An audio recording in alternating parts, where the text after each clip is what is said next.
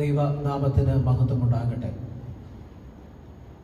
തേനിനേക്കാൾ തേൻകട്ടയേക്കാൾ മാധുര്യമേറിയ ദൈവത്തിൻ്റെ വചനം അത് പഠിക്കുവാനും വായിക്കുവാനും ധ്യാനിക്കുവാനും ഓരോ ഭക്തൻ്റെ ജീവിതത്തിൽ ലഭിക്കുന്നത് ഏറ്റവും ശ്രേഷ്ഠമേറിയ അനുഭവങ്ങളാണ്. സഹോദരി ജെസി റോയ് തിരുവനന്തപുരം ജില്ലയിലുള്ള IPC ഗ്രേസ് ടാബർനാക്കിൾ പരുത്തിപ്പാറ സഭാംഗമാണ്. ചില നാൾക്ക് മുൻപ് 150 സങ്കീർത്തനങ്ങൾ മുഴുവനായി മനഃപ്പാഠമായി പഠിക്കുകയും ദൈവകൃപയിൽ ആശ്രയിച്ച് അമേൻ TV-യിലൂടെ അത് പ്രക്ഷേപണം ചെയ്യുകയും ചെയ്തു. അത് അനേകർക്ക് അനുഗ്രഹമായിരുന്നു.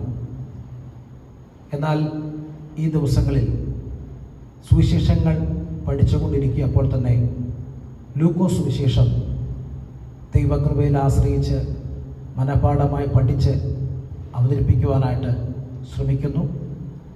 കർത്താവിൻ്റെ കൃപ ധാരാളമായി കൂടെയിരിക്കട്ടെ. അതെല്ലാവർക്കും ഒരനുഗ്രഹമായി തീരുമാറാകട്ടെ. Praise the lord. ലൂക്കോസ് എഴുതിയ സുവിശേഷം കാണാതെ പറയാൻ താല്പര്യപ്പെടുന്നു. ശ്രീമാനായ തെയോഫിലോസെ ആദ്യം മുതൽ കണ്ട സാക്ഷികളും വചനത്തിൻ്റെ ശുശ്രൂഷകന്മാരുമായവർ നമ്മെ ഫലമേൽപ്പിച്ചതുപോലെ നമ്മുടെ ഇടയിൽ പൂർണ്ണമായി പ്രമാണിച്ചു വരുന്ന കാര്യങ്ങളെ വിവരിക്കുന്ന ഒരു ചരിത്രം ചമപ്പാൻ പലരും തുനിഞ്ഞിരിക്കൊണ്ട് നിനക്ക് ഉപദേശം ലഭിച്ചിരിക്കുന്ന വാർത്തയുടെ നിശ്ചയം നീ അറിയേണ്ടതിന് അത് ക്രമമായി എഴുതുന്നത് നന്നെന്ന് ആദ്യം മുതൽ സകലം സൂക്ഷ്മമായി പരിശോധിച്ചിട്ട് എനിക്ക് തോന്നിയിരിക്കുന്നു. യഹൂദ്യ രാജാവായ ഹെരോദാവിൻ്റെ കാലത്ത് അബിയാഗുറിൽ സെക്കരിയാവ് എന്ന പേരുള്ള ഒരു പുരോഹിതനുണ്ടായിരുന്നു. അവൻ്റെ ഭാര്യ അഹരോൻ്റെ പുത്രിമാരിൽ ഒരുത്തിയായിരുന്നു. അവൾക്ക് എലിശബത്ത് എന്ന പേർ. ഇരുവരും ദൈവത്തിൽ നീതിയുള്ളവരും കർത്താവിൻ്റെ സകല കൽപ്പനകളിൽ ന്യായങ്ങളിലും കുറ്റമില്ലാത്തവരെ നടക്കുന്നവരുമായിരുന്നു. എലിശബത്ത് മച്ചിയാകൊണ്ട് അവർക്ക് സന്തതിയില്ലാതെ ഇരുവരും വയസ്സ് ചെന്നവരുമായിരുന്നു. അവൻ കൂറിൻ്റെ ക്രമപ്രകാരം ദൈവസ്ഥലിൽ പുരോഹിതനായി ശുശ്രൂഷ ചെയ്തു വരുമ്പോൾ കർത്താവിൻ്റെ പൗരോഹിത്യ മര്യാദ പ്രകാരം കർത്താവിൻ്റെ സന്നിധിയിൽ ചെന്ന് ധൂപം കാട്ടുവാൻ അവന് നറുക്ക് വന്നു. ധൂപം കാട്ടുന്ന നാഴികൾ ജനസമൂഹമൊക്കെ പുറത്ത് പ്രാർത്ഥിച്ചുകൊണ്ടിരുന്നു. അപ്പോൾ കർത്താവിൻ്റെ ദൂതൻ ധൂപപീഠത്തിൻ്റെ വലതുഭാഗത്ത് നിൽക്കുന്നവനായിട്ട് അവന് പ്രത്യക്ഷനായി. സക്കരിയാവ് അവനെ കണ്ട് ഭ്രമിച്ച ഭയപരവശനായി. ദൂതൻ അവനോട് പറഞ്ഞത്, സക്കരിയാവെ ഭയപ്പെടേണ്ട, നിന്റെ പ്രാർത്ഥനയ്ക്ക് ഉത്തരമായി നിന്റെ ഭാര്യ എലിശബത്ത് നിനക്കൊരു മകനെ പ്രസവിക്കും. അവന് യോഹന്നാൻ എന്ന പേരിടണം. നിനക്ക് സന്തോഷവും ഉല്ലാസവും ഉണ്ടാകും. അവൻ്റെ ജനത്തെങ്കിൽ പലരും സന്തോഷിക്കും. അവൻ കർത്താവിൻ്റെ സന്നിധിയിൽ വലിയവനാകും. വീഞ്ഞും മദ്യവും കുടിക്കുകയില്ല. അമ്മയുടെ ഗർഭത്തിൽ വെച്ച് തന്നെ പരിശുദ്ധാത്മാവ് കൊണ്ട് നിറയും. അവൻ ഇസ്രായേൽ മക്കൾ പലരെയും അവൻ്റെ ദൈവമായ കർത്താവിലേക്ക് തിരിച്ചു വരുത്തും. അവൻ അപ്പന്മാരുടെ ഹൃദയങ്ങളെ മക്കളിലേക്കും വഴങ്ങാത്തവരെ നീതിമാന്മാരുടെ ബോധത്തിലേക്കും തിരിച്ചുകൊണ്ട് ഒരുക്കമുള്ള ഒരു ജനത്തെ കർത്താവിന് വേണ്ടി ഒരുക്കുവാൻ അവന് മുമ്പായി ഏലിയാവിൻ്റെ ആത്മാവോടും ശക്തിയോടും കൂടെ നടക്കും. സക്കരിയാവ് ദൂതനോട് ഞാൻ എന്തെന്നാൽ അറിയും, ഞാൻ വൃദ്ധനും എൻ്റെ ഭാര്യ വയസ്സ് ചെന്നോളുമല്ലോ എന്ന് പറഞ്ഞു. ദൂതൻ അവനോട്, ഞാൻ ദൈവസന്നിധിയിൽ നിൽക്കുന്ന ഗബ്രിയേലാകുന്നു. നിന്നോട് സംസാരിപ്പാനും ഈ സദർത്തമാനം നിന്നോട് അറിയിപ്പാനും എന്നെ അയച്ചിരിക്കുന്നു. തക്ക സമയത്ത് നിവർത്തി വരുവാനുള്ള എൻ്റെ ഈ വാക്ക് നീ വിശ്വസിക്കായതുകൊണ്ട് അത് സംഭവിക്കും വരെ നീ സംസാരിപ്പാൻ കഴിയാതെ മൗനമായിരിക്കുമെന്ന് പറഞ്ഞു. ജനം സക്കരിയാവിനായി കാത്തിരുന്നു. അവൻ മന്ദിരത്തിൽ താമസിച്ചതിനാൽ ആശ്ചര്യപ്പെട്ടു. അവൻ പുറത്തു വന്നാലേ അവരോട് സംസാരിക്കാൻ കഴിഞ്ഞില്ല. അതിനാൽ അവൻ മന്ദിരത്തിൽ ഒരു ദർശനം കണ്ടു എന്ന് അവർ അറിഞ്ഞു.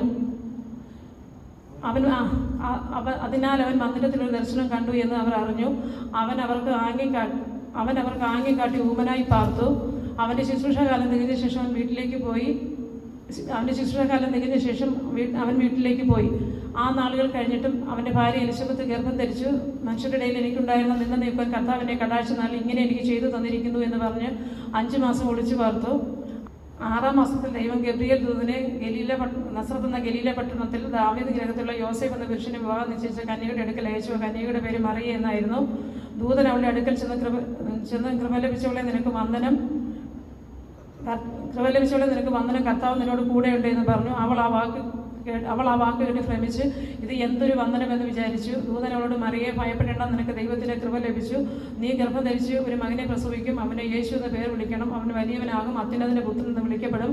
കർത്താവായ ദൈവം അവൻ്റെ പിതാവായ ദാവീദിന്റെ സിംഹാസനം അവന് കൊടുക്കും. അവന് യാക്കോബ് ഗ്രഹത്തിന് എന്നേക്കും രാജാവായിരിക്കും. അവൻ്റെ രാജ്യത്തിന് അവസാനം ഉണ്ടാകുകയുമില്ല എന്ന് പറഞ്ഞു. മറിയ ദൂതനോട്, ഞാൻ പുരുഷനെ അറിയായിക്കൊണ്ട് ഇതെങ്ങനെ സംഭവിക്കുമെന്ന് പറഞ്ഞു. ദൂതൻ അവളോട്, പരിശുദ്ധാത്മാവ് നിന്റെ മേൽ വരും, അത്യുന്നതന്റെ ശക്തി നിന്റെ മേൽ നേരിടും. ആകയാൽ ഉത്ഭവിക്കുന്ന വിശുദ്ധ പ്രജ ദൈവപുത്രൻ എന്ന് വിളിക്കപ്പെടും. നിന്റെ ചാർച്ചക്കാരി എലിശബത്ത് ഗർഭം ധരിച്ചിരിക്കുന്നു. മച്ചി എന്ന് പറഞ്ഞു. നിനക്ക് 6-ാം മാസം ദൈവത്തിൻ്റെ ഒരു കാര്യം അസാധ്യമല്ലല്ലോ എന്ന് പറഞ്ഞു. അതിന് മറിയ, ഇതാ ഞാൻ കർത്താവിൻ്റെ ദാസി, നിന്റെ വാക്കുപോലെ എനിക്ക് ഭവിക്കട്ടെ എന്ന് പറഞ്ഞ് ദൂതൻ അവളെ വിട്ടുപോയി. ആ നാളുകളിൽ മറിയ എഴുന്നേറ്റ് മലനാട്ടിൽ ഒരു യഹൂദിയ പട്ടണത്തിൽ ബന്ധപ്പെട്ട് ചെന്ന് സെക്കരിയാവിൻ്റെ വീട്ടിലെത്തി എലിശബത്തിനെ വന്ദിച്ചു. മറിയയുടെ വന്ദനം എലിശബത്ത് കേട്ടപ്പോൾ പിള്ളയുള്ള ഗർഭത്തിൽ തുള്ളി. എലിശബത്ത് പരിശുദ്ധാത്മാവ് നിറഞ്ഞവളായി ഉച്ചത്തിൽ വിളിച്ചു പറഞ്ഞത്, സ്ത്രീകൾ നീ അനുഗ്രഹിക്കപ്പെട്ടവൾ, നിന്റെ ഗർഭഫലവും അനുഗ്രഹിക്കപ്പെട്ടത്. എൻ്റെ കർത്താവിൻ്റെ മാതാവ് എൻ്റെ അടുക്കൽ വരുന്ന മാനം എനിക്ക് എവിടെ നിന്നുണ്ടായി? നിന്റെ വന്ദനസ്വരം എൻ്റെ ചെവിയിൽ വീണപ്പോൾ പിള്ള എൻ്റെ ഗർഭത്തിൽ ആനന്ദം കൊണ്ട് തുള്ളി. കർത്താവ് അരുളി ചെയ്തതിന് നിവർത്തി ഉണ്ടാകുമെന്ന് വിശ്വസിച്ചവൾ ഭാഗ്യവതി. അപ്പോൾ മറിയ പറഞ്ഞത്, എൻ്റെ ഉള്ളം കർത്താവിനെ മഹിമപ്പെടുത്തുന്നു, എൻ്റെ ആത്മാവ് എൻ്റെ രക്ഷിതാവായ ദൈവത്തിൽ ഉല്ലസിക്കുന്നു. അവൻ തൻ്റെ ദാസിയുടെ താഴ്ച കടാക്ഷിച്ചിരിക്കുന്നുവല്ലോ. ഇന്നു മുതൽ എല്ലാ തലമുറകളും എൻ്റെ ഭാഗ്യവതി എന്നെ വാഴ്ത്തും. ശക്തനായവൻ എനിക്ക് വലിയവ ചെയ്തിരിക്കുന്നു, അവൻ്റെ നാമം പരിശുദ്ധം തന്നെ. അവനെ ഭയപ്പെടുന്നവർക്ക് എൻ്റെ കരുണ തലമുറയോളം ഇരിക്കുന്നു. തൻ്റെ ഭുജം കൊണ്ട് അവൻ ബലം പ്രവർത്തിച്ച് ഹൃദയവിചാരത്തിൽ അഹങ്കരിക്കുന്നവരെ ചിതറിച്ചിരിക്കുന്നു. പ്രഭുക്കന്മാരെ അവൻ സിംഹാസനങ്ങൾ നിറക്കി താണവരെ ഉയർത്തിയിരിക്കുന്നു. വിശന്നിരിക്കുന്നവരെ നന്മകളാൽ നിർത്തി സമ്പന്നന്മാരെ വെറുതെ അയച്ചു കളഞ്ഞിരിക്കുന്നു. നമ്മുടെ പിതാക്കന്മാരോട്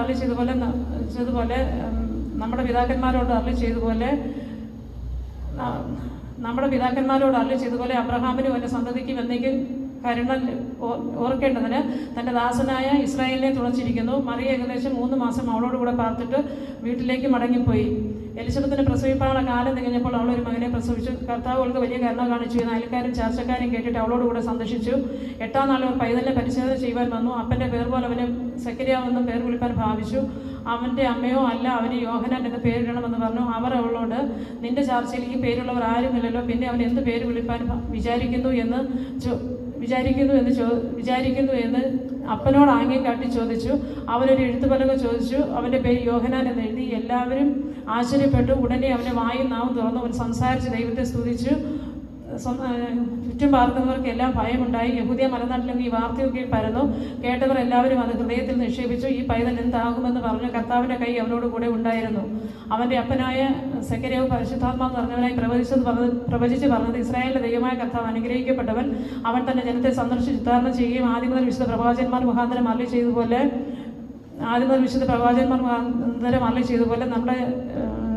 നമ്മുടെ ശത്രുക്കളുടെ വശത്തു നിന്നും നമ്മെ വഹിക്കുന്ന ഏവരെ കയ്യിൽ നമ്മെ രക്ഷിപ്പാൻ തൻ്റെ ദാസനായ ദാവീദിന്റെ ഗ്രഹത്തിൽ നമുക്ക് രക്ഷയുടെ കൊമ്പ് ഉയർത്തുകയും ചെയ്തിരിക്കുന്നത് നമ്മുടെ പിതാക്കന്മാരോട് കരുണ പ്രവർത്തിക്കേണ്ടതിന് നമ്മുടെ ശത്രുക്കളുടെ കയ്യിൽ നിന്ന് രക്ഷിക്കപ്പെട്ട നാം ആയുഷ്കാലം ഒക്കെ ഭയം കൂടാതെ തിരുമുമ്പിൽ നീതിയിലും വിശുദ്ധിയിലും തന്നെ അവനെ ആരാധിപ്പാൻ നമുക്ക് കൃപ നൽകുമെന്ന് അവൻ നമ്മുടെ പിതാവായ അബ്രഹാമിനോട് ചെയ്ത സത്യവും തൻ്റെ വിശുദ്ധ നിയമം ഓർത്തതുകൊണ്ടുമാകുന്നു. നീയോ പൈതലെ അത്യുന്നത പ്രവാചകൻ എന്ന് വിളിക്കപ്പെടും. കർത്താവിൻ്റെ വഴി ഒരുക്കുവാനും നമ്മുടെ ദൈവത്തിൻ്റെ ആദ്യ നിർണ്ണയം തൻ്റെ ജനത്തിന് പാപത്തിൽ രക്ഷാപരിജ്ഞാനം കൊടുപ്പാനുമായി നീ അവന് മുമ്പായി നടക്കും.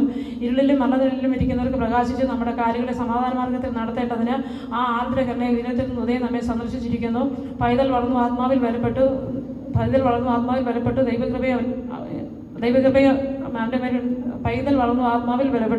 അവൻ ഇസ്രായേലിനെ തന്നെത്താൻ കാണിക്കുന്ന നാൾ വരെ മരുഭൂമിയിൽ പാർത്തു. ആ കാലത്ത് ലോകമൊക്കെ പേർ വഴി ചാർത്തണമെന്ന് ഔഗുസ്തുസ് ആഗ്രഹപ്പെട്ടു. കുറേനിയ സൂര്യനാട് വാഴുമ്പോൾ 1-ാമത്തെ ചാർത്തലുണ്ടായി. എല്ലാവരും ചാർത്തപ്പെടേണ്ടതിന് താന്താന്റെ പട്ടണങ്ങളിലേക്ക് യാത്രയായി. അങ്ങനെ യോസേഫും ദാവീദിന്റെ ഗൃഹത്തിലും കുലത്തിലുമുള്ളവരെങ്കിൽ തനിക്ക് വിവാഹം നിശ്ചയിച്ചിരുന്ന മറിയ എന്ന ഗർഭിണിയായ ഭാര്യയോടുകൂടെ ചാർത്തപ്പെടേണ്ടതിന് ഗലീലയിലെ നസ്രത്ത് എന്ന പട്ടണം വിട്ട് യഹൂദിയയിൽ ബേത്ലഹേം എന്ന ദാവീദിന്റെ പട്ടണത്തിലേക്ക് പോയി. അവർ അവിടെ ഇരിക്കുമ്പോൾ പ്രസവത്തിലുള്ള കാലം തികഞ്ഞു. അവൾ ആദ്യജാതനായ മകനെ പ്രസവിച്ചു. ശീലകൾ ചുറ്റി പശുത്തൊട്ടിയിൽ സ്ഥലമില്ലായെങ്കിൽ വഴിയമ്പലത്തിൽ സ്ഥലമില്ലായെങ്കിൽ അവനെ പശുത്തൊട്ടിയിൽ കിടത്തി. അന്ന് ആ പ്രദേശത്ത് ഇടയന്മാർ രാത്രി ആട്ടിൻകൂട്ടത്തെ കാത്ത് വെളിയിൽ പാർക്ക പതിവായിരുന്നു. അപ്പോൾ കർത്താവിൻ്റെ ഒരു ദൂതൻ അവരുടെ അരികെ നിന്നിരുന്നു. കർത്താവിൻ്റെ ദേശം അവരെ ചുറ്റും മിന്നി. അവർ ഭയപരവശരായി തീർന്നു. ദൂതൻ അവരോട്, ഭയപ്പെടേണ്ട, സർവ്വജനത്തിനും ഉണ്ടാകുവാനുള്ള മഹാസന്തോഷം ഞാൻ നിങ്ങളോട് സുവിശേഷിക്കുന്നു. കർത്താവായ ക്രിസ്തു എന്ന രക്ഷിതാവ് ഇന്ന് ദാവീദിന്റെ പട്ടണത്തിൽ നിങ്ങൾക്കായി ജനിച്ചിരിക്കുന്നു. നിങ്ങൾക്ക് അടയാളമോ ശീലുകൾ ചുറ്റി വഴിയമ്പലത്തിൽ കിടക്കുന്ന ശിശുവിനെ നിങ്ങൾ കാണുമെന്ന് പറഞ്ഞു. പെട്ടെന്ന് സ്വർഗീയ സൈന്യത്തിന്റെ ഒരു സംഘം ദൂതന്മാരോട് ചേർന്ന് ദൈവത്തെ പുകഴ്ത്തി, അത്യുന്നതങ്ങൾ മഹത്വം സ്വർഗത്തിൽ സമാധാനവും എന്ന് പറഞ്ഞു. ദൂതൻ അവരെ വിട്ട് സ്വർഗത്തിൽ പോയ ശേഷം ഇടയന്മാർ നാം ബേത്ലഹേമോളം ചെന്ന് കർത്താവ് നമ്മോട് അറിയിച്ച ഈ സംഭവം കാണണമെന്ന് തമ്മിൽ പറഞ്ഞു. അവർ ബന്ധപ്പെട്ട് ചെന്ന് മറിയയും യോസേഫിനെയും പശുത്തൊട്ടിയിൽ കിടക്കുന്ന ശിശുവിനെയും കണ്ട ശേഷം ഈ പൈതലിനെ കുറിച്ച് തങ്ങളോട് പറഞ്ഞ വാക്ക് അറിയിച്ചു. കേട്ടവരെല്ലാം ദൂതന്മാർ പറഞ്ഞതിനെ കുറിച്ച്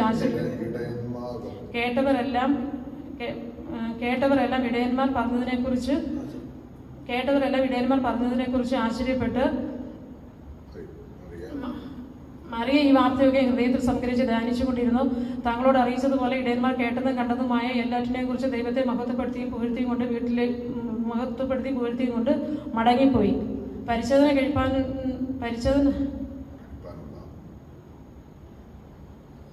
കഴിപ്പാനുള്ള 8 ദിവസം തികഞ്ഞപ്പോൾ അവൻ ഗർഭത്തിൽ ഉൽപ്പാദിക്കും മുമ്പേ ദൂതൻ പറഞ്ഞതുപോലെ അവൻ യേശു എന്ന് പേർ വിളിച്ചു.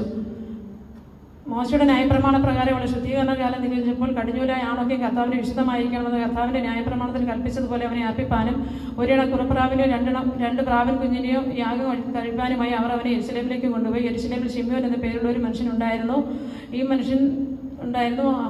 യെരുശലേമിൽ ശിമ്യോൻ എന്ന പേരുള്ള ഒരു മനുഷ്യനുണ്ടായിരുന്നു. അവൻ നീതിമാനും ഇസ്രായേലിന്റെ ആശ്വാസത്തിനെ കാത്തിരിക്കുന്നതിനുമായിരുന്നു. പരിശുദ്ധാത്മാവ് അവന്റെ മേലുണ്ടായിരുന്നു. കർത്താവിന്റെ ക്രിസ്തുവിനെ കാണും മുമ്പേ മരണം കാണുകയില്ലെന്ന് പരിശുദ്ധാത്മാവിൽ അരുളപ്പാടുണ്ടായിരുന്നു. അവൻ ആത്മനിയോഗത്താൽ ദൈവാലയത്തിലേക്ക് ചെന്ന് യേശു എന്ന പൈതലിന് വേണ്ടി ന്യായപ്രമാണത്തിന്റെ ചട്ടപ്രകാരം ചെയ്യുവാൻ അമ്മയപ്പന്മാർ അവനെ അകത്ത് കൊണ്ടുചെന്നപ്പോൾ അവൻ പൈതലിനെ കൈകളിലെത്തി ദൈവത്തെ പുകഴ്ത്തി, ഇപ്പോൾ അതാ ജീവിതം പോലെ നീ അടിയനെ സമാധാനത്തോടെ വിട്ടയക്കുന്നു. ജാതികൾക്ക് വെളിപ്പെടുവാനുള്ള പ്രകാശം നിന്റെ ജനമായ ഇസ്രായേലിന് മഹത്വമായി സകല ജാതിയുടെ മുമ്പിൽ നീ ഒരുക്കി വെച്ചിരിക്കുന്ന നിന്റെ രക്ഷ എന്നെ കണ്ടുവല്ലോ എന്ന് പറഞ്ഞു. ഇങ്ങനെ അവനെക്കുറിച്ച് പറഞ്ഞതിൽ അവന്റെ അപ്പനും അമ്മയും ആശ്ചര്യപ്പെട്ടു. പിന്നെ ശിമ്യോൻ അവരെ അനുഗ്രഹിച്ച് അവന്റെ അമ്മയായ മറിയയോട് അനേക ഹൃദയങ്ങൾ വിചാരം വെളിപ്പെടേണ്ടതിന് ഇവനെ ഇസ്രായേൽ മക്കൾ പലരുടെയും വീഴ്ചയ്ക്കും എഴുന്നേൽപ്പിനും അർത്ഥ പറയുന്ന ഒരു അടയാളത്തിനുമായി വെച്ചിരിക്കുന്നു. നിന്റെ സ്വന്തം പ്രാണനിൽ കൂടി ഒരു വാൾ കടക്കുമെന്ന് പറഞ്ഞു. ആശർ ഗോത്രത്തിൽ ഫനുവേലിന്റെ മകളായി ഹന്ന എന്നൊരു പ്രവാചകയും ഉണ്ടായിരുന്നു. അവൾ കന്യാകാലത്തിൽ പിന്നെ ഭർത്താവിനോടുകൂടെ 7 സംവത്സരം കഴിച്ച് വിധവയും വളരെ വയസ്സ് ചെന്നവളുമായി ദൈവാലയം വിട്ടുപിരിയാതെ വാസത്തോടും പ്രാർത്ഥനയോടുകൂടെ ആരാധന ചെയ്തു പോന്നു. ആ നാഴികയിൽ അവളും അടുത്ത് വന്ന് ദൈവത്തെ സ്തുതിച്ചു. ഇസ്രായേലിന്റെ വീണ്ടെടുപ്പിനായി കാത്തിരുന്ന എല്ലാവരോടും അവനെക്കുറിച്ച് പ്രസ്താവിച്ചു. കർത്താവിന്റെ ന്യായപ്രമാണത്തിൽ കൽപ്പിച്ചിരുന്നതൊക്കെ നിവർത്തിച്ച ശേഷം അവർ ഗലീലയിൽ തങ്ങളുടെ പട്ടണമായ നസ്രത്തിലേക്ക് മടങ്ങിപ്പോയി. പൈതൽ വളർന്നു ജ്ഞാനം നിറഞ്ഞു ആത്മാവിൽ ബലപ്പെട്ടു പോകുന്ന ദൈവകൃപയും അവന്മേലുണ്ടായിരുന്നു. അവന്റെ അമ്മയപ്പന്മാർ ആണ്ടുതോറും പെസഹ പെരുന്നാളിന് യെരുശലേമിലേക്ക് പോകും. അവന് 12 വയസ്സായപ്പോൾ അവർ പതിവ് പോലെ പെരുന്നാളിന് പോയി. പെരുന്നാൾ കഴിഞ്ഞ് മടങ്ങിപ്പോയപ്പോൾ ബാലനായ യേശു യെരുശലേമിൽ താമസിച്ചു. അമ്മയപ്പന്മാരും അറിഞ്ഞില്ല. സഹയാത്രക്കാരുടെ കൂട്ടത്തിൽ ഉണ്ടായിരിക്കുമെന്ന് ഊഹിച്ചിട്ട് ഒരു ദിവസത്തെ വഴി പോന്നു. പിന്നെ അവനെ ബന്ധുക്കളുടെയും പരിചയക്കാരുടെയും ഇടയിൽ തിരിഞ്ഞ് കാണാഞ്ഞിട്ട് അവനെ അന്വേഷിച്ചുകൊണ്ട് യെരുശലേമിലേക്ക് മടങ്ങിപ്പോയി. 3 നാൾ കഴിഞ്ഞിട്ട് അവൻ ദൈവാലയത്തിൽ ഉപദേശകന്മാരുടെ നടുവിൽ ഇരിക്കുന്നതും അവന്റെ ഉപദേശം കേൾക്കുകയും അവരോട് ചോദിക്കുകയും ചെയ്യുന്നത് കണ്ടു. അവന്റെ വാക്ക് കേട്ടവർക്കെല്ലാം അവന്റെ വിവേകത്തിലും ഉത്തരങ്ങളിലും വിസ്മയം തോന്നി.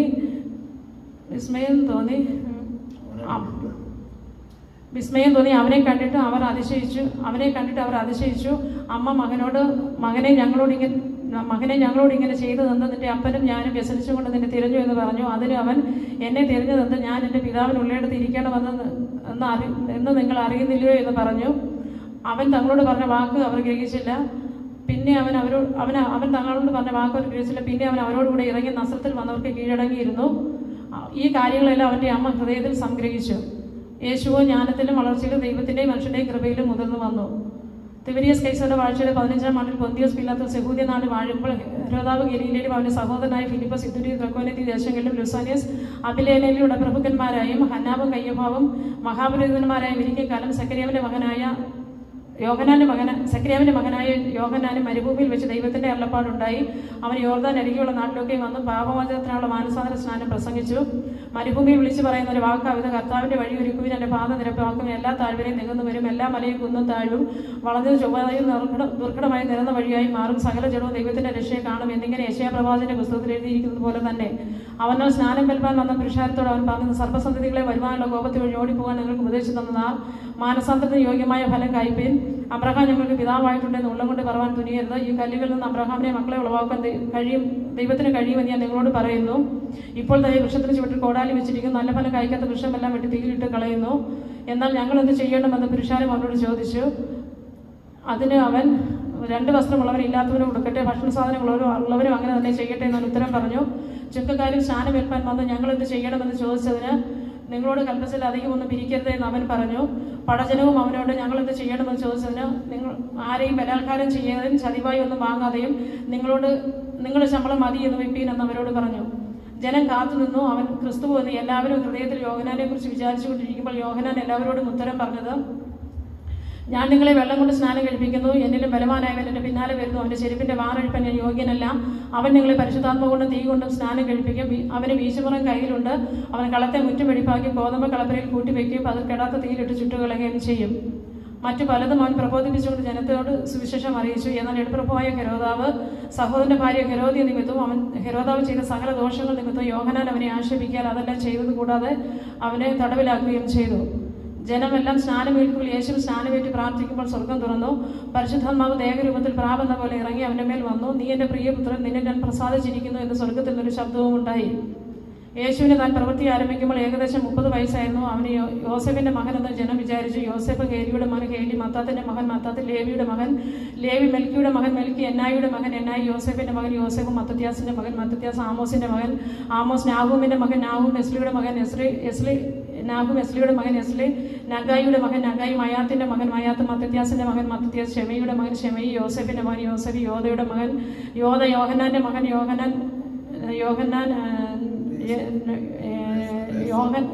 യോസേഫ് യോദയുടെ മകൻ, യോഹന്നാൻ രേസയുടെ മകൻ, രേസ സെരുബാബലിന്റെ മകൻ, സെരുബാബൽ ഷേൽത്തിയലിന്റെ മകൻ, ഷേൽത്തിയൽ നേരിയുടെ മകൻ, നേരി മെൽക്കിയുടെ മകൻ, മെൽക്കി ആദ്യയുടെ മകൻ, അദ്യ കോസാമിന്റെ മകൻ, കോസാം എൽമാദാമിന്റെ മകൻ, എൽമാദാം ഏരിന്റെ മകൻ, ഏർ യോശുവിന്റെ മകൻ, യോശു എലയാസറിന്റെ മകൻ, എലയാസർ യോരീമിന്റെ മകൻ, യോരീം മത്താത്തിന്റെ മകൻ, മത്താത്ത് ലേവിയുടെ മകൻ, ലേവി ഷിമ്യോന്റെ മകൻ, ഷിമ്യോൻ യഹൂദയുടെ മകൻ, യഹൂദ യോസേഫിന്റെ മകൻ, യോസേഫ് യോനാമിന്റെ മകൻ, യോനാം എല്യാക്കീമിന്റെ മകൻ, എല്യാക്കീം മെല്യാവിന്റെ മകൻ, മെല്യാവ് മെന്നയുടെ മകൻ, മെന്ന മത്തതയുടെ മകൻ, മത്തത ദാവീദിന്റെ മകൻ, ദാവീദ് ഇശായിയുടെ മകൻ, ഇശായി ഓബേദിന്റെ മകൻ, ഓബേദ് ബോവസിന്റെ മകൻ, ബോവസ് സൽമോന്റെ മകൻ, സൽമോൻ നഹശോന്റെ മകൻ, നഹശോൻ അമീനാദാമിന്റെ മകൻ, അമീനാദാം ആരാമിന്റെ മകൻ, ആരാം എസ്രോന്റെ മകൻ, എസ്രോൻ പാരസിന്റെ മകൻ, പാരസ് യഹൂദയുടെ മകൻ, യഹൂദ യാക്കോബിന്റെ മകൻ, യാക്കോബ് ഇസഹാക്കിന്റെ മകൻ, ഇസഹാക്ക് അബ്രഹാമിന്റെ മകൻ, അബ്രഹാം തേരകിന്റെ മകൻ, തേരക് നാഹോറിന്റെ മകൻ, നാഹോർ സെരൂഗിന്റെ മകൻ, സെരൂഗ് രഘുവിന്റെ മകൻ, രഘു ഫാലകിന്റെ മകൻ, ഫാലക് ഏബറിന്റെ മകൻ, ഏബർ ശലാമിന്റെ മകൻ, ശലാം കൈനാന്റെ മകൻ, കൈനാൻ അർപ്പസാദിന്റെ മകൻ, അർപ്പസാദ് ഷേമിന്റെ മകൻ, ഷേം നോഹയുടെ മകൻ, നോഹ ലാമേക്കിന്റെ മകൻ, ലാമേക്ക് മെതുശലകയുടെ മകൻ, മെതുശലക് ഹാനോക്കിന്റെ മകൻ, ഹാനോക്ക് യാരദിന്റെ മകൻ, യാരദ് മലലിയലിന്റെ മകൻ, മലലിയൽ കൈനാന്റെ മകൻ, കൈനാൻ ഏനോഷിന്റെ മകൻ, ഏനോഷ് ഷേത്തിന്റെ മകൻ, ഷേത്ത് ആദമിന്റെ മകൻ, ആദം ദൈവത്തിന്റെ മകൻ. യേശു പരിശുദ്ധാത്മാവ് നിറഞ്ഞവനായി യോർദാൻ വിട്ട് മടങ്ങി ആത്മാവ് അവനെ മരുഭൂമിയിലേക്ക് നടത്തി. പിശാച് അവനെ 40 ദിവസം പരീക്ഷിച്ചുകൊണ്ടിരുന്നു. ആ ദിവസങ്ങൾ അവനൊന്നും ഭക്ഷിച്ചില്ല. അവ കഴിഞ്ഞപ്പോൾ അവന് വിശന്നു. അപ്പോൾ പിശാച് അവനോട്, നീ ദൈവത്തിനെങ്കിൽ കല്ലിനോട് അപ്പമായി തീരുവാൻ കൽപ്പിക്കുക എന്ന് പറഞ്ഞു. യേശു അവനോട്, മനുഷ്യൻ അപ്പം കൊണ്ട് മാത്രമല്ല ജീവിക്കുന്നതെന്ന് എഴുതിയിരിക്കുന്നു എന്ന് ഉത്തരം പറഞ്ഞു. പിന്നെ പിശാച് അവനെ മേലോട്ട് കൂട്ടിക്കൊണ്ടുപോയി ലോകത്തിലെ സകല രാജ്യങ്ങളിൽ ക്ഷണനേരത്തിൽ അവരെ കാണിച്ചു. ഈ അധികാരമൊക്കെ അതിൻ്റെ മഹത്വവും നിനക്ക് തരാം, അതെങ്കിൽ ഏൽപ്പിച്ചിരിക്കുന്നു. എനിക്ക് മനസ്സുള്ളവന് ഞാൻ കൊടുക്കുന്നു. നീ എന്നെ നമസ്കരിച്ച് അതെല്ലാം നിൻ്റേതാകുമെന്ന് പറഞ്ഞു. യേശുവിനോട്, നിന്റെ ദൈവമായ കർത്താവിനെ നമസ്കരിച്ച് അവനെ മാത്രമേ ആരാധിക്കാവൂ എന്ന് എഴുതിയിരിക്കുന്നു എന്ന് ഉത്തരം പറഞ്ഞു. പിന്നെ അവനെ യെരുശലേമിലേക്ക് കൂട്ടിക്കൊണ്ടുപോയി ദൈവാലയത്തിൻ്റെ അഗ്രത്തിന്മേൽ നിർത്തി, ദൈവത്തിനെങ്കിൽ ഇവിടുന്ന് താഴോട്ട് ചാടുക, നിന്നെ കാപ്പാൻ അവൻ തൻ്റെ ദൂതന്മാരോട് നിന്നെക്കുറിച്ച് കൽപ്പിക്കുകയും നിന്റെ കല്ലിനോട് തട്ടാതെ വണ്ണം അവർ നിന്റെ കയ്യിൽ താങ്ങിക്കൊള്ളുകയെന്ന് എഴുതിയിരിക്കുന്നുവല്ലോ എന്ന് പറഞ്ഞു. യേശുവിനോട്, നിന്റെ ദൈവമായ കർത്താവിനെ പരീക്ഷിക്കരുത് എന്നും കൂടെ അരുളി ചെയ്തിരിക്കുന്നു എന്ന് ഉത്തരം പറഞ്ഞു. അങ്ങനെ പിശാച് സകല പരീക്ഷ തികച്ച ശേഷം കുറേ കാലത്തേക്ക് അവനെ വിട്ടുപോയി. യേശു ആത്മാവിന്റെ ശക്തിയോടെ ഗലീലയിലേക്ക് മടങ്ങി ചെന്നു. അവന്റെ സുഹൃത്ത് ചുറ്റുമുള്ള നാട്ടിലൊക്കെയും പരന്നു. അവൻ അവരുടെ പള്ളികളിൽ ഉപദേശിച്ചു. അവർ അവനെ പ്രശംസിച്ചു. അവൻ വളർന്ന നസറത്തിൽ വന്ന് ശബ്ദത്തിൽ തന്റെ പതുപോലെ പള്ളിയിൽ ചെന്ന് വായിപ്പാൻ എഴുന്നേറ്റ് നിന്ന് യെശയ്യാ പ്രവാചകന്റെ പുസ്തകം അവന് കൊടുത്തു. അവൻ പുസ്തകം ഉടർത്തി, ദരിദ്രന്മാരുടെ സുവിശേഷം അറിയിപ്പാൻ കർത്താവിനെ അഭിഷേകം ചെയ്തിരിക്കാൻ അവന്റെ ആത്മാവ് എൻ്റെ മേലുണ്ട്. ബദ്ധന്മാർക്ക് വിടുതലും കുട്ടന്മാർക്ക് കാഴ്ചയും പ്രസംഗിപ്പാനും പീഡിതന്മാരെ വെടിവെച്ചയപ്പാനും കർത്താവിന്റെ പ്രസാദവർഷം പ്രസംഗിപ്പാനും എന്നെ അയച്ചിരിക്കുന്നു എന്ന് എഴുതിയിരിക്കുന്ന സ്ഥലം കണ്ടു. പിന്നെ അവൻ പുസ്തകം മടക്കി ശുശ്രൂഷക്കാരനെ തിരികെ കൊടുത്തിട്ട് ഇരുന്നു. പള്ളിയിലുള്ള എല്ലാവരുടെയും കണ്ണമെങ്കിൽ പതിഞ്ഞിരുന്നു. അവനവരോട്, ഇന്ന് നിങ്ങളുടെ വചനം കേൾക്കുകയും തിരുവഴുത്ത് നിവർത്തി വന്നിരിക്കുന്നു എന്ന് പറഞ്ഞു തുടങ്ങി. അവർ അവനെ പുകഴ്ത്തി. അവൻ്റെ വായിൽ നിന്ന് പുറപ്പെട്ട ലാവണ്യ വാക്കുകൾ നിമിത്തം അവർ ആശ്ചര്യപ്പെട്ടു. യോസേഫിന്റെ മകനല്ലയോ എന്ന് പറഞ്ഞു. യേശുവിനോട്, വൈദ്യ നിന്നെ തന്നെ സൗഖ്യമാക്കുക എന്നുള്ള പഴഞ്ചൊല്ലും കവർന്നപുല്ലുണ്ടായി കേട്ടതെല്ലാം ഈ നിന്റെ പിതൃനഗരത്തിലും ചെയ്യുക എന്ന് നിങ്ങൾ എന്നോട് പറയും നിശ്ചയം. ഒരു പ്രവാചകൻ തന്റെ പിതൃനഗരത്തെ സമ്മതനല്ല എന്ന് സത്യമായി നിങ്ങളോട് പറയുന്നു. ഏലിയാവിന്റെ കാലത്ത് ആകാശം 3 ആണ്ടും 6 മാസം അടഞ്ഞിട്ട് ദേശത്തെല്ലാം കണ്ട് ക്ഷാമം ഉണ്ടായപ്പോൾ ഇസ്രായേൽ പല വിധവമാരുണ്ടായിരുന്നെന്ന് ഞാൻ യഥാർത്ഥമായി നിങ്ങളോട് പറയുന്നു. എന്നാൽ സീതോലിലെ സരത്തലയുടെ ഒരു വിധവയുടെ അടുക്കലേക്കല്ലാതെ അവരിൽ ആരുടെയും അടുക്കൽ ഏലിയാവിനെ അയച്ചില്ല. അവണ്ണം എലീശ പ്രവാചന കാലത്തും ഇസ്രായേൽ പല കുഷ്ഠരോഗികളുണ്ടായിരുന്നു. സുറിയക്കാരനായ നയമാനല്ലാതെ അവൻ ആരും ശുദ്ധമായില്ല എന്ന് ഞാൻ നിങ്ങളോട് പറയുന്നു. പള്ളിയിലുള്ളവർ ഇത് കേട്ടിട്ട് എല്ലാവരും കോപം നിറഞ്ഞവരായി എഴുന്നേറ്റ് അവനെ പട്ടണത്തിൽ നിന്ന് പുറത്താക്കി അവരുടെ പട്ടണം പണിതിരുന്ന മലയുടെ വക്കോളം കൊണ്ടുപോയി തലകീഴായി തള്ളിയിടുവാൻ ഭാവിച്ചു. അവനും അവരുടെ നടുവിൽ കൂടി കടന്നുപോയി. അനന്തരം അവൻ ഗലീലയിലെ ഒരു പട്ടണമായ കഫർന്നൗമിൽ ചെന്ന് ശബ്ദത്തിൽ അവരെ ഉപദേശിച്ചു പോന്നു. അവൻ്റെ വചനം അധികാരത്തോടെ ആയാൽ അവർ അവൻ്റെ അവൻ്റെ വചനം അധികാരത്തോടെ ആയാൽ അവർ അവൻ്റെ ഉപദേശത്തിൽ വിസ്മയിച്ചു. അവിടെ പള്ളിയിൽ അശുദ്ധഭൂതം ബാധിച്ച ഒരു മനുഷ്യനുണ്ടായിരുന്നു. അവൻ നസ്രയൻ യേശുവെ വിടൂ, ഞങ്ങൾക്ക് നിനക്കും തമ്മിലെന്താ, ഞങ്ങളെ നശിപ്പിക്കാൻ വന്നുവോ? നീ ആരെന്ന് ഞാൻ അറിയുന്നു, ദൈവത്തിൻ്റെ പരിശുദ്ധൻ തന്നെ എന്ന് ഉറക്കുന്നതിൽ വിളിച്ചു. മിണ്ടരുത്, അവനെ വിട്ടുപോകാൻ യേശു അതിനെ ശാസിച്ചപ്പോൾ ഭൂതം അവനെ നടുവിൽ തള്ളിയിട്ട് കേടൊന്നും വരുത്താതെ പുറപ്പെട്ടു പോയി. എല്ലാവരും വിസ്മയിപ്പുണ്ട്. ഈ വചനം എന്ത്? ശക്തിയോടും അധികാരത്തോടും ശക്തിയോടും കൂടെ അവൻ അശുദ്ധാത്മാക്കളോട് കൽപ്പിക്കുന്നു, പുറപ്പെട്ടു പോകുന്നു എന്ന് തമ്മിൽ പറഞ്ഞുകൊണ്ടിരുന്നു. അവൻ്റെ ശ്രുതി ചുറ്റുമുള്ള നാട്ടിലൊക്കെയും പരന്നു. അവൻ പള്ളിയിൽ നിന്നിറങ്ങി ഷീമോന്റെ വീട്ടിൽ വന്നോടെ ഷീമോന്റെ അമ്മാവിയമ്മ കഠിന ജ്വരം കൊണ്ട് വലഞ്ഞിരിക്കാൻ അവർ അവൾക്ക് വേണ്ടി അവനോട് അപേക്ഷിച്ചു. അവൻ അവളെ കുനിഞ്ഞു നോക്കി ജ്വരത്തെ ശാസിച്ചു. അത് അവളെ വിട്ടുപോയി. ഉടനെ അവൾ എഴുന്നേറ്റ് അവനെ ശുശ്രൂഷിച്ചു. സൂര്യൻ അസ്തമിക്കുമ്പോൾ നാനാ വ്യാധികൾ പഠിച്ച ദീനക്കാരുള്ളവരെയൊക്കെ അവൻ്റെ അടുക്കൽ കൊണ്ടുവന്നു. അവൻ ഓരോരുത്തരുടെ മേൽ കൈവച്ച് അവരെ സൗഖ്യമാക്കി. പലരിൽ ഭൂതങ്ങൾ പുറപ്പെട്ട് നീ ദൈവപുത്രനായ ക്രിസ്തു എന്ന് നിലവിളിച്ചും കൊണ്ട് പുറപ്പെട്ടു പോയി. താൻ ക്രിസ്തു എന്നവ അറിയുകൊണ്ട് മിണ്ടുവാൻ അവൻ സമ്മതിക്കാതെ ശാസിച്ചു പോന്നു. നേരം വെളുത്തപ്പോൾ അവൻ പുറപ്പെട്ട് ഒരു നിർജ്ജന സ്ഥലത്തേക്ക് വാങ്ങിപ്പോയി. പുരുഷാരം അതറിഞ്ഞ് അവനെ തിരഞ്ഞ് അവൻ്റെ അടുക്കൽ വന്നു. തങ്ങളെ വിട്ടു പോകാതിരിക്കാൻ അവരെ തടുത്തു. അവൻ അവരോട്, ഞാൻ മറ്റുള്ള പട്ടണങ്ങളിലും സുവിശേഷിക്കേണ്ടതാകുന്നു, ഇതിനായിട്ടല്ല എന്നെ അയച്ചിരിക്കുന്നത് എന്ന് പറഞ്ഞു. അങ്ങനെ അവൻ ഗലീലയിലെ പള്ളികളിൽ പ്രസംഗിച്ചു പോന്നു. അവൻ ഗന്യസരത്തിൽ തടാകത്തിലെ കരയിൽ നിൽക്കുമ്പോൾ പുരുഷാരം ദൈവവചനം കേൾക്കേണ്ടതിന് അവനെ തിക്കിക്കൊണ്ടിരിക്കുകയിൽ 2 പടക് കരയ്ക്കടുത്ത് നിൽക്കുന്നവൻ കണ്ടു. അവയിൽ നിന്ന് മീൻ പിടിക്കാനിറങ്ങി വല കഴുകുകയായിരുന്നു. ആ പടകുകൾ ഷീമോനുള്ളതായി ഒന്നിൽ അവൻ കരയിൽ നിന്ന് അല്പം നീക്കണമെന്ന് അപേക്ഷിച്ചു.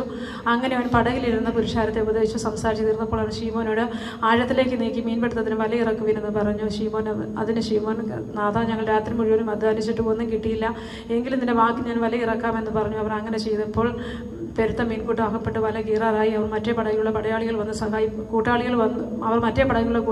സഹായിപ്പാൻ അവരെ മാടി വിളിച്ചു. അവർ വന്ന് പടക് 2 മുങ്ങുമാറോളം നിറച്ചു. ശീമോൻ പത്രോസ് അത് കണ്ടിട്ട് യേശുവിൻ്റെ കാലുകൾ വീണു, കർത്താവേ, ഞാൻ പാപിയായ മനുഷ്യനാകൊണ്ട് എന്നോട് ക്ഷമിക്കണമേ എന്ന് പറഞ്ഞു. അവർക്കുണ്ടായ മീൻപിടുത്തത്തിൽ അവനും അവനോട് കൂടെയുള്ള എല്ലാവർക്കും സംഭ്രമം പിടിച്ചിരുന്നു. ശീമോന്റെ കൂട്ടാളികളായ യാക്കോബ്, യോഹന്നാൻ എന്ന സബദി മക്കൾക്കും അവണ്ണം തന്നെ. യേശു ശീമോനോട്, ഭയപ്പെടേണ്ട, ഇന്നു മുതൽ നീ മനുഷ്യരെ പിടിക്കുന്നവനാകുമെന്ന് പറഞ്ഞു. പിന്നെ അവർ പടകുകളെ കരക്കടുപ്പിച്ച് അവനെ അനുഗമിച്ചു. അവനൊരു പട്ടണത്തിൽ എനിക്ക് കുഷ്ഠം നിറഞ്ഞൊരു മനുഷ്യൻ യേശുവിനെ കണ്ട് കവിണ് വീണ്, കർത്താവേ, നിനക്ക് മനസ്സുണ്ടെങ്കിൽ എന്നെ ശുദ്ധമാക്കാൻ കഴിയുമെന്ന് പറഞ്ഞു. യേശു കൈനീട്ടി അവനെ തൊട്ട്, എനിക്ക് മനസ്സുണ്ട്, ശുദ്ധമാകാം എന്ന് പറഞ്ഞു. ഉടനെ കുഷ്ഠം അവനെ വിട്ടുമാറി. അവൻ അവനോട്, ഇതാരോടും പറയരുത്, പോയി നിന്നെ തന്നെ പുരോഹിതനെ കാണിച്ച് അവർക്ക് സാക്ഷ്യത്തിനായി മോശ കൽപ്പിച്ചതുപോലെ നിന്റെ ശുദ്ധീകരണത്തിലുള്ള വഴിപാട് അർപ്പിക്കുക എന്ന് പറഞ്ഞു. അവനെക്കുറിച്ചുള്ള വർത്തമാനം അധികം വരുന്നു. വളരെ പുരുഷാരം വചനം കേൾക്കേണ്ടതിന് തങ്ങളുടെ വ്യാധികൾക്ക് സൗഖ്യം കിട്ടുന്നതിനും കൂടി വന്നു. അവനോ നിർജ്ജനദേശത്ത് വാങ്ങിപ്പോയി പ്രാർത്ഥിച്ചു കൊണ്ടിരുന്നു. അവൻ ഒരു ദിവസം ഉപദേശിക്കുമ്പോൾ ഗലീലയിൽ നിന്നും യഹൂദിയിലുമുള്ള സകല ഗ്രാമത്തിൽ നിന്നും യെരുശലേമിൽ നിന്നും ന്യായശാസ്ത്രിമാരും ന്യായശാസ്ത്രിമാരും അവൻ ഒരു ദിവസം ഉപദേശിക്കുമ്പോൾ ഗലീലയിൽ നിന്നും യഹൂദിയിലുമുള്ള സകല ഗ്രാമത്തിൽ നിന്നും യെരുശലേമിൽ നിന്നും വന്ന പരീശന്മാരും ന്യായശാസ്ത്രിമാരും അവിടെ ഇരുന്നിരുന്നു. സൗഖ്യമാക്കുവാൻ കർത്താവിൻ്റെ ശക്തി അവനോട് കൂടെ ഉണ്ടായിരുന്നു. അപ്പോൾ ചില ആളുകൾ പക്ഷവാതം പിടിച്ച ഒരു മനുഷ്യനെ കിടക്കയിലെടുത്തുകൊണ്ട് വന്നു. അവനെ അകത്ത് കൊണ്ടുചെന്ന് അവൻ്റെ മുമ്പിൽ വിൽപ്പാൻ ശ്രമിച്ച് പുരുഷാരം ഹേതുവായി അവനെ അകത്ത് കൊണ്ട് ചെല്ലുവാൻ വഴി കാണാഞ്ഞിട്ട് അവനിരുന്ന സ്ഥലത്തിൻ്റെ മേൽപ്പുര പൊളിച്ചു നോക്കി പക്ഷവാതക്കാരനെ കിടക്കയോടെ അവൻ്റെ മുമ്പിൽ ഇറക്കി വെച്ചു. ശാസ്ത്രിമാരും പരീശന്മാരും അവരുടെ വിശ്വാസം കണ്ടിട്ട് അവൻ മനുഷ്യ നിന്റെ പാപങ്ങൾ മോചിച്ചു തന്നിരിക്കുന്നു എന്ന് പറഞ്ഞു. ശാസ്ത്രിമാരും പരീശന്മാരും ദൈവദൂഷണം പറയുന്ന ഇവനാർ, ദൈവം ഒരുവനല്ലാതെ പാപങ്ങളെ മോചിപ്പാൻ കഴിയുവനാറെന്ന് ചിന്തിച്ചു തുടങ്ങി. യേശു അവരുടെ ചിന്തകളെ അറിഞ്ഞ് നിങ്ങൾ ഹൃദയത്തിൽ ചിന്തിക്കുന്നത് എന്ത്? നിന്റെ പാപങ്ങൾ മോചിച്ചു തന്നിരിക്കുന്നു എന്ന് പറയുന്നത് എഴുന്നേറ്റ് നടക്കുക എന്ന് പറയുന്നത് ഏതാകുന്നു എളുപ്പമെന്ന് ചോദിച്ചു. എങ്കിലും ഭൂമിയിൽ പാപങ്ങളെ മോചിപ്പാൻ മനുഷ്യപുത്രന് അധികാരമുണ്ടെങ്കിൽ നിങ്ങൾ അറിയേണ്ടത്. അവൻ പക്ഷപാതക്കാരനോട് എഴുന്നേറ്റ് കിടക്കെടുത്ത് വീട്ടിൽ പോകുക എന്ന് പറഞ്ഞു. ഉടനെ അവർ കാണുക അവൻ എഴുന്നേറ്റ് താൻ കിടന്ന് കിടക്കെടുത്ത് ദൈവത്തെ മഹത്വപ്പെടുത്തിയും കൊണ്ട് വീട്ടിലേക്ക് പോയി. എല്ലാവരും വിസ്മയം പൂണ്ട് ദൈവത്തെ മഹത്വപ്പെടുത്തി ഭയം നിറഞ്ഞവരായി, ഇന്ന് നാം അപൂർവ കാര്യങ്ങളെ കണ്ടു എന്ന് പറഞ്ഞു. അതിനുശേഷം അവൻ പുറപ്പെട്ട ലേവി എന്ന പേരുള്ള ഒരു ചുങ്കക്കാരൻ ചുങ്കസ്ഥലത്തിരിക്കുന്നത് കണ്ട് എന്നെ അനുഗമിക്കുക എന്ന് പറഞ്ഞു. അവൻ സകലവും ഇട്ട് എഴുന്നേറ്റ് അവനെ അനുഗമിച്ചു. ലേവി തന്റെ വീട്ടിൽ വലിയൊരു വിരുന്നൊരുക്കി. ചുങ്കക്കാരും പാപികളും മറ്റും വലിയൊരു പുരുഷാരം അവരോടുകൂടെ പന്തിയിലിരുന്നു. പരീശന്മാരും അവരുടെ ശാസ്ത്രിമാരും അവരുടെ ശിഷ്യന്മാരോട്, നിങ്ങൾ ചുങ്കക്കാരോടും പാപികളോടും കൂടെ പരീശന്മാരും അവരുടെ ശാസ്ത്രിമാരും അവൻ്റെ പരീശന്മാരും അവൻ്റെ ശാസ്ത്രിമാരും അവൻ്റെ ശിഷ്യന്മാരോട് നിങ്ങൾ ചുങ്കക്കാരോടും പാവകളോടും കൂടെ തിന്നു കുടിക്കുന്നത് എന്തെന്ന് പറഞ്ഞ് വെറുത്തു. യേശു അവരോട് ദീനക്കാർക്കല്ലാതെ സൗഖ്യമുള്ളവർക്ക് വൈദ്യനെ കൊണ്ട് ആവശ്യമില്ല, ഞാൻ നീതിമാന്മാരെ അല്ല പാപികളെ എത്ര മാനസാന്തരത്തിന് വിളിപ്പാൻ വന്നത് എന്ന് പറഞ്ഞു. അവർ അവനോട് യോഹന്നാന്റെ ശിഷ്യന്മാർ കൂടെ ഉപവസിച്ച് പ്രാർത്ഥന കഴിച്ചു വരുന്നു, പരീശന്മാരുടെ ശിഷ്യന്മാരും അങ്ങനെ തന്നെ ചെയ്യുന്നു, നിന്റെ ശിഷ്യന്മാർ തിന്നുകയും കുടിക്കുകയും ചെയ്യുന്നു എന്ന് പറഞ്ഞു. യേശു അവരോട് മണവാളൻ തൊഴിൽമക്കാരോട് കൂടെ ഉള്ളപ്പോൾ അവരെ ഉപവാസം ചെയ്യിപ്പാൻ കഴിയുമ്പോൾ മണവാളൻ അവരെ പിരിഞ്ഞു പോകേണ്ടുന്ന കാലം വരും, അന്ന് ആ കാലത്ത് അവർ ഉപവസിക്കും. ഒരു ഉപമയെ അവരോട് പറഞ്ഞത്, ആരും കോടി തുണികൊണ്ട് കീറിയെടുത്ത് പഴയ വസ്ത്രത്തിൽ തുന്നുമാറില്ല, തുന്നിയാൽ പുതിയത് കീറുകയും പുതിയത് പഴയതിനോട് ചേരാതിരിക്കുകയും ചെയ്യും. ആരും പുതിയ വീഞ്ഞ് പഴയ തുരുത്തിൽ പകർന്നു വയ്ക്കാറില്ല, പകർന്നാൽ പുതുവീഞ്ഞ് തുരുത്തിയെ പൊളിച്ച് വീഞ്ഞൊഴുകി പോകും, തുരുത്തി നശിച്ചു പോകും. പുതുവീഞ്ഞ് പുതിയ തുരുത്തിൽ അത്രേ പകർന്നു വയ്ക്കേണ്ടത്, പിന്നെ പഴയത് കുടിച്ചിട്ട് ആരും പുതിയത് ഉടനെ ആഗ്രഹിക്കുന്നില്ല, പഴയത് നല്ലതേ എന്ന് പറയും. ഒരു ശബത്തിൽ അവൻ വിളഭൂമിയിൽ കൂടെ കടന്നു പോകുമ്പോൾ അവൻ്റെ ശിഷ്യന്മാർക്ക് അത് കുറച്ച് കൈകൊണ്ട് തിരുമ്പി തിന്നു. പരീശന്മാരിൽ ചിലർ ശബത്തിൽ വിഹിതമല്ലാത്ത നിങ്ങൾ ചെയ്യുന്നത് എന്തെന്ന് പറഞ്ഞു. യേശു അവരോട്, ദാവീദും തനിക്ക് കൂടെയുള്ളവർക്ക് വിശന്നപ്പോൾ ചെയ്തതെന്ന്. അവൻ ദേവാലയത്തിൽ ചെന്ന് പുരോഹിതന്മാർ മാത്രമല്ല ആരും തിന്നതാത്ത കാഴ്ചവെപ്പം വാങ്ങി തിന്നുകയും കൂടെയുള്ളവർക്ക് കൊടുക്കുകയും ചെയ്തു എന്നുള്ളത് നിങ്ങൾ വായിച്ചിട്ടില്ലയോ എന്ന് ഉത്തരം പറഞ്ഞു. മനുഷ്യപുത്രൻ ശബത്തിന് കർത്താവാകുന്നു എന്നും അവരോട് പറഞ്ഞു. മറ്റൊരു ശബത്തിൽ അവൻ പള്ളിയിൽ ചെന്ന് ഉപദേശിച്ചുകൊണ്ടിരിക്കുമ്പോൾ വലങ്കൈ വരണ്ട ഒരു മനുഷ്യൻ അവിടെ ഉണ്ടായിരുന്നു. ശാസ്ത്രിമാരും പരീശന്മാരും അവരിൽ കുറ്റം ചുമത്തുവാൻ സംഗതി കിട്ടേണ്ടതിന് ശബത്തിൽ അവനെ സൗഖ്യമാക്കുമ്പോൾ എന്ന് നോക്കിക്കൊണ്ടിരുന്നു. അവരുടെ വിചാരം അറിഞ്ഞ് അവനും വരണ്ട കൈയുള്ള മനുഷ്യനോട് നടുവിൽ എഴുന്നേറ്റ് നിൽക്കുക എന്ന് പറഞ്ഞു. അവൻ എഴുന്നേറ്റ് നിന്നു. യേശു അവരോട്, ഞാൻ നിങ്ങളോടൊന്ന് ചോദിക്കട്ടെ, ശബത്തിൽ നന്മ ചെയ്യുകയോ തിന്മ ചെയ്യുകയോ ജീവനെ രക്ഷിക്കുകയോ നശിപ്പിക്കുകയോ ഏത് വിഹിതം എന്ന് പറഞ്ഞ് അവരെ എല്ലാം ചുറ്റും നോക്കിയിട്ട് ആ മനുഷ്യൻ്റെ കൈ നീട്ടുക എന്ന് പറഞ്ഞു. അവൻ അങ്ങനെ ചെയ്തു. അവൻ്റെ കൈക്ക് സൗഖ്യം വന്നു. അവരെ ഭ്രാന്ത് നിറഞ്ഞവരായി യേശുവിനെ എന്ത് ചെയ്യേണ്ടുവെന്ന് തമ്മിൽ ആലോചന കഴിച്ചു. ആ കാലത്ത് അവൻ പ്രാർത്ഥിക്കേണ്ടതിന് മലയിൽ ചെന്ന് ദൈവത്തോടുള്ള പ്രാർത്ഥന രാത്രി കഴിച്ചു. നേരം വെളുത്തപ്പോൾ ശിഷ്യന്മാരെ ഇടയ്ക്ക് വിളിച്ചവർ 12 തിരഞ്ഞെടുത്ത് അവർക്ക് അപ്പോസ്തലന്മാർ എന്ന പേർ വിളിച്ചു. അവർ ആരെന്നാൽ പത്രോസ് എന്ന പേർ വിളിച്ചവൻ ശീമോൻ, അവൻ്റെ സഹോദരനായ അന്ത്രയോസ്, യാക്കോബ്, യോഹന്നാൻ, ഫിലിപ്പോസ്, ബർത്തലോമായി, തോമസ്, മത്തായിച്ചും, അൽഫായുടെ മകനായ യാക്കോബ്, എരുവുകാരനായ ശീമോൻ, യാക്കോബിൻ്റെ സഹോദരനായ യൂദ, ദ്രോഹിയായി തീർന്ന ഇസ്കരിയോത്ത യൂദ എന്നിവരെ തന്നെ. അവൻ അവരോടുകൂടി ഇറങ്ങി സമഭൂമിയിൽ നിന്നും അവൻ്റെ ശിഷ്യന്മാരുടെ കൂട്ടവും യഹൂദയിൽ എല്ലായിടത്തു നിന്നും യെരുശലേമിൽ നിന്നും സോർ, സീദോൻ എന്നീ സമുദ്രതീരങ്ങളിൽ നിന്നും അവരുടെ വചനം കേൾപ്പാനും രോഗശാന്തി കിട്ടുവാനും വന്ന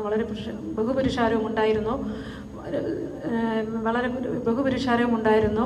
അശുദ്ധാത്മാക്കൾ ബാധിച്ചവനെ സൗഖ്യം പ്രാപിച്ചു. ശക്തി അവരിൽ നിന്ന് പുറപ്പെട്ട് എല്ലാവരെയും സൗഖ്യമാക്കുകൊണ്ട് പുരുഷാരമൊക്കെ അവനെ തൊടുവാൻ ശ്രമിച്ചു. അനന്തരം അവൻ ശിഷ്യന്മാരെ നോക്കി പറഞ്ഞത്, ദരിദ്രന്മാരായ നിങ്ങൾ ഭാഗ്യവാന്മാർ, ദൈവരാജ്യം നിങ്ങൾക്കുള്ളത്. ഇപ്പോൾ വിശക്കുന്നവരായ നിങ്ങൾ ഭാഗ്യവാന്മാർ, ഇപ്പോൾ വിശക്കുന്നവരായ നിങ്ങൾ ഭാഗ്യവാന്മാർ. അനന്തരം അവന് ശിഷ്യന്മാരെ നോക്കി പറഞ്ഞത്, ദരിദ്രന്മാരായ നിങ്ങൾ ഭാഗ്യവാന്മാർ, ദൈവരാജ്യം നിങ്ങൾക്കുള്ളത്. ഇപ്പോൾ വിശക്കുന്നവരായ നിങ്ങൾ ഭാഗ്യവാന്മാർ, നിങ്ങൾക്ക് തൃപ്തി വരും. ഇപ്പോൾ കരയുന്നവരായ നിങ്ങൾ ഭാഗ്യവാന്മാർ, നിങ്ങൾ ചിരിക്കും. മനുഷ്യപുത്രൻ നിമിത്തം മനുഷ്യർ നിങ്ങളെ ദേഷിച്ച് ഭ്രഷ്ടരാക്കി നിന്ദിച്ച് നിങ്ങളെ കൊണ്ട് എല്ലാ തിന്മയും കളവായി പറയുകയും ചെയ്യുമ്പോൾ മനുഷ്യപുത്രൻ നിമിത്തം മനുഷ്യർ നിങ്ങളെ ദേഷിച്ച് ഭ്രഷ്ടരാക്കി നിങ്ങളുടെ പേര് വിടക്ക് എന്ന് തള്ളുമ്പോൾ നിങ്ങൾ ഭാഗ്യവാന്മാർ. ആ നാളിൽ സന്തോഷിച്ച് തുള്ളുവിൻ, നിങ്ങളുടെ പ്രതിഫലം സ്വർഗത്തിൽ വലിയത്. അവരുടെ പിതാക്കന്മാർ പ്രവാചകന്മാരോടും അങ്ങനെ തന്നെ ചെയ്തുവല്ലോ. എന്നാൽ സമ്പന്നന്മാരായ നിങ്ങൾക്ക് അയ്യോ കഷ്ടം, നിങ്ങളുടെ ആശ്വാസം നിങ്ങൾക്ക് ലഭിച്ചു പോയല്ലോ. ഇപ്പോൾ തൃപ്തന്മാരായ നിങ്ങൾക്ക് അയ്യോ കഷ്ടം, നിങ്ങൾക്ക് വിശക്കും. ഇപ്പോൾ ചിരിക്കുന്നവരായ നിങ്ങൾക്ക് അയ്യോ കഷ്ടം, നിങ്ങൾ ദുഃഖിച്ചു കരയും. സകല മനുഷ്യർ നിങ്ങളെ പുകഴ്ത്തി പറയുമ്പോൾ നിങ്ങൾക്ക് അയ്യോ കഷ്ടം, അവരുടെ പിതാക്കന്മാർ കള്ളപ്രവാചകന്മാരോടും അങ്ങനെ ചെയ്തുവല്ലോ. എന്നാൽ കേൾക്കുന്നവരായി നിങ്ങളോട് ഞാൻ പറയുന്നത്, നിങ്ങളുടെ ശത്രുക്കളെ സ്നേഹിപ്പിൻ, നിങ്ങളെ വായിക്കുന്നവർക്ക് ഗുണം ചെയ്യുവിൻ, നിങ്ങളെ ശപിക്കുന്നവരെ അനുഗ്രഹിപ്പിൻ, നിങ്ങളെ ദുഷിക്കുന്നവർക്ക് വേണ്ടി പ്രാർത്ഥിപ്പിൻ. നിന്നെ ഒരു ചെകിട്ട് തടിക്കുന്നവരും മറ്റൊന്നും തിരിച്ചു കാണിക്കാൻ നിന്നെ പുതപ്പെടുത്ത കളയുന്നവർ വസ്ത്രം തടുക്കരുത്. നിന്നോട് ചോദിക്കുന്ന ഏവരും കൊടുക്കാം. നിനക്കുള്ളത് എടുത്ത് കളയുന്നവരോട് മടക്കി ചോദിക്കരുത്. മനുഷ്യർ നിങ്ങൾക്ക് ചെയ്യണമെന്ന് നിങ്ങൾ ഇച്ഛിക്കുന്നത് പോലെ തന്നെ അവർക്കും ചെയ്യുവിൻ. നിങ്ങളെ സ്നേഹിക്കുന്നവരെ സ്നേഹിച്ചാൽ നിങ്ങൾക്ക് എന്ത് ഉപചാരം കിട്ടും? പാപികളും തങ്ങളെ സ്നേഹിക്കുന്നവരെ സ്നേഹിക്കുന്നുവല്ലോ. നിങ്ങൾക്ക് നന്മ ചെയ്യുന്നവർക്ക് നന്മ ചെയ്താൽ നിങ്ങൾക്ക് എന്ത് ഉപചാരം കിട്ടും? പാപികളും അങ്ങനെ തന്നെ ചെയ്യുന്നുവല്ലോ. മടക്കി വാങ്ങിക്കൊള്ളാമെന്ന് ആശിക്കുന്നവർക്ക്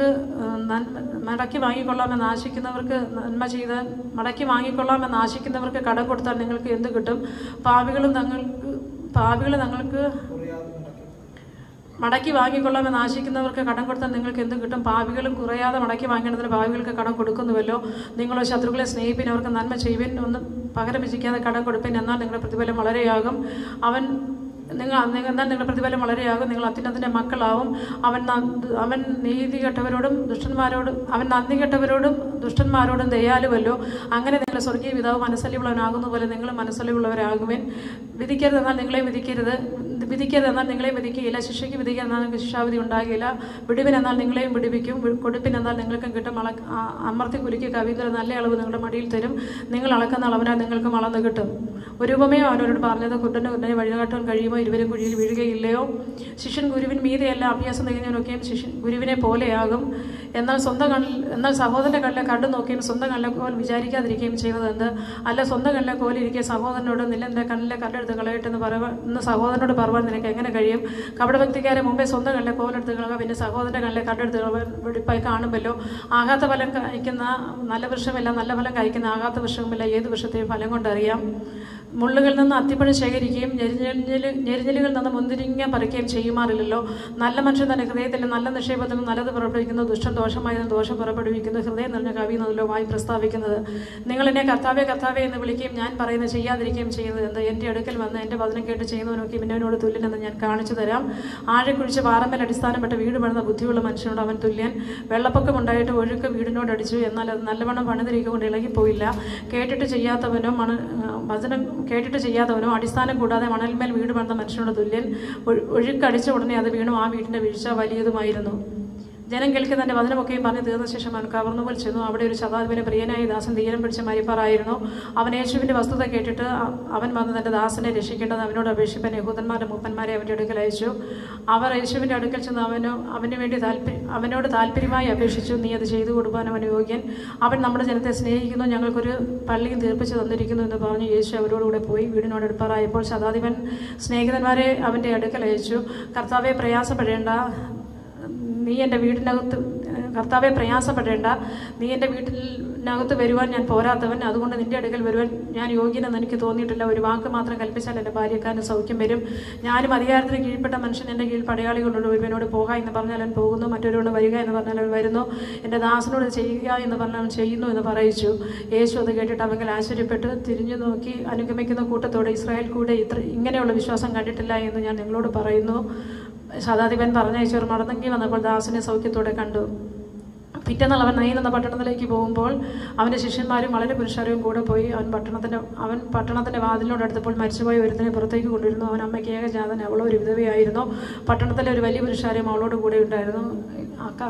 കർത്താവ് അവളെ കണ്ടിട്ട് മനസ്സലിഞ്ഞ് കരയേണ്ട എന്ന് പറഞ്ഞ് അടുത്ത് ചെന്ന് മഞ്ചം തൊട്ട് ചുമക്കുന്നവർ നിന്നു. ബാല്യക്കാര എഴുന്നേൽക്ക എന്ന് ഞാൻ നിന്നോട് പറയുന്നു എന്ന് പറഞ്ഞു. മരിച്ചവർ എഴുന്നേറ്റ് സംസാരിപ്പാൻ തുടങ്ങി. അവൻ അവരെ അമ്മയ്ക്ക് ഏൽപ്പിച്ചു കൊടുത്തു. എല്ലാവർക്കും ഭയം പിടിച്ച ഒരു വലിയ പ്രവാചകൻ നമ്മുടെ ഇടയിൽ എഴുന്നേറ്റിരിക്കുന്നു, കർത്താവ് തന്റെ ജനത്തെ സന്ദർശിച്ചിരിക്കുന്നു എന്ന് പറഞ്ഞ് ദൈവത്തെ മഹത്വീകരിച്ചു. അവനെക്കുറിച്ചുള്ള ഈ ശ്രുതി യഹൂദിയിലൊക്കെ ചുറ്റുമുള്ള നാടകം പരന്നു. ഇതൊക്കെയും യോഹന്നാന്റെ ശിഷ്യന്മാർ അവനോട് അറിയിച്ചു. എന്നാറേ യോഹന്നാൻ തന്റെ ശിഷ്യന്മാരിൽ രണ്ടുപേരെ വിളിച്ച് കർത്താവിന്റെ അടുക്കൽ അയച്ചു. വരുവാനുള്ളവൻ നീയോ, ഞങ്ങൾ മറ്റൊരുവിനെ കാത്തിരിക്കണമോ എന്ന് പറയിച്ചു. ആ പുരുഷന്മാർ അവന്റെ അടുക്കൽ വന്ന്, വരുവാനുള്ളവൻ നീയോ, ഞങ്ങൾ മറ്റൊരുവിനെ കാത്തിരിക്കണമോ എന്ന് നിന്നോട് ചോദിച്ചപ്പോൾ യോഹന്നാൻ സ്നാപകൻ ഞങ്ങളെ നിന്റെ അടുക്കൽ അയച്ചിരിക്കുന്നു എന്ന് പറഞ്ഞു. ആ നാഴികയിൽ യേശു വ്യാധികളും ദണ്ഡങ്ങളും ദുരാത്മാക്കളും പിടിച്ച പലരെയും സൗഖ്യമാക്കുകയും പല കുരുടന്മാർക്ക് കാഴ്ച നൽകുകയും ചെയ്തിട്ട് അവരോട്, കുരുടർ കാണുന്നു, മുടന്തർ നടക്കുന്നു, കുഷ്ഠരോഗികൾ ശുദ്ധമാകുന്നു, മരിച്ചവർ ഉയർക്കുന്നു, ദരിദ്രന്മാരുടെ സുവിശേഷം അറിയിക്കുന്നു. ഇങ്ങനെ നിങ്ങൾ കാണുകയും കേൾക്കുകയും ചെയ്യുന്നത് യോഹന്നാനോട് അറിയിപ്പൻ, എന്നാൽ എങ്കിലിടറി പോകാതെ ഭാഗ്യവാൻ എന്ന് ഉത്തരം പറഞ്ഞു. യോഹന്നാന്റെ ദൂതന്മാർ പോയ ശേഷം അവൻ പുരുഷാരത്തോട് യോഹന്നാനെ കുറിച്ച് പറഞ്ഞു തുടങ്ങിയത്, നിങ്ങൾ എന്ത് കാണുവാൻ മരുഭൂമിയിലേക്ക് പോയി കാറ്റിനാൽ വിലയുന്ന ഓടയോ, അല്ല എന്ത് കാണുവാൻ പോയി മാർദ്ദവസ്ത്രം ധരിച്ച മനുഷ്യനെയോ, മോടികളോ വസ്ത്രം ധരിച്ച സഹോഹികളെ നടക്കുന്ന രാജധാനികളിൽ അത്രയോ, അല്ല എന്ത് കാണുവാൻ പോയി ഒരു പ്രവാചകനെയോ, അതേ പ്രവാചകനെ മികക്കുന്നത് തന്നെ ഞാൻ നിങ്ങളോട് പറയുന്നു. ഞാൻ എൻ്റെ ദൂതനെ നിനക്ക് മുമ്പായി അയക്കുന്നു, അവൻ നിന്റെ മുമ്പിൽ വഴിയൊരുക്കും എന്ന് എഴുതിയിരിക്കുന്നത് അവനെക്കുറിച്ചാകുന്നു. സ്ത്രീകളിൽ നിന്ന് ജനിച്ചവൾ യോഹന്നാനേക്കാൾ വലിയവൻ എഴുന്നേറ്റിട്ടില്ല, സ്വർഗ്ഗരാജ്യത്തിലെ ഏറ്റവും ചെറിയവനോ അവനും വലിയവൻ തന്നെ എന്ന് ഞാൻ നിങ്ങളോട് പറയുന്നു. എന്നാൽ ജനമൊക്കെയും ചുങ്കക്കാരും യോഹന്നാന്റെ സ്നാനമേറ്റതിനാൽ ദൈവത്തെ നീതീകരിച്ചു. എങ്കിലും ശാസ്ത്രിമാരും പരീശന്മാരും അവനാൽ സ്നാനമേൽക്കാതെ ദൈവത്തിന്റെ ആലോചന വൃഥാവാക്കി കളഞ്ഞു. ഈ തലമുറയിലെ മനുഷ്യരെ ഏതിനോട് ഉപമിക്കേണ്ടു, അവർ ഏതിനോട് തുല്യം? ഞങ്ങൾ നിങ്ങൾക്കായി ഉള്ളൂതി നിങ്ങൾ നൃത്തം ചെയ്തില്ല, ഞങ്ങൾ മാറത്തടിച്ചു നിങ്ങൾ കരഞ്ഞില്ല എന്ന് ചന്തസ്ഥലത്തിരുന്ന് അന്യോന്യം വിളിച്ചു പറഞ്ഞ കുട്ടികളോട് അവർ തുല്യം. യോഹന്നാൻ അപ്പം തിന്നാതെയും വീഞ്ഞു കുടിക്കാതെയും വന്നു, അവന് ഭൂതമുണ്ടെന്ന് നിങ്ങൾ പറയുന്നു. മനുഷ്യപുത്രൻ തിന്നും കുടിച്ചും കൊണ്ട് വന്നു. തിന്നിയും കുടിയനുമായവൻ ചുങ്കക്കാരുടെയും പാപികളുടെയും സ്നേഹിതനെന്ന് നിങ്ങൾ പറയുന്നു. ജ്ഞാനമോ തന്റെ എല്ലാ മക്കളാലും നീതീകരിക്കപ്പെട്ടിരിക്കുന്നു. പരീശന്മാരിൽ ഒരുത്തൻ തന്നോടുകൂടെ ഭക്ഷണം കഴിപ്പാൻ അവനെ ക്ഷണിച്ചു. അവൻ പരീശന്റെ വീട്ടിൽ ചെന്ന് ഭക്ഷണത്തിനിരുന്നു. ആ പട്ടണത്തിലെ പാപിയായ ഒരു സ്ത്രീ അവൻ പരീശന്റെ വീട്ടിൽ ഭക്ഷണത്തിനിരിക്കുന്നുവെന്നറിഞ്ഞ് ഒരു വെൺകൽ ഭരണി പരിമള തൈലം കൊണ്ടുവന്ന് പുറകിൽ അവന്റെ കാൽക്ക് കരഞ്ഞുകൊണ്ട് നിന്ന് കണ്ണുനീർ കൊണ്ട് അവന്റെ കാൽ നനച്ചു, തലമുടി കൊണ്ട് തുളച്ചു, കാൽ ചുംബിച്ച് തൈലം പൂശി. അവനെ ക്ഷണിച്ച പരീശൻ അത് കണ്ടിട്ട് ഇവൻ പ്രവാചകനായിരുന്നെങ്കിൽ തന്നെ തുടർന്ന് സ്ത്രീ ആരെന്നും അവൾ എങ്ങനെയുള്ളവളെന്നും അറിയുമായിരുന്നു എന്ന് ഉള്ളിൽ പറഞ്ഞു. അവനെ ക്ഷണിച്ച പരീശൻ അത് കണ്ടിട്ട് ഇവൻ പ്രവാചകനായിരുന്നുവെങ്കിൽ തന്നെ തൊടുന്ന സ്ത്രീ ആരെന്നും അവൾ എങ്ങനെയുള്ളവളെന്നും അറിയുമായിരുന്നു, അവൾ പാപിയല്ലോ എന്ന് ഉള്ളിൽ പറഞ്ഞു. ശീമോനെ, നിന്നോടൊന്ന് പറവാനുണ്ടെന്ന് യേശു പറഞ്ഞതിന് ഗുരു പറഞ്ഞാലുമെന്ന് അവൻ പറഞ്ഞു. കടം കൊടുക്കുന്ന ഒരുത്തിന് 2 കടക്കാരുണ്ടായിരുന്നു. ഒരുത്തിന് 500 വെള്ളിക്കാശും മറ്റവൻ 50 വെള്ളിക്കാശും കൊടുപ്പാനുണ്ടായിരുന്നു. അവർക്ക് വീട്ടുവാൻ വകയില്ലായാൽ അവൻ ഇവർക്ക് കടം ഇളച്ചു കൊടുത്തു. അവരിൽ ആർ അവനെ അധികം സ്നേഹിക്കും?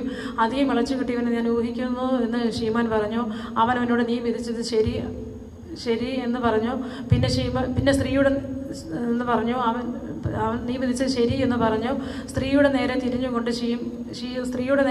ശീമോനോട് പറഞ്ഞത്, ഈ സ്ത്രീയെ കാണുന്നുവോ? ഞാൻ നിന്റെ വീട്ടിൽ വന്നു, നീ എൻ്റെ കാലിന് വെള്ളം തന്നില്ല. ഇവളോ കണ്ണുനീർ കൊണ്ട് എൻ്റെ കാൽ നനച്ചു, തലമുടി കൊണ്ട് തുടച്ചു. നീ എനിക്ക് ചുംബനം തന്നില്ല. ഇവളോ ഞാൻ അകത്ത് വന്നതുപോലെ ഇടപെടാതെ എൻ്റെ കാൽ ചുംബിച്ചു. നീ എൻ്റെ തലയിൽ തൈലം പൂശിയില്ല. ഇവളോ പരിമള തൈലം കൊണ്ട് എൻ്റെ കാലിൽ പൂശി. ആകയാൽ ഇവളുടെ അനേകമായ പാപങ്ങൾ മോചിച്ചിരിക്കുന്നു എന്ന് ഞാൻ നിന്നോട് പറയുന്നു. അവൾ വളരെ സ്നേഹിച്ചുവല്ലോ. അല്പം മോചിച്ച് കിട്ടിയവൻ അല്പം സ്നേഹിക്കുന്നു. പിന്നെ അവനോട് നിന്റെ പാപങ്ങൾ മോചിച്ചു തന്നിരിക്കുന്നു എന്ന് പറഞ്ഞു. അവനോടുകൂടെ പന്തിയിലിരുന്നവർ അത് കേട്ടിട്ട് പാപമോചനം കൊടുക്കുന്ന ഇവൻ ആരെന്ന് തമ്മിൽ പറഞ്ഞു തുടങ്ങി. അവനോ സ്ത്രീയോട്, നിന്റെ വിശ്വാസം നിന്നെ രക്ഷിച്ചിരിക്കുന്നു, സമാധാനത്തോടെ പോക എന്ന് പറഞ്ഞു. അനന്തരമായ ദൈവരാജ്യം പ്രസംഗിച്ച് സുവിശേഷിച്ചും കൊണ്ട് പട്ടണം തോറും സഞ്ചരിച്ചു. അവനോടുകൂടെ പന്തിരി വരും. അവൻ ദുരാത്മാക്കളെയും വ്യാധികളെയും നീക്കി സൗഖ്യം വരുത്തി. ചില സ്ത്രീകളും 7 ഭൂതങ്ങളെ പുറത്താക്കിയ മഗ്ദലക്കാരത്തി മറിയയും ഹെരോദാവിൻ്റെ കാര്യവിചാരകനായ കൂസയുടെ ഭാര്യ യോഹന്നെയും ശൂശനെയും തങ്ങളുടെ വസ്തുവ കൊണ്ട് അവർക്ക് ശുശ്രൂഷ ചെയ്തു പോന്ന മറ്റു പല സ്ത്രീകളും ഉണ്ടായിരുന്നു. പിന്നെ വലിയൊരു പുരുഷാരം ഓരോ പട്ടണത്തിൽ നിന്ന് അവൻ്റെ അടുക്കൽ വന്നവർ ഒരുമിച്ച് കൂടിയപ്പോൾ അവൻ ഉപമയായി പറഞ്ഞത്, വിതയ്ക്കുന്നവൻ വിത്ത് വിതപ്പാൻ പുറപ്പെട്ട് വിതയ്ക്കുമ്പോൾ ചിലത് വഴിയരികെ വീണിട്ട് ചവിട്ടി പോവുകയും ആകാശത്തിലെ പറവജാതി അതിനെ തിന്നുകളയുകയും ചെയ്തു. മറ്റു ചിലത് പാറമേൽ വീണിട്ട് മുളച്ച് നനവില്ലായാൽ ഉണങ്ങിപ്പോയി. മറ്റു ചിലത് മുള്ളിനിടയിൽ വീണ് മുള്ളും കൂടെ മുളച്ച് വന്ന് അതിനെ ഞെരുക്കി കളഞ്ഞു. മറ്റു ചിലത് നല്ല നിലത്ത് വീണു 100 മേനി ഫലം കൊടുത്തു. ഇത് പറഞ്ഞിട്ട് കേൾപ്പാൻ ചെവികളും കേൾക്കട്ടെ എന്നവൻ വിളിച്ചു പറഞ്ഞു. അവൻ്റെ ശിഷ്യന്മാർ അടുക്കൽ വന്ന് ഈ ഉപമ എന്തേന്ന് ചോദിച്ചതിന് അവൻ പറഞ്ഞത്, സ്വർഗ്ഗ ദൈവരാജ്യത്തിൻ്റെ മർമ്മങ്ങളെ അറിയാൻ നിങ്ങൾക്ക് വരം ലഭിച്ചിരിക്കുന്നു. ശേഷമുള്ളവർക്ക് കണ്ടിട്ട് കാണാതിരിക്കാനും കേട്ടിട്ട് ഗ്രഹിക്കാതിരിക്കാനും ഉപമകളിലത്രേ.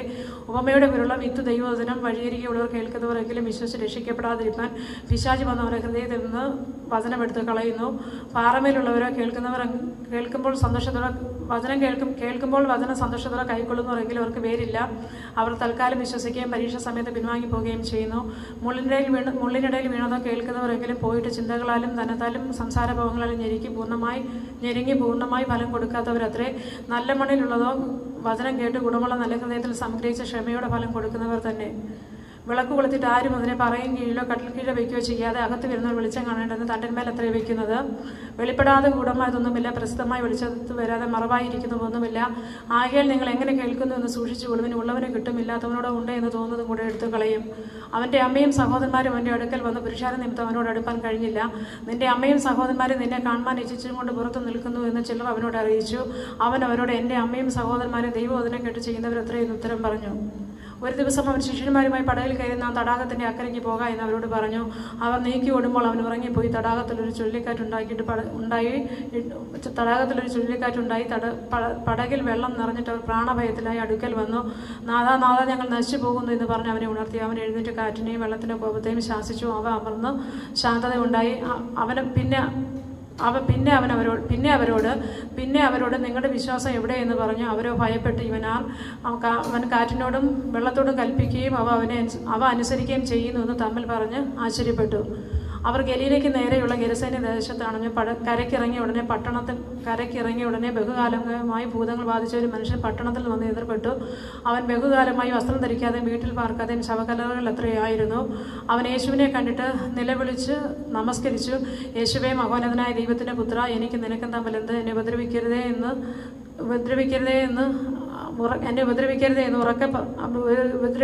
അപേക്ഷിക്കുന്നു എന്ന് ഉറക്കെ പറഞ്ഞു. അവൻ അശുദ്ധാത്മാവിനോട് ഈ മനുഷ്യനെ വിട്ടുപോക എന്ന് കൽപ്പിച്ചിരുന്നു. അത് വളരെ കാലമായി അവനെ ബാധിച്ചിരുന്നു. അവനെ ചങ്ങലയും വിലങ്ങും കൊണ്ട് ബന്ധിച്ച് സൂക്ഷിച്ചിരുന്നിട്ട് അവൻ ബന്ധനങ്ങളെ തകർക്കുകയും ഭൂതം അവനെ കാടുകളിലേക്ക് ഓടിക്കുകയും ചെയ്യും. യേശുവിനോട് നിന്റെ പേരെന്തെന്ന് ചോദിച്ചതിന് അനേകം ഭൂതങ്ങൾ അവനെ ബാധിച്ചിരുന്നതുകൊണ്ട് ലഗ്യോൻ എന്ന് പറഞ്ഞു. പാതാളത്തിലേക്ക് പോകാൻ കൽപ്പിക്കരുതേ എന്ന് അവനോട് അപേക്ഷിച്ചു. അവിടെ മലയിൽ ഒരു വലിയ പന്നിക്കൂട്ടം മേഞ്ഞുകൊണ്ടിരുന്നു. പന്നികൾ കടപ്പാൻ അനുവാദം തരണമെന്ന് അവനോട് അപേക്ഷിച്ചു. അവൻ അനുവാദം കൊടുത്തു. ഭൂതങ്ങൾ പുറപ്പെട്ട് പന്നികളിലേക്ക് ചെന്നപ്പോൾ ഭൂതങ്ങൾ ആ മനുഷ്യനെ വിട്ട് പന്നിയിൽ കടന്നപ്പോൾ അവ കൂട്ടം കടത്തൊക്കത്തോടെ തടാകത്തിലേക്ക് പാഞ്ഞ് വീർപ്പ് മുട്ടി ചത്തു. ഈ സംഭവിച്ചത് മേയ്ക്കുന്നവരോട് പട്ടണത്തിൽ നാട്ടിനെയും അറിയിച്ചു. സംഭവിച്ചത് കാണുവാൻ പട്ടണമൊക്കെ പുറപ്പെട്ട് യേശുവിൻ്റെ അടുക്കൽ വന്നു. ഭൂതങ്ങൾ വിട്ടുപോയ മനുഷ്യൻ വസ്ത്രം ധരിച്ച് സുബോധം കൊണ്ട് യേശുവിൻ്റെ കാലത്തിൽ ഇരിക്കുന്നത് കണ്ടിട്ട് ഭയപ്പെട്ടു. ഭൂതഗ്രസ്തന് സൗഖ്യം വന്നത് എങ്ങനെയെന്ന് കണ്ടവർ അവരോട് അറിയിച്ചു. ഗെരസേന ദേശത്തിലെ ജനസമൂഹമൊക്കെയും ഭയപരവശരായി ഗെരസേന ദേശത്തിലെ ജനസമൂഹമെല്ലാം ഭയപരവശരായി തങ്ങളുടെ അത് വിട്ടു പോകണമെന്ന് അവനോട് അപേക്ഷിച്ചു. അങ്ങനെ അവൻ പടവ് കയറി മടങ്ങിപ്പോന്നു. ഭൂതങ്ങൾ വിട്ടുപോയ മനുഷ്യൻ അവനോടുകൂടെ ഇരിപ്പാൻ അനുവാദം ചോദിച്ചു. അതിന് അവൻ, നീ വീട്ടിൽ മടങ്ങിച്ചെന്ന് ദൈവം നിനക്ക് ചെയ്തൊക്കെയും അവരോട് അറിയിക്കുക എന്ന് പറഞ്ഞ് അവനെ അയച്ചു. അവൻ പോയി യേശു തനിക്ക് ചെയ്തൊക്കെയും പട്ടണത്തിൽ എല്ലായിടവും അറിയിച്ചു. യേശു മടങ്ങി വന്നപ്പോൾ പുരുഷാരം അവനെ സന്തോഷത്തോടെ കൈക്കൊണ്ടു. അവർ അവനായി കാത്തിരിക്കുകയായിരുന്നു. അപ്പോൾ പള്ളിപ്രമാണിയായ യായിറോസ് എന്ന പേരുള്ള ഒരു മനുഷ്യൻ വന്ന് യേശുവിൻ്റെ കാൽക്കൽ വീണു. അവന് ഏകദേശം 12 വയസ്സുള്ള ഏകജാതയ ഒരു മകളുണ്ടായിരുന്നു. അവൾ മരിപ്പാറായതുകൊണ്ട് തൻ്റെ വീട്ടിൽ വരണമെന്ന് അപേക്ഷിച്ചു. അവൻ പോകുമ്പോൾ പുരുഷാരം അവനെ തിക്കിക്കൊണ്ടിരുന്നു. അന്ന് 12 സംവത്സരമായിട്ട് രക്തസ്രാവം ഉള്ളവൾ മുതലെല്ലാം വൈദ്യന്മാർക്ക് കൊടുത്തിട്ട് ആരാലും സൗഖ്യം വരുത്താൻ കഴിയാഞ്ഞവളുമായ ഒരു സ്ത്രീ പുറകിൽ അവൻ്റെ അടുക്കൽ വന്ന് വസ്ത്രത്തിൻ്റെ തൊങ്ങൽ തൊട്ട് ഉടനെ അവളുടെ രക്തസ്രാവം നിന്ന് പോയി. എന്നെ തൊട്ടത് ആരെന്ന് യേശു ചോദിച്ചു. എല്ലാവരും ഞാനല്ല എന്ന് പറയുമ്പോൾ ഗുരു പുരുഷാരം നിന്നെ തിക്കി തിരക്കുമെന്ന് പത്രോസും കൂടെയുള്ളവരും പറഞ്ഞു. യേശുവോ, ഒരാൾ എന്നെ തൊട്ട് ശക്തി എങ്കിൽ നിന്ന് പുറപ്പെട്ട് ഞാൻ അറിഞ്ഞു എന്ന് പറഞ്ഞു. താൻ മറഞ്ഞിരിക്കുന്നില്ല എന്ന് സ്ത്രീ കണ്ടിട്ട് വിറച്ചും കൊണ്ട് വന്ന് അവൻ്റെ കാൽക്കൽ വീണു. അവനെ തൊട്ട സംഗതിയും തൽക്ഷണം സൗഖ്യമായതും സകല ജനവും കേൾക്കി അറിയിച്ചു. അവൻ അവളോട്, സ്ത്രീയെ, നിന്റെ വിശ്വാസം നിന്നെ രക്ഷിച്ചിരിക്കുന്നു, സമാധാനത്തോടെ പോകാം എന്ന് പറഞ്ഞു. അവൻ സംസാരിക്കുമ്പോൾ തന്നെ പള്ളിപ്രമാണിയുടെ ഒരാൾ വന്ന്, നിന്റെ മകൾ മരിച്ചുപോയി, ഗുരുവിനെ ഇനി പ്രയാസപ്പെടുത്തേണ്ട എന്ന് പറഞ്ഞു. യേശു അത് കേട്ടാറെ, ഭയപ്പെടേണ്ട, വിശ്വസിക്കുക മാത്രം ചെയ്യുക, എന്നാൽ രക്ഷപ്പെടുമെന്ന് പറഞ്ഞു. ഈ വീട്ടിലെത്തിയാറെ പത്രോസ്, യാക്കോബ്, യോഹന്നാൻ എന്നിവരെയും ബാലയുടെ അപ്പനെയും അമ്മയും അല്ലാതെ ആരെയും തന്നോടുകൂടി അകത്ത് വരുവാൻ സമ്മതിച്ചില്ല.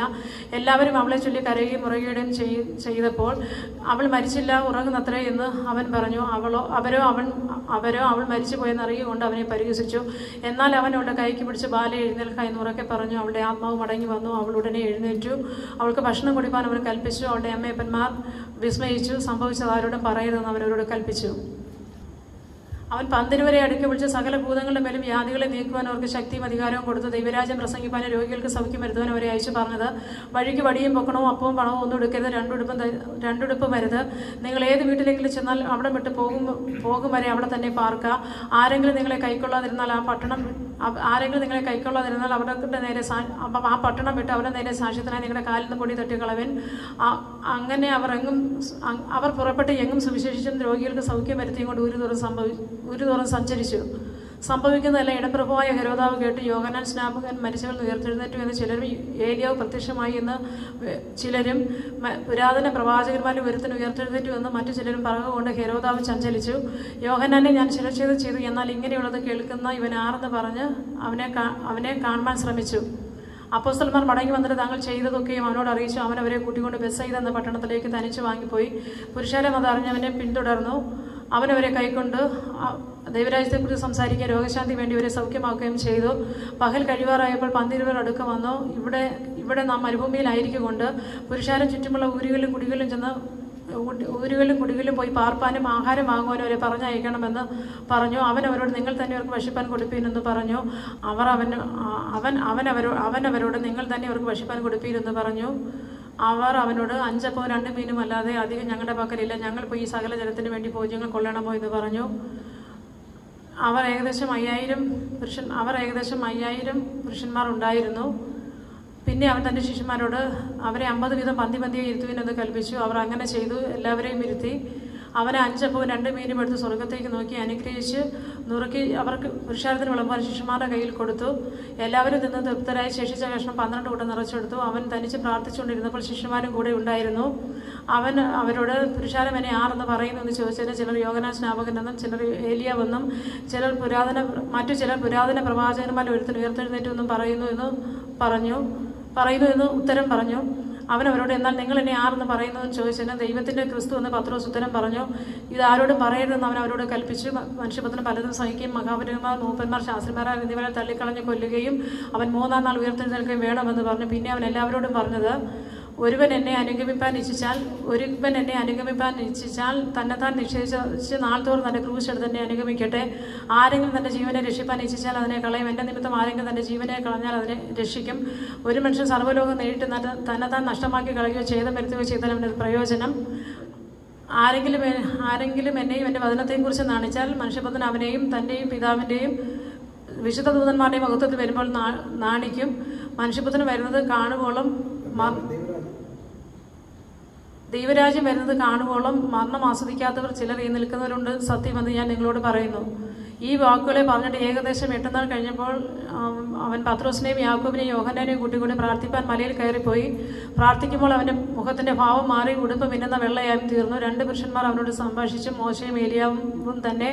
അവർ തേജസ്സിൽ പ്രത്യക്ഷനായി അവൻ യെരുശലേമിൽ പ്രാപിക്കാനുള്ള നിര്യാണത്തെക്കുറിച്ച് സംസാരിച്ചു. പത്രോസും കൂടെയുള്ളൊരു ഉറക്കത്താൽ ഭാരപ്പെട്ടിരുന്നു. ഉണർന്ന ശേഷം അവൻ്റെ തേജസ്സിനെയും അവനോടുകൂടെ നിൽക്കുന്ന 2 പുരുഷന്മാരെയും കണ്ടു. അവർ അവനെ വിട്ടുപിരിയുമ്പോൾ പത്രോസ് യേശുവിനോട്, ഗുരു, നാം ഇവിടെ ഇരിക്കുന്നത് നന്ന്. ഞങ്ങൾ 3 കുടിലുണ്ടാക്കട്ടെ, ഒന്ന് നിനക്കും ഒന്ന് മോശയ്ക്കും ഒന്ന് ഏലിയാവിനും എന്ന് താൻ പറയുന്നത് ഇന്നതെന്നറിയാതെ പറഞ്ഞു. ഇത് പറയുമ്പോൾ ഒരു മേഘം അവരുടെ മേൽ നിന്നിട്ടു. മേഘത്തിലായപ്പോൾ അവർ പേടിച്ചു. മേഘത്തിൽ നിന്ന്, ഇവനെൻ്റെ പ്രിയപുത്രൻ, ഇവന് ചെവി കൊടുപ്പീൻ എന്നൊരു ശബ്ദമുണ്ടായി. നേരത്തെ യേശുവിനെ തനിയെ കണ്ടു. അവർ കണ്ടതൊന്നും ആ നാളുകളിൽ ആരോടും അറിയിക്കാതെ മൗനമായിരുന്നു. പിറ്റന്നാൾ മലയിൽ നിന്ന് ഇറങ്ങി വന്നപ്പോൾ ബഹുപുരുഷാരം അവനെ എതിരേറ്റു. കൂട്ടത്തിൽ ഒരാൾ നിലവിളിച്ചു, ഗുരു, എൻ്റെ മകനോട് മകനെ കടാക്ഷിക്കണമെന്ന് ഞാൻ നിന്നോട് അപേക്ഷിക്കുന്നു. അവൻ എനിക്ക് ഏകജാതനാകുന്നു. ഒരാത്മാവ് അവനെ പിടിച്ചിട്ട് അവൻ പൊടുന്നനവെ നിലവിളിക്കുന്നു. അതവനെ നുരപ്പിച്ച് പിടപ്പിക്കുന്നു. പിന്നെ അവനെ ഞെരിച്ചിട്ട് പ്രയാസത്തോടെ വിട്ടുമാറുന്നു. അതിനെ പുറത്താക്കുവാൻ നിന്റെ ശിഷ്യന്മാരോട് അപേക്ഷിച്ചുവെങ്കിലും അവർക്ക് കഴിഞ്ഞില്ല എന്ന് പറഞ്ഞു. അതിന് യേശു അവിശ്വാസവും കോട്ടമുള്ള തലമുറ, ഞാൻ എത്രത്തോളം നിങ്ങളോട് കൂടെ നിങ്ങളെ സഹിക്കും. നിന്റെ മകനെ ഇവിടെ കൊണ്ടുവരിക എന്ന് ഉത്തരം പറഞ്ഞു. അവൻ വരുമ്പോൾ തന്നെ ഭൂതം അവനെ തള്ളിയിട്ട് പിടപ്പിച്ചു. യേശു അശുദ്ധാത്മാവിനെ ശാസിച്ച് ബാലനെ സൗഖ്യമാക്കി അപ്പനെ ഏൽപ്പിച്ചു.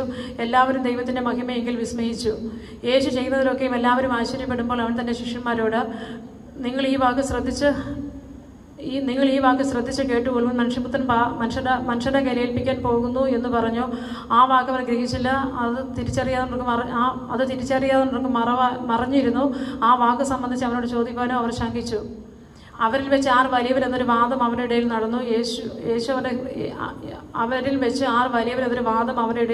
നടന്നു. യേശു അവരുടെ ഹൃദയവിചാരം കണ്ട് ഒരു ശിശുവിനെ എടുത്ത് അടുക്കൽ നിർത്തി, ഈ ശിശുവിനെ എൻ്റെ നാമത്തിൽ കൈക്കൊള്ളുന്നവൻ എന്നെ കൈക്കൊള്ളുന്നു, എന്നെ കൈക്കൊള്ളുന്നവൻ എന്നെ അയച്ചവനെ കൈക്കൊള്ളുന്നു.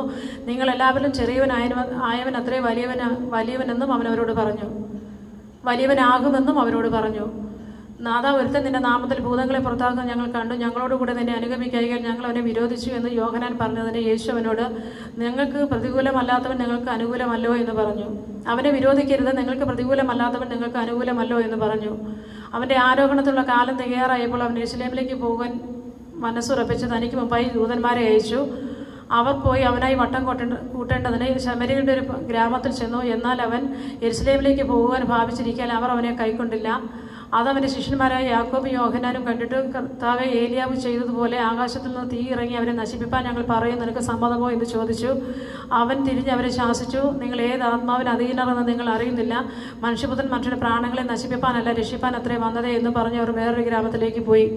അവർ വഴി പോകുമ്പോൾ ഒരുത്തൻ അവനോട്, ഗുരു, നീ എവിടെ പോയാലും ഞാൻ നിന്നെ അനുഗമിക്കാമെന്ന് പറഞ്ഞു. യേശു അവനോട്, കുറുനരികൾക്ക് കുഴിയും ആകാശത്തിലെ പറവജാതികൾക്ക് കൂടുമുണ്ട്, മനുഷ്യപുത്രനോ തലചായ്പാൻ സ്ഥലമില്ല എന്ന് പറഞ്ഞു.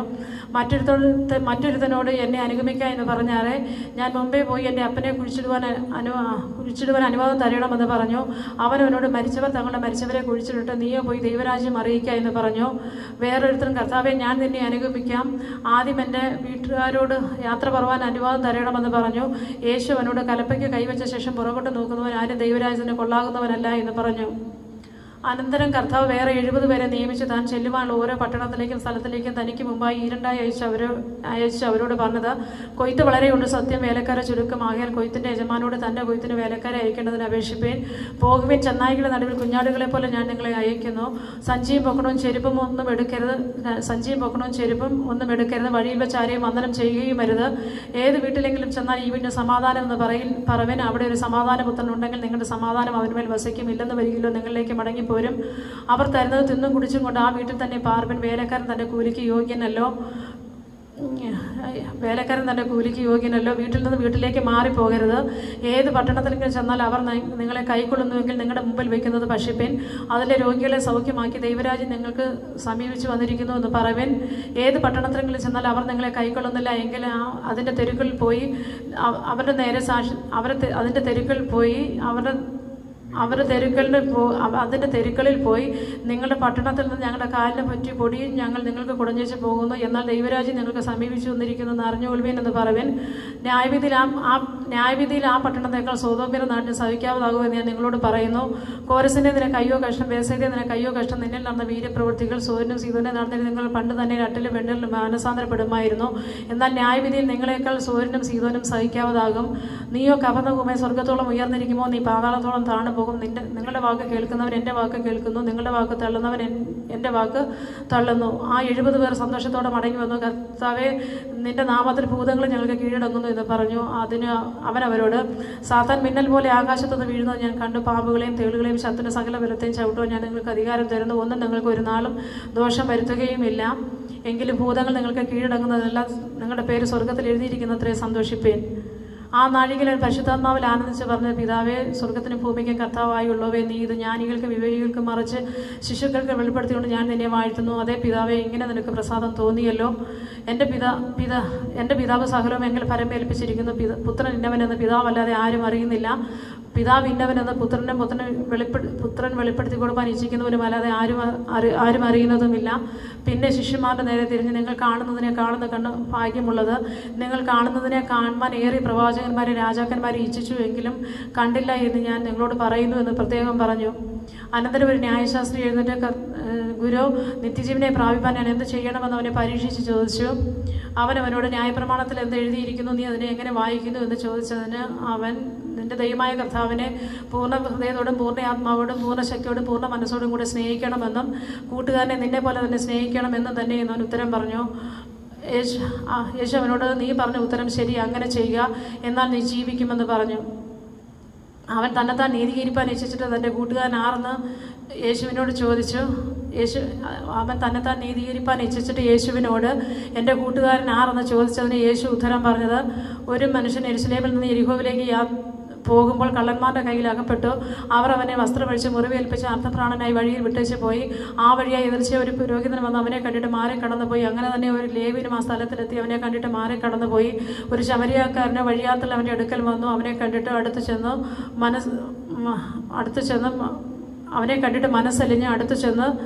എണ്ണയും വീഞ്ഞും പകർന്ന് തൻ്റെ മുറിവുകളെ കെട്ടി തൻ്റെ വാഹനത്തിൽ കയറ്റി വഴിയമ്പലത്തിലേക്ക് കൊണ്ടുപോയി. പിറ്റേന്നാളവൻ പുറപ്പെടുമ്പോൾ 2 വെള്ളിക്കാശ് വഴിയമ്പലക്കാരന് കൊടുത്തു. ഇവന് വാഹനത്തിൽ കയറ്റി ഒരു ശമരിയക്കാരനോ വഴിയാത്തിൽ അവൻ്റെ അടുക്കൽ വന്നു. അവനെ കണ്ടിട്ട് മനസ്സലിഞ്ഞ് അരികെ ചെന്ന് എണ്ണയും വീഞ്ഞും പകർന്ന് അവൻ്റെ മുറിവുകളെ കെട്ടി തൻ്റെ വാഹനത്തിൽ കയറ്റി വഴിയമ്പലത്തിലേക്ക് കൊണ്ടുപോയി അവന് രക്ഷ ചെയ്തു. പിറ്റേന്നാൾ അവൻ പുറപ്പെടുമ്പോൾ 2 വെള്ളിക്കാശ് എടുത്ത് വഴിയമ്പലക്കാരന് കൊടുത്തു.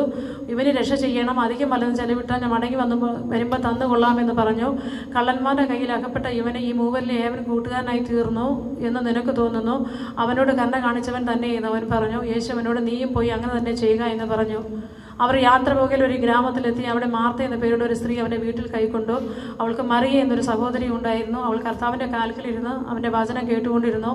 മാർത്തയോ വളരെ ശുശ്രൂഷയാൽ കുഴങ്ങിയിട്ട് അടുക്കൽ ചെന്ന് കർത്താവിനോട്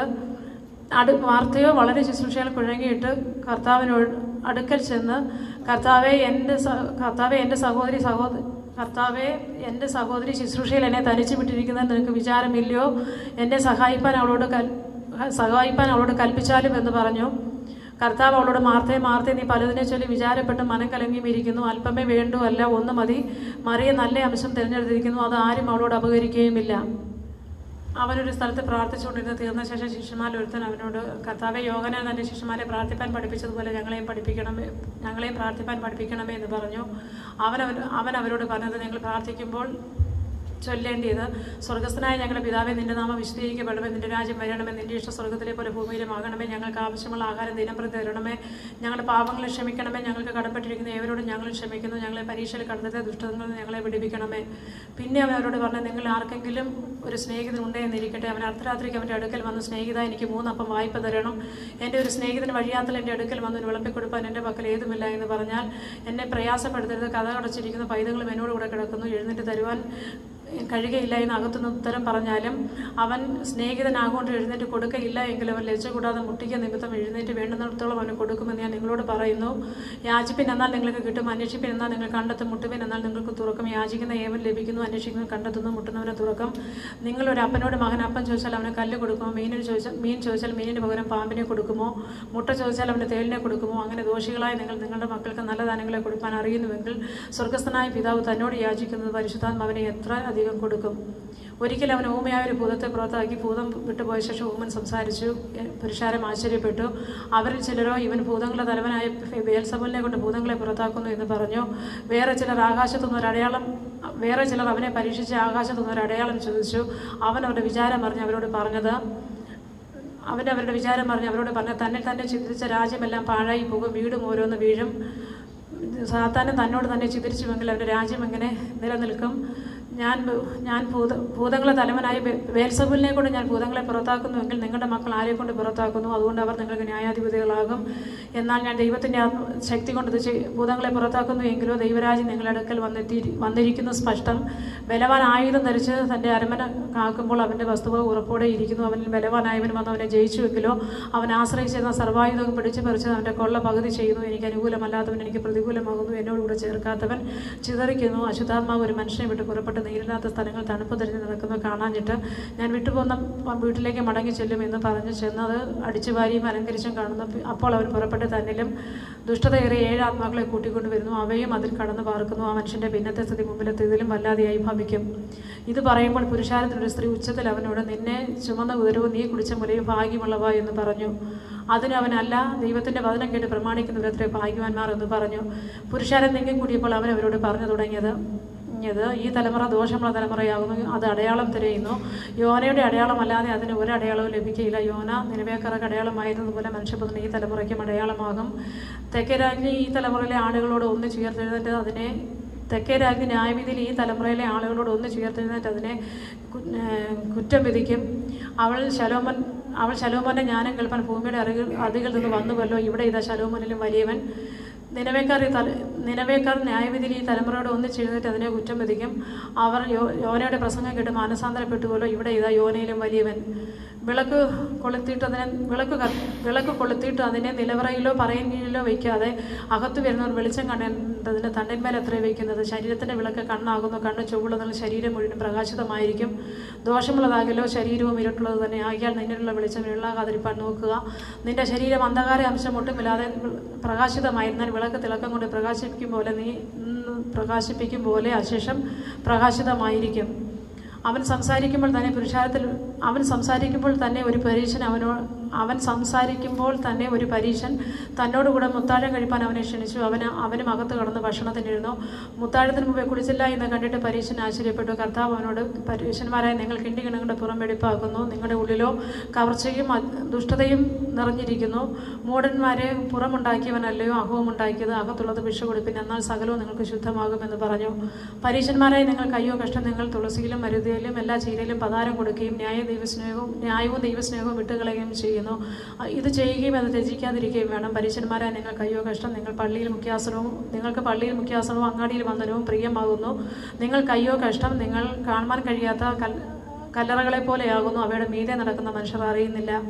ന്യായശാസ്ത്രിമാരിൽ ഒരുത്തൻ, ഗുരു ഇങ്ങനെ പറയുന്നതിനാൽ നീ ഞങ്ങളെയും അപമാനിക്കുന്നു എന്ന് പറഞ്ഞു. അതിന് അവൻ പറഞ്ഞത്, ന്യായശാസ്ത്രിമാരെ നിങ്ങൾക്ക് അയ്യോ കഷ്ടം, നിങ്ങൾ പ്രയാസമുള്ള ചുമടുകളെ നിങ്ങൾ എടുപ്പാൻ പ്രയാസം. അതിന് അവൻ പറഞ്ഞത്, ന്യായശാസ്ത്രിമാരായ നിങ്ങൾക്ക് അയ്യോ കഷ്ടം, എടുപ്പാൻ പ്രയാസമുള്ള ചുമടുകളെ നിങ്ങൾ മനുഷ്യരെ കൊണ്ട് ചുവപ്പിക്കുന്നു. ഒരു വിരൽ കൊണ്ട് പോലും നിങ്ങൾ ആ ചുമടുകളെ തൊടുന്നതുമില്ല. നിങ്ങൾക്ക് അയ്യോ കഷ്ടം, നിങ്ങൾ പ്രവാചകന്മാരുടെ കല്ലറകളെ പണിയുന്നു, നിങ്ങളുടെ പിതാക്കന്മാർ അവരെ കൊന്നു, അതിനാൽ നിങ്ങളുടെ പിതാക്കന്മാരുടെ പ്രവൃത്തികൾക്ക് നിങ്ങൾ സാക്ഷികളായിരിക്കുകയും സമ്മതിക്കുകയും ചെയ്യുന്നു. അവർ അവരെ കൊന്നു, നിങ്ങൾ അവരുടെ കല്ലറകളെ പണിയുന്നു. അതുകൊണ്ട് ദൈവത്തിന് ജ്ഞാനവും പറയുന്നത്, ഞാൻ അപ്പോസ്തലന്മാരെയും പ്രവാചകന്മാരെയും അവരുടെ അടുക്കൽ അയക്കുന്നു, അവരിൽ ചിലരെ അവർ കൊല്ലുകയും ഉപദ്രവിക്കുകയും ചെയ്യും. ഹാബേലിൻ്റെ രക്തം തുടങ്ങി യാഗപീഠത്തിനും ആലയത്തിനും നടുവിൽ വെച്ച് പട്ടുപോയ സക്കരിയാവിൻ്റെ രക്തം വരെ ലോകസ്ഥാപനം മുതൽ ചൊരിഞ്ഞിരിക്കുന്ന സകല പ്രവാചകന്മാരുടെയും രക്തം ഈ തലമുറയോട് ചോദിപ്പാൻ ഇടവരേണ്ടതിന് തന്നെ അത് ഈ തലമുറയോട് ചോദിക്കുമെന്ന് ഞാൻ നിങ്ങളോട് പറയുന്നു. ന്യായശാസ്ത്രിമാരായ നിങ്ങൾക്ക് അയ്യോ കഷ്ടം, നിങ്ങൾ പരിജ്ഞാനത്തിൻ്റെ താക്കോൽ എടുത്തു കളഞ്ഞു, നിങ്ങൾ തന്നെ കടന്നില്ല, കടക്കുന്നവരെ തടുത്തു കളഞ്ഞു. അവൻ അവിടെ വിട്ടു പോകുമ്പോൾ ശാസ്ത്രിമാരും പരീശന്മാരും അവനെ അത്യന്തം വിഷമിപ്പാനും അവൻ്റെ വായിൽ നിന്ന് വല്ലതും പിടിക്കാമോ എന്ന് വെച്ച് അവനായി പതിയിരുന്നു കൊണ്ട് പലതിനെക്കുറിച്ച് കുടുക്ക് ചോദ്യം ചോദിപ്പാനും തുടങ്ങി. അതിനിടെ പുരുഷാരം തമ്മിൽ ചവിട്ടുവാൻ തക്കണം 1000 തിങ്ങിക്കൂടിയപ്പോൾ അവൻ ആദ്യ ശിഷ്യന്മാരോട് പറഞ്ഞത്, പരീശന്മാരുടെ പുളിച്ചമാവായ കപടഭക്തി സൂക്ഷിച്ചുകൊള്ളുവാൻ മൂടി വെച്ചതൊന്നും വെളിച്ചത്ത് വരാതെയും ഗൂഢമായതൊന്നും അറിയാതെയും ഇരിക്കുകയില്ല. ആകയാൽ നിങ്ങൾ ഇരുട്ടത്ത് പറഞ്ഞതെല്ലാം വെളിച്ചത്ത് കേൾക്കും, അറകിൽ വെച്ച് ചെവിയിൽ മന്ത്രിച്ചത് പുരമുകളിൽ ഘോഷിക്കും. എന്നാൽ എൻ്റെ സ്നേഹിതന്മാരായ നിങ്ങളോട് ഞാൻ പറയുന്നത്, ദേഹത്തെ കൊന്നിട്ട് പിന്നെ അധികമൊന്നും ചെയ്യാൻ കഴിയാത്തവരെ ഭയപ്പെടേണ്ട. ആരെ ഭയപ്പെടണമെന്ന് ഞാൻ നിങ്ങൾക്ക് കാണിച്ചു തരാം. കൊന്നിട്ട് നരകത്തിൽ തള്ളിക്കളവാൻ അധികാരമുള്ളവനെ തന്നെ ഭയപ്പെടുവിനു, അതേ അവനെ ഭയപ്പെടുവിനെന്ന് ഞാൻ നിങ്ങളോട് പറയുന്നു. 2 കാശിന് 5 കുരികിനെ വിൽക്കുന്നില്ലയോ? അവയിൽ ഒന്നിനെ പോലും ദൈവം മറന്നു പോകുന്നില്ല. നിങ്ങളുടെ തലയിലെ മുടി പോലും എല്ലാം എണ്ണിയിരിക്കുന്നു. ആകയാൽ ഭയപ്പെടേണ്ട, ഏറെ കുരികികളെക്കാളും നിങ്ങൾ വിശേഷതയുള്ളവർ. മനുഷ്യരുടെ മുമ്പിൽ ആരെങ്കിലും എന്നെ ഏറ്റുപറഞ്ഞാൽ അവനെ മനുഷ്യപുത്രനും ദൈവദൂതന്മാരുടെ മുൻപാകെ ഏറ്റുപറയും. മനുഷ്യരുടെ മുമ്പിൽ തള്ളി പറയുന്നവനെ ദൈവദൂതന്മാരുടെ മുമ്പിലും തള്ളി പറയും. മനുഷ്യപുത്രൻ്റെ നേരെ ഒരു വാക്ക് പറയുന്ന ഏവനോട് ക്ഷമിക്കും, പരിശുദ്ധാത്മാവിൻ്റെ നേരോട് പറയുന്നവനോട് ക്ഷമിക്കയില്ല എന്ന് ഞാൻ നിങ്ങളോട് പറയുന്നു. എന്നാൽ നിങ്ങളെ പള്ളികൾക്കും കോയ്മകൾക്കും അധികാരങ്ങൾക്കും മുമ്പിൽ കൊണ്ടുപോകുമ്പോൾ എങ്ങനെയോ എന്ത് പ്രതിപാദിക്കേണ്ടു, എന്ത് പറയേണ്ടു എന്ന് വിചാരപ്പെടേണ്ട. പറയേണ്ടത് പരിശുദ്ധാത്മാവ് ആ നാഴികയിൽ തന്നെ നിങ്ങളെ പഠിപ്പിക്കും. പുരുഷാരത്തിൽ ഒരുത്തൻ അവനോട്, ഗുരു, ഞാനുമായി അവകാശം പകുതി ചെയ്യുവാൻ എൻ്റെ സഹോദരനോട് കൽപ്പിച്ചാലും എന്ന് പറഞ്ഞു. അവൻ മനുഷ്യ, എന്നെ നിങ്ങൾക്ക് ന്യായകർത്താവോ പങ്കിടുന്നവനോ ആക്കിയതാവറെന്ന് ചോദിച്ചു. പിന്നെ അവരോട്, സകല ദ്രവ്യാഗ്രഹവും ഒഴിഞ്ഞുകൊള്ളുവിൻ. ഒരുത്തന് സമൃദ്ധി ഉണ്ടായാലും എൻ്റെ വസ്തുവകയല്ല അവൻ്റെ ജീവന് ആധാരമായിരിക്കുന്നത് എന്ന് പറഞ്ഞു. ഒരു ഉപമയും അവരോട് പറഞ്ഞത്, ധനവാനായ ഒരു മനുഷ്യൻ്റെ ഭൂമി നന്നായി വിളഞ്ഞു. അപ്പോൾ അവൻ, ഞാൻ എന്ത് ചെയ്യേണ്ടു, എൻ്റെ വിളവ് കൂട്ടിപ്പാൻ സ്ഥലം പോരാ എന്ന് ഉള്ളിൽ വിചാരിച്ചു. പിന്നെ അവൻ പറഞ്ഞത്, ഞാൻ ഇത് ചെയ്യും, എൻ്റെ കളപ്പുരകളെ പൊളിച്ച് അധികം വലിയവ് പണിത് എൻ്റെ വിളവും വസ്തുവകയും എല്ലാം അതിൽ കൂട്ടിവെക്കും. പിന്നെ എന്നോട് തന്നെ, നിനക്ക് ഏറിയ ആണ്ടുകൾക്ക് മതിയായ അനവധി വസ്തുവക സ്വരൂപിച്ച് വച്ചിരിക്കുന്നു, ആശ്വസിക്കുക, തിന്നുക, കുടിക്കുക, ആനന്ദിക്കുക എന്ന് പറയും. ദൈവമോ അവനോട്, മൂഢായി, ഈ രാത്രി നിന്റെ പ്രാണനെ നിന്നോട് ചോദിക്കും, പിന്നെ നീ ഒരുക്കി വെച്ചതൊക്കെ മാർക്കാകുമെന്ന് പറഞ്ഞു. ദൈവവിഷയമായി സമ്പന്നനാകാതെ തനിക്ക് തന്നെ നിക്ഷേപിക്കുന്നവൻ്റെ കാര്യം ഇങ്ങനെയാകുന്നു. അവൻ തൻ്റെ ശിഷ്യന്മാരോട്, ആയാൽ എന്ത് തിന്നുമെന്ന് ജീവനായി കൊണ്ടും എന്ത് കൊടുക്കുമെന്ന് ശരീരത്തിനായി കൊണ്ടും വിചാരപ്പെടരുത് എന്ന് ഞാൻ നിങ്ങളോട് പറയുന്നു. ആഹാരത്തേക്കാൾ ജീവനും ഉടുപ്പിനേക്കാൾ ശരീരവും വലുതല്ലോ. കാക്കയെ നോക്കുവാൻ അത് വിതയ്ക്കുന്നില്ല, കൊയ്യുന്നില്ല, അതിന് പാണ്ഡികശാലയും കളപ്പുരയും ഇല്ല, എങ്കിലും ദൈവം അതിനെ പുലർത്തുന്നു. പർവ്വജാതിയേക്കാൾ നിങ്ങൾ എത്ര വിശേഷതയുള്ളവർ. വിചാരപ്പെടുന്നതിനാൽ തൻ്റെ നീളത്തോട് ഒരു മുഴം കൂട്ടുവാൻ നിങ്ങളിൽ ആർക്ക് കഴിയും? ആകയാൽ ഏറ്റവും ചെറിയതിന് പോലും നിങ്ങൾ പോരാത്തവരെങ്കിലും ശേഷമുള്ളതിനെക്കുറിച്ച് വിചാരപ്പെടുന്നതിന് താമര എങ്ങനെ വളരുന്നു എന്ന് വിചാരിപ്പിന്. അത് അധ്വാനിക്കുന്നില്ല, നോക്കുന്നതുമില്ല. എന്നാൽ ശലോമൻ പോലും തൻ്റെ സർവ്വമഹത്വത്തിൽ അവയിൽ ഒന്നിനോളം ചമഞ്ഞിരുന്നില്ല എന്ന് ഞാൻ നിങ്ങളോട് പറയുന്നു.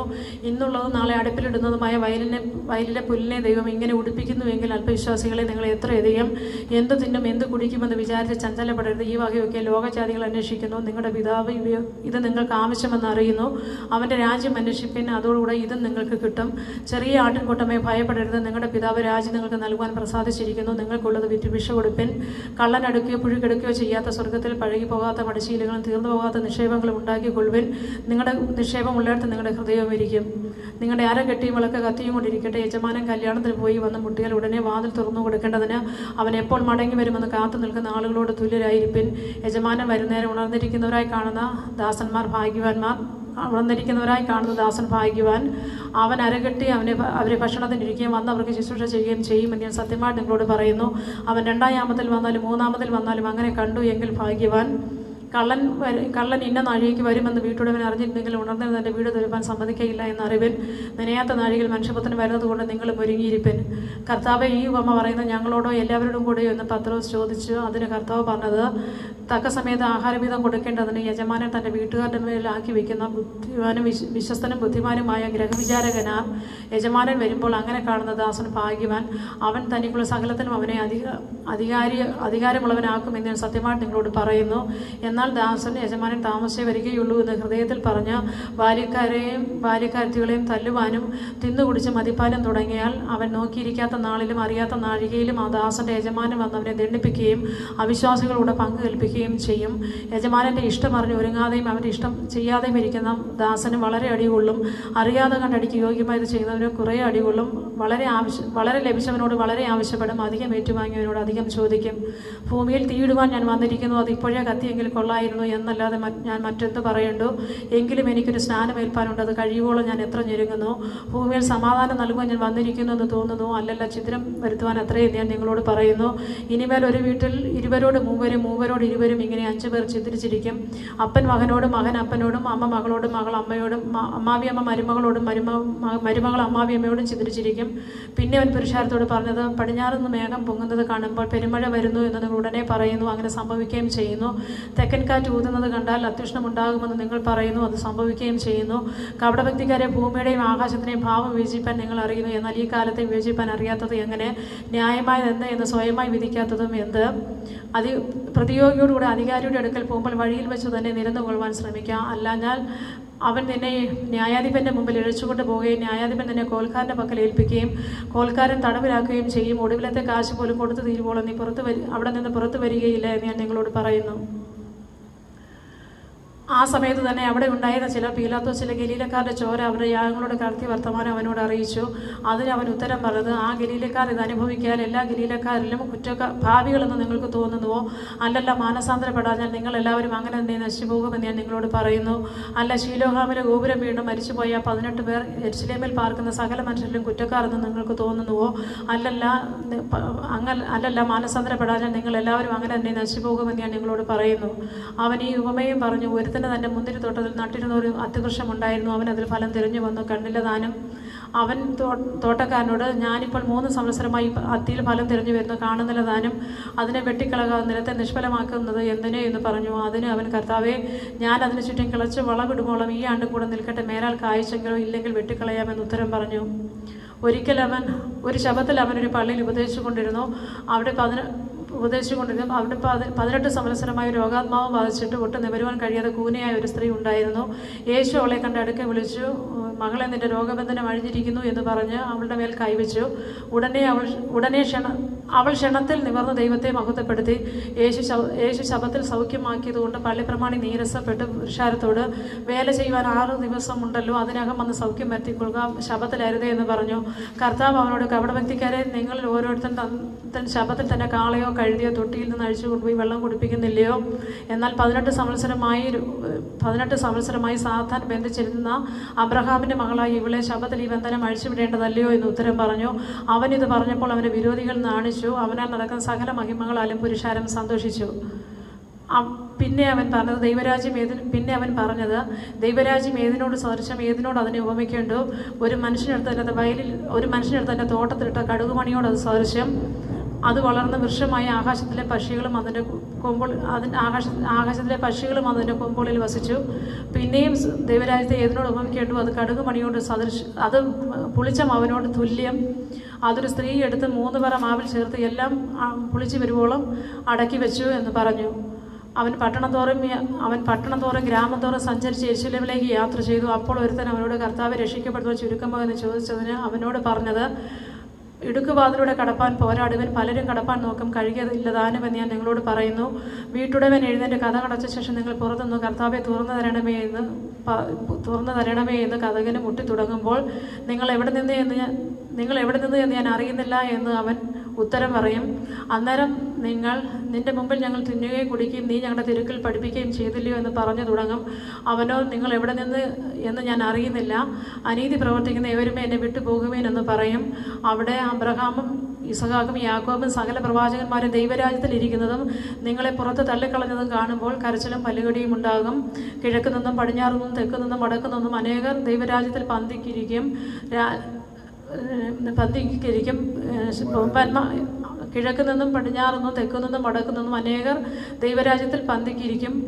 മുമ്പന്മാരായി തീരുന്ന പിൻപന്മാരുണ്ട്, പിൻപന്മാരായി തീരുന്ന മുമ്പന്മാരുമുണ്ട്. ആ നാഴികയിൽ തന്നെ ചില പരീശന്മാർ അടുത്ത് വന്ന്, ഇവിടെ വിട്ടു പോയിക്കൊള്ളുക, ഹെരോദാവ് നിന്നെ കൊല്ലുവാൻ ഇച്ഛിക്കുന്നു എന്ന് പറഞ്ഞു. അവൻ അവരോട് പറഞ്ഞത്, നിങ്ങൾ പോയി ആ കുറുക്കനോട്, ഞാൻ ഇന്നും നാളെയും ഭൂതങ്ങളെ പുറത്താക്കുകയും രോഗശാന്തി വരുത്തുകയും 3-ാം നാൾ സമാപിക്കുകയും ചെയ്യും. എങ്കിലും ഇന്നും നാളെയും മറ്റന്നാളും ഞാൻ സഞ്ചരിക്കേണ്ടതാകുന്നു. യെരുശലേമിന് പുറത്ത് വെച്ച് ഒരു പ്രവാചകൻ നശിച്ചു പോകുന്ന അസംഭവ്യമല്ലോ എന്ന് പറവൻ.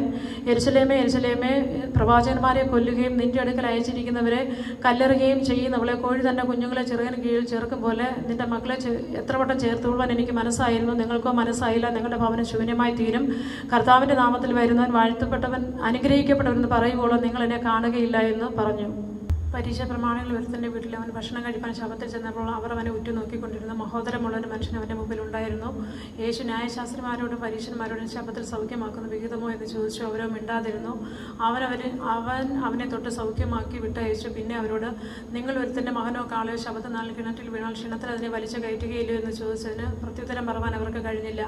ക്ഷണിക്കപ്പെട്ടവർ മുഖ്യാസനങ്ങളെ തിരഞ്ഞെടുക്കുന്നത് കണ്ടിട്ട് അവൻ അവരോട് ഒരു ഉപമ പറഞ്ഞു. ഒരുത്തൻ നിന്നെ കല്യാണത്തിന് വിളിച്ചാൽ മുഖ്യാസനത്തിൽ ഇരിക്കരുത്. പക്ഷേ നിന്നിലും മാന്യമേറിയവനെ വിളിച്ചിരിക്കാം. പിന്നെ നിന്നെയും അവനെയും ക്ഷണിച്ചവൻ വന്ന് ഇവന് ഇടം കൊടുക്കുക എന്ന് നിന്നോട് പറയുമ്പോൾ നീ നാണത്തോടെ എഴുന്നേറ്റ് ഒടുക്കത്തെ സ്ഥലത്ത് പോയി ഇരിക്കേണ്ടി വരും. നിന്നോട് വിളിച്ചാൽ ചെന്ന് ഒടുക്കത്തെ സ്ഥലത്തിരിക്കുക. പിന്നെ നിന്നെ ക്ഷണിച്ചവൻ വരുമ്പോൾ സ്നേഹിത മുൻപോട്ട് വന്നിരിക്കുക എന്ന് നിന്നോട് പറവാൻ ഇടവരട്ടെ. അപ്പോൾ പന്തിയിലിരിക്കുന്നവരുടെ മുമ്പിൽ നിനക്ക് മാനമുണ്ടാകും. തന്നെത്താൻ ഉയർത്തുന്നവനെല്ലാം താഴ്ത്തപ്പെടും, തന്നെത്താൻ താഴ്ത്തുന്നവനെല്ലാം ഉയർത്തപ്പെടും. തന്നെ ക്ഷണിച്ചവനോട് അവൻ പറഞ്ഞത്, നീ ഒരു മുത്താഴമോ അത്താഴമോ കഴിക്കുമ്പോൾ സ്നേഹിതന്മാരെയും സഹോദരന്മാരെയും ചാർച്ചക്കാരെയും സമ്പത്തുള്ള അയൽക്കാരെയും വിളിക്കരുത്. അവർ നിന്നെ അങ്ങോട്ട് വിളിച്ച് പ്രത്യുപകാരം ചെയ്യും. നീ വിരുന്ന് കഴിക്കുമ്പോൾ ദരിദ്രന്മാർ, അംഗഹീനന്മാർ, കുരുടന്മാർ, മുടന്തന്മാർ ഇവരെ ക്ഷണിക്കുക. എന്നാൽ നീ ഭാഗ്യവാനാകും. നിനക്ക് പ്രത്യുപകാരം ചെയ്യുവാൻ അവർക്ക് വകയില്ലല്ലോ. നീതിമാന്മാരുടെ പുനരുദ്ധാരണത്തിന് നിനക്ക് പ്രതിഫലം ഉണ്ടാകും. കൂടെ പന്തിയിലിരുന്നവരിൽ ഒരുത്തൻ ദൈവരാജ്യത്തിൽ ഭക്ഷണവും കഴിക്കുന്ന ഭാഗ്യവാൻ എന്ന് അവനോട് പറഞ്ഞു. അവനോട് അവൻ പറഞ്ഞത്, ഒരു മനുഷ്യൻ വലിയൊരു അത്താഴം ഒരുക്കി പലരെയും ക്ഷണിച്ചു. അത്താഴ സമയത്ത് അവൻ തൻ്റെ ദാസനെ അയച്ച ക്ഷണിച്ചവരോട് എല്ലാം ഒരുക്കിയിരിക്കുന്നു, വരുവീൻ എന്ന് പറയിച്ചു. എല്ലാവരും ഒരുപോലെ ഒഴിവൊഴിവ് പറഞ്ഞു തുടങ്ങി. ഒന്നാമത്തവൻ, ഞാനൊരു നിലം കൊണ്ടതിനാൽ അത് ചെന്ന് കാണേണ്ട ആവശ്യമുണ്ട്, എന്നോട് ക്ഷമിച്ചു കൊള്ളണം എന്ന് അപേക്ഷിക്കുന്നു എന്ന് പറഞ്ഞു. മറ്റൊരുത്തൻ, ഞാൻ 5 കാളയെ കൊണ്ടിട്ടുണ്ട്, അവയെ ശോധന ചെയ്യുവാൻ പോകുന്നു, എന്നോട് ക്ഷമിച്ചു കൊള്ളണം എന്ന് അപേക്ഷിക്കുന്നു എന്ന് പറഞ്ഞു. മറ്റൊരുവൻ, ഞാനിപ്പോൾ വിവാഹം കഴിച്ചിരിക്കുന്നു, വരുവാൻ കഴിവില്ല എന്ന് പറഞ്ഞു. ദാസൻ മടങ്ങി വന്ന് യജമാനോട് അറിയിച്ചു. അപ്പോൾ വീട്ടുടവൻ കോപിച്ച് ദാസനോട്, നീ വേഗം പട്ടണത്തിലെ വീതികളിലും ഇടത്തരികളിലും ചെന്ന് ദരിദ്രന്മാർ, അംഗഹീനന്മാർ, കുടന്മാർ, മുടന്തന്മാർ ഇവരെ വിളിച്ചുകൊണ്ട് വരിക എന്ന് കൽപ്പിച്ചു.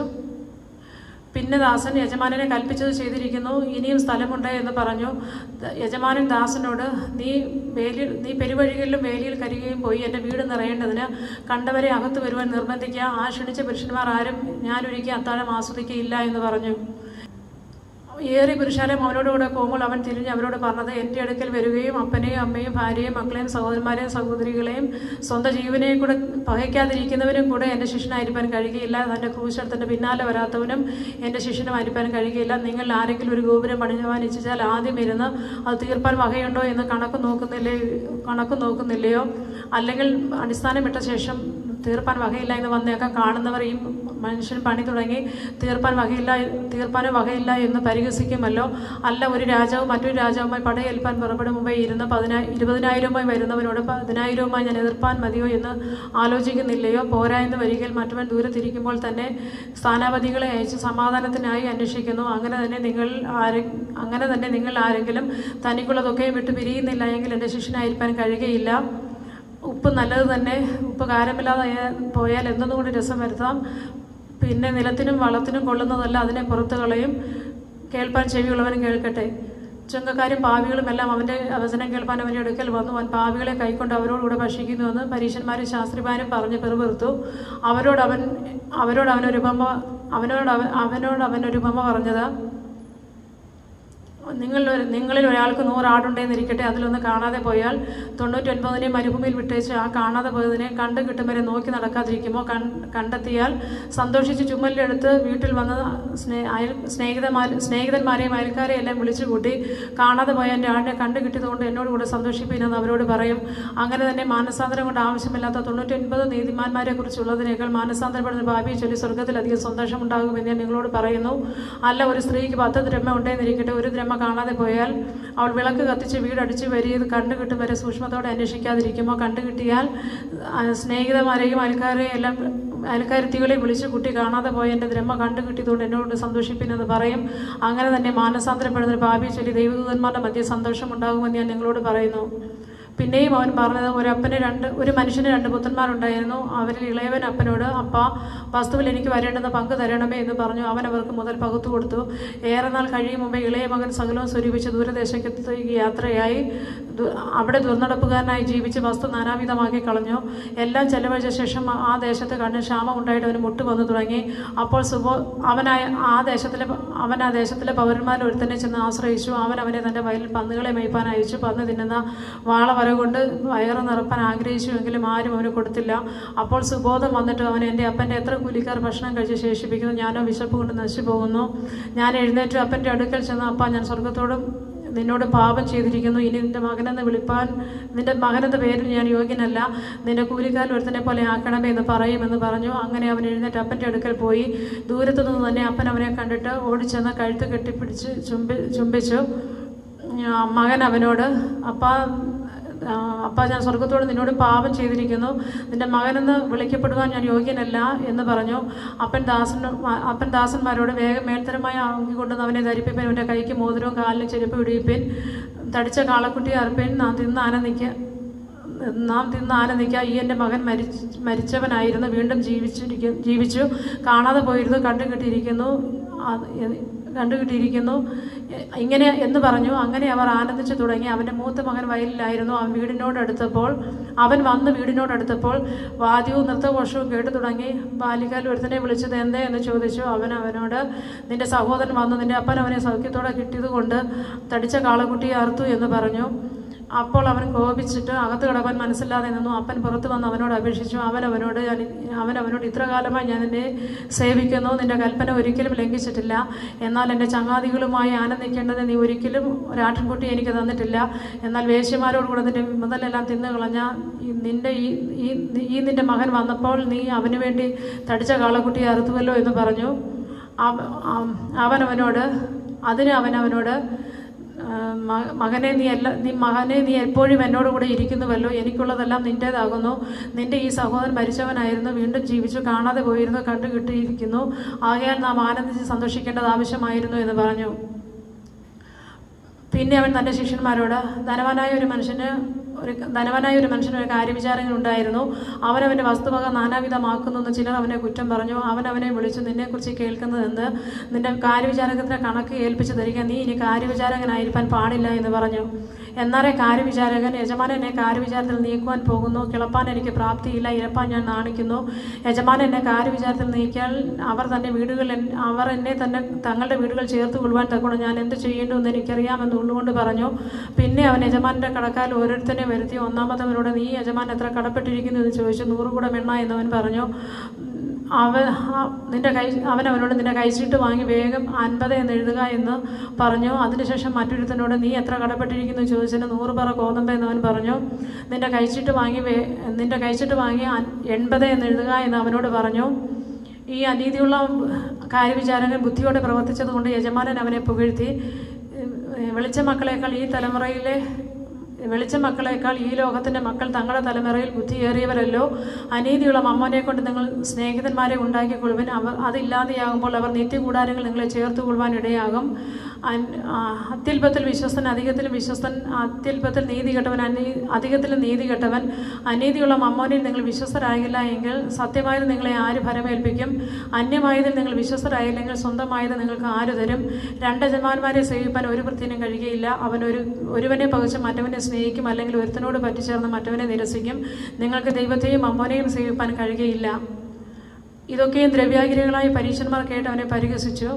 അവൻ അവരോട് പറഞ്ഞത്, നിങ്ങളെ തന്നെ മനുഷ്യന്റെ മുമ്പിൽ നീതിയിരിക്കുന്നവരാകുന്നു, ദൈവമോ നിങ്ങളുടെ ഹൃദയം അറിയുന്നു. മനുഷ്യരുടെ ഇടയിൽ ഉന്നതമായത് ദൈവത്തിന് മുൻപാകെ അറപ്പത്രേ. ന്യായപ്രമാണത്തിൻ്റെ പ്രവാചകന്മാരുടെ കാലം യോഹന്നാൻ വരെയായിരുന്നു. അന്ന് മുതൽ ദൈവരാജ്യത്തെ സുവിശേഷിച്ച് വരുന്നു. എല്ലാവരും ബലാൽക്കാരനെ അതിൽ കടപ്പാൻ നോക്കുന്നു. ന്യായപ്രമാണത്തിൽ ഒരു പുള്ളി വീണു പോകുന്നതിനേക്കാൾ ആകാശവും ഭൂമിയും ഒഴിഞ്ഞു പോകുന്നത് എളുപ്പം. ഭാര്യ ഉപേക്ഷിച്ച് മറ്റൊരുത്തി വിവാഹം കഴിക്കുന്നവൻ വ്യഭിചാരം ചെയ്യുന്നു, ഭർത്താവ് ഉപേക്ഷിച്ചുള്ള വിവാഹം കഴിക്കുന്നവനും വ്യഭിചാരം ചെയ്യുന്നു. ധനവാനായ ഒരു മനുഷ്യനുണ്ടായിരുന്നു. അവൻ ധൂമ്രവസ്ത്രവും പട്ടും ധരിച്ച് ദിനംപ്രതി ആഡംബരത്തോടെ സുഖിച്ചുകൊണ്ടിരുന്നു. ലാസർ എന്ന പേരുള്ള ഒരു ദരിദ്രൻ വ്രണം നിറഞ്ഞവനായി അവൻ്റെ പടിപ്പുരയ്ക്കൽ കിടന്നു. ധനവാന്റെ മേശയിൽ നിന്ന് വീഴുന്ന നുറുക്കുകൾ തിന്ന് വിശപ്പടക്കുവാൻ ആഗ്രഹിച്ചു. നായ്ക്കളും വന്ന് അവൻ്റെ വ്രണം നക്കും. ആ ദരിദ്രൻ മരിച്ചപ്പോൾ ദൂതന്മാർ അവനെ അബ്രഹാമിൻ്റെ മടിയിലേക്ക് കൊണ്ടുപോയി. ധനവാനും മരിച്ച് അടക്കപ്പെട്ട് പാതാളത്തിൽ യാതന അനുഭവിക്കുമ്പോൾ മേൽപോട്ട് നോക്കി ദൂരത്ത് നിന്ന് അബ്രഹാമിനെയും അവൻ്റെ മടിയിൽ ലാസറിനെയും കണ്ടു. അബ്രഹാം, പിതാവേ, എന്നോട് കനിവുണ്ടാകണമേ, ലാസറിൻ്റെ വിരലിൻ്റെ അറ്റം വെള്ളത്തിൽ മുക്കി എൻ്റെ നാവിനെ തണുപ്പിക്കേണ്ടതിന് അയക്കണമേ എന്ന് വിളിച്ചു പറഞ്ഞു. അബ്രഹാം മകനെ, നിന്റെ ആയുസ്സിൽ നീ നന്മയും ലാസർ അവണം തിന്മയും പ്രാപിച്ചു എന്നോർക്ക. അവൻ ഇപ്പോൾ ഇവിടെ ആശ്വസിക്കുന്നു, നീയോ വേദന അനുഭവിക്കുന്നു. അത്രയുമല്ല, ഞങ്ങൾക്ക് നിങ്ങൾക്ക് മതി വലിയൊരു പിളർപ്പുണ്ടാക്കിയിരിക്കുന്നു. ഇവിടെ നിന്ന് നിങ്ങളുടെ അടുക്കൽ കടന്നു വരുവാൻ ഇച്ഛിക്കുന്നവർക്ക് കഴിയുകയില്ല. അവിടെ നിന്ന് ഞങ്ങളുടെ അടുക്കൽ കടന്നു വരുവാനും പാടില്ല എന്ന് പറഞ്ഞു. അതിന് അവൻ, എന്നാൽ പിതാവേ, അവനെ എൻ്റെ അപ്പൻ്റെ വീട്ടിൽ അയക്കണമേ എന്ന് ഞാൻ അപേക്ഷിക്കുന്നു. എനിക്ക് 5 സഹോദരന്മാരുണ്ട്. അവരും ഈ യാതന സ്ഥലത്ത് വരാതിരിക്കേണ്ടതിന് അവൻ അവരോട് സാക്ഷ്യം പറയട്ടെ എന്ന് പറഞ്ഞു. അബ്രഹാം അവനോട്, അവർക്കവിടെ മോശയും പ്രവാചകന്മാരും ഉണ്ടല്ലോ, അവൻ്റെ വാക്ക് അവർ കേൾക്കട്ടെ എന്ന് പറഞ്ഞു. അതിന് അവൻ, അല്ലല്ല അബ്രഹാം പിതാവേ, മരിച്ചവരിൽ ഒരുത്തൻ എഴുന്നേറ്റ് ചെന്നു എങ്കിൽ അവർ മാനസാന്തരപ്പെടുമെന്ന് പറഞ്ഞു. മരിച്ചവരിൽ ഒരുത്തൻ എഴുന്നേറ്റ് അവരുടെ അടുക്കൽ ചെന്നു എങ്കിൽ അവർ മാനസാന്തരപ്പെടുമെന്ന് പറഞ്ഞു. അവനവനോട്, അവർ മോശയുടെയും പ്രവാചകന്മാരുടെയും വാക്ക് കേൾക്കാഞ്ഞാൽ മരിച്ചവരിൽ നിന്ന് ഒരുത്തൻ എഴുന്നേറ്റ് ചെന്നാലും അവർ വിശ്വസിക്കുകയില്ല എന്ന് പറഞ്ഞു. അവൻ തൻ്റെ ശിഷ്യന്മാരോട് പറഞ്ഞത്, ഇടർച്ചകൾ വരാതിരിക്കുന്നത് അസാധ്യമെങ്കിൽ അത് വരുത്തുന്നവൻ അയ്യോ കഷ്ടം. അവൻ ഈ ചെറിയവിൽ ഒരുത്തന് ഇടർച്ച വരുത്തുന്നതിനേക്കാൾ ഒരു തിരികല്ല് അവൻ്റെ കഴുത്തിൽ കെട്ടി കടലിൽ എറിഞ്ഞു കളയുന്നവനെ നന്ന് സൂക്ഷിച്ചു കൊള്ളുവിൻ. സഹോദരൻ നിന്നോട് പിഴച്ചാൽ അവനെ ശാസിക്കാം, അവൻ മാനസാന്തരപ്പെട്ടാൽ അവനോട് ക്ഷമിക്കാം. ദിവസത്തിൽ 7 വട്ടം നിന്നോട് പിഴയ്ക്കുകയും 7 വട്ടവും നിന്റെ അടുക്കൽ വന്ന് ഞാൻ മാനസാന്തരപ്പെടുമെന്ന് പറയുകയും ചെയ്താൽ അവനോട് ക്ഷമിക്കാം. അപ്പോസ്തലന്മാർ കർത്താവിനോട് ഞങ്ങളുടെ വിശ്വാസം വർദ്ധിപ്പിച്ച് തരണമേ എന്ന് പറഞ്ഞു. അതിന് കർത്താവ് പറഞ്ഞത്, നിങ്ങൾക്ക് കടുകുമണിയോളം വിശ്വാസം ഉണ്ടെങ്കിൽ ഈ കാട്ടത്തിയോട് വേരോട് പറഞ്ഞ് കടലിൽ നട്ടുപോകാം എന്ന് പറഞ്ഞാൽ അത് നിങ്ങളെ അനുസരിക്കും. നിങ്ങളിൽ ആർക്കെങ്കിലും ഒഴുകുകയോ മേയ്ക്കുകയോ ചെയ്യുന്ന ഒരു ദാസനുണ്ടെന്നിരിക്കട്ടെ, അവൻ വയലിൽ നിന്ന് വരുമ്പോൾ നീ ക്ഷണത്തിൽ വന്ന് ഉടനിരിക്കുക എന്ന് അവനോട് പറയുമോ? അല്ല, അത്താഴം ഒരുക്കുക, ഞാൻ തിന്നു കുടിച്ച് തീരുവോളം വരകെട്ടി എന്നെ ശുശ്രൂഷ ചെയ്യുക, പിന്നെ നീയും തിന്നു കുടിച്ചു കൊള്ളുക എന്ന് പറയുകയില്ലയോ?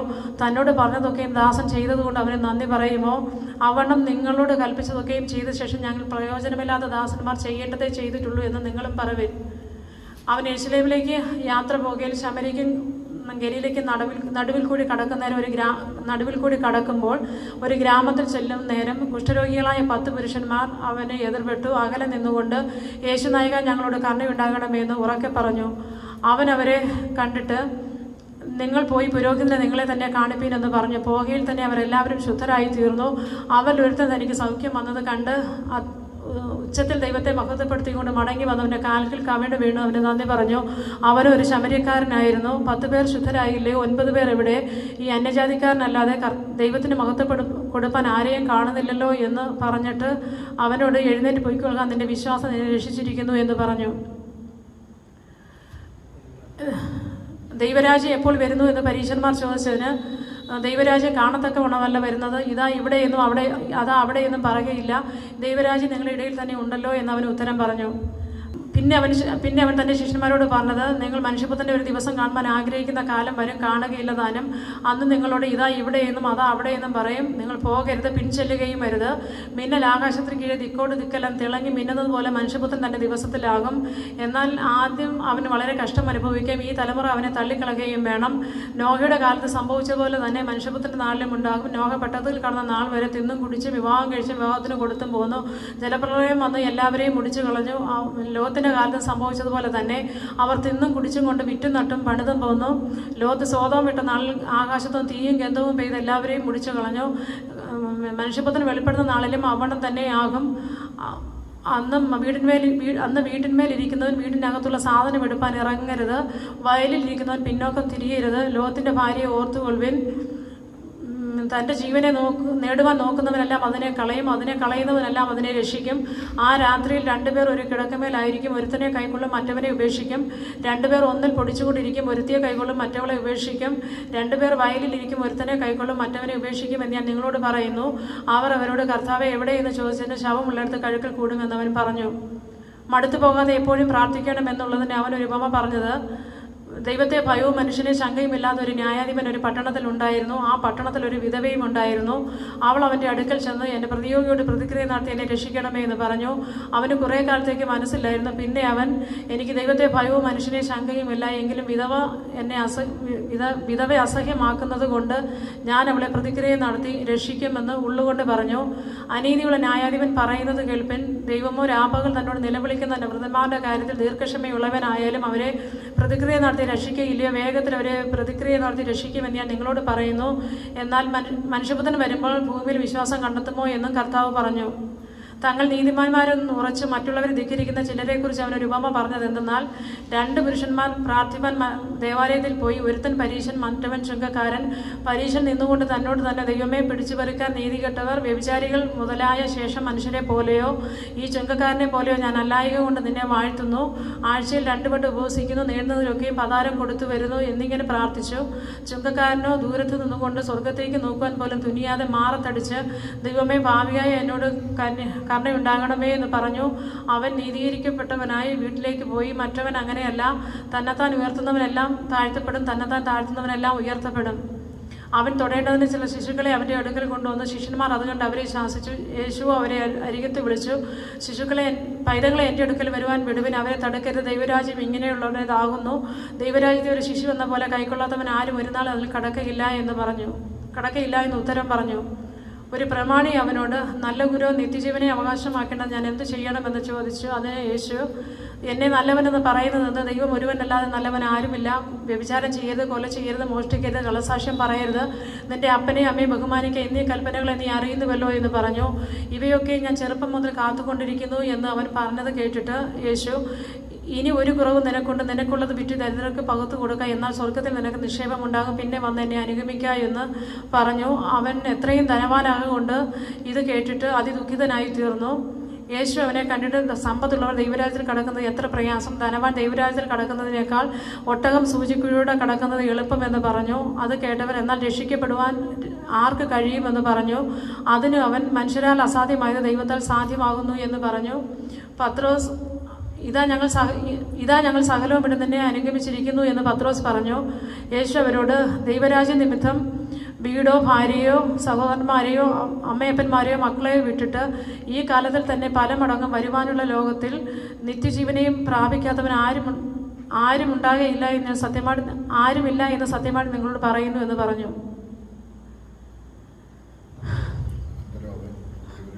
അനന്തരം അവൻ 12 പേരെ കൂട്ടിക്കൊണ്ട് വഴിയിൽ വെച്ച് അവരോട്, ഇതാ നാം യെരൂശലേമിലേക്ക് പോകുന്നു. മനുഷ്യപുത്രനെ കുറിച്ച് പ്രവാചകന്മാർ എഴുതിയിരിക്കുന്നതെല്ലാം നിവർത്തിയാകും. അവനെ ജാതികൾക്ക് ഏൽപ്പിച്ചു കൊടുക്കുകയും അവർ അവനെ പരിഹസിച്ച് അപമാനിച്ച് തുപ്പി തല്ലിയിട്ട് കൊല്ലുകയും 3-ാം നാൾ ഉയർത്തെഴുന്നേൽക്കുകയും ചെയ്യുമെന്ന് പറഞ്ഞു. അവരോ ഇതൊന്നും ഗ്രഹിച്ചില്ല. ഈ വാക്കവർക്ക് മറവായിരുന്നു, പറഞ്ഞതെന്തെന്ന് തിരിച്ചറിഞ്ഞതുമില്ല.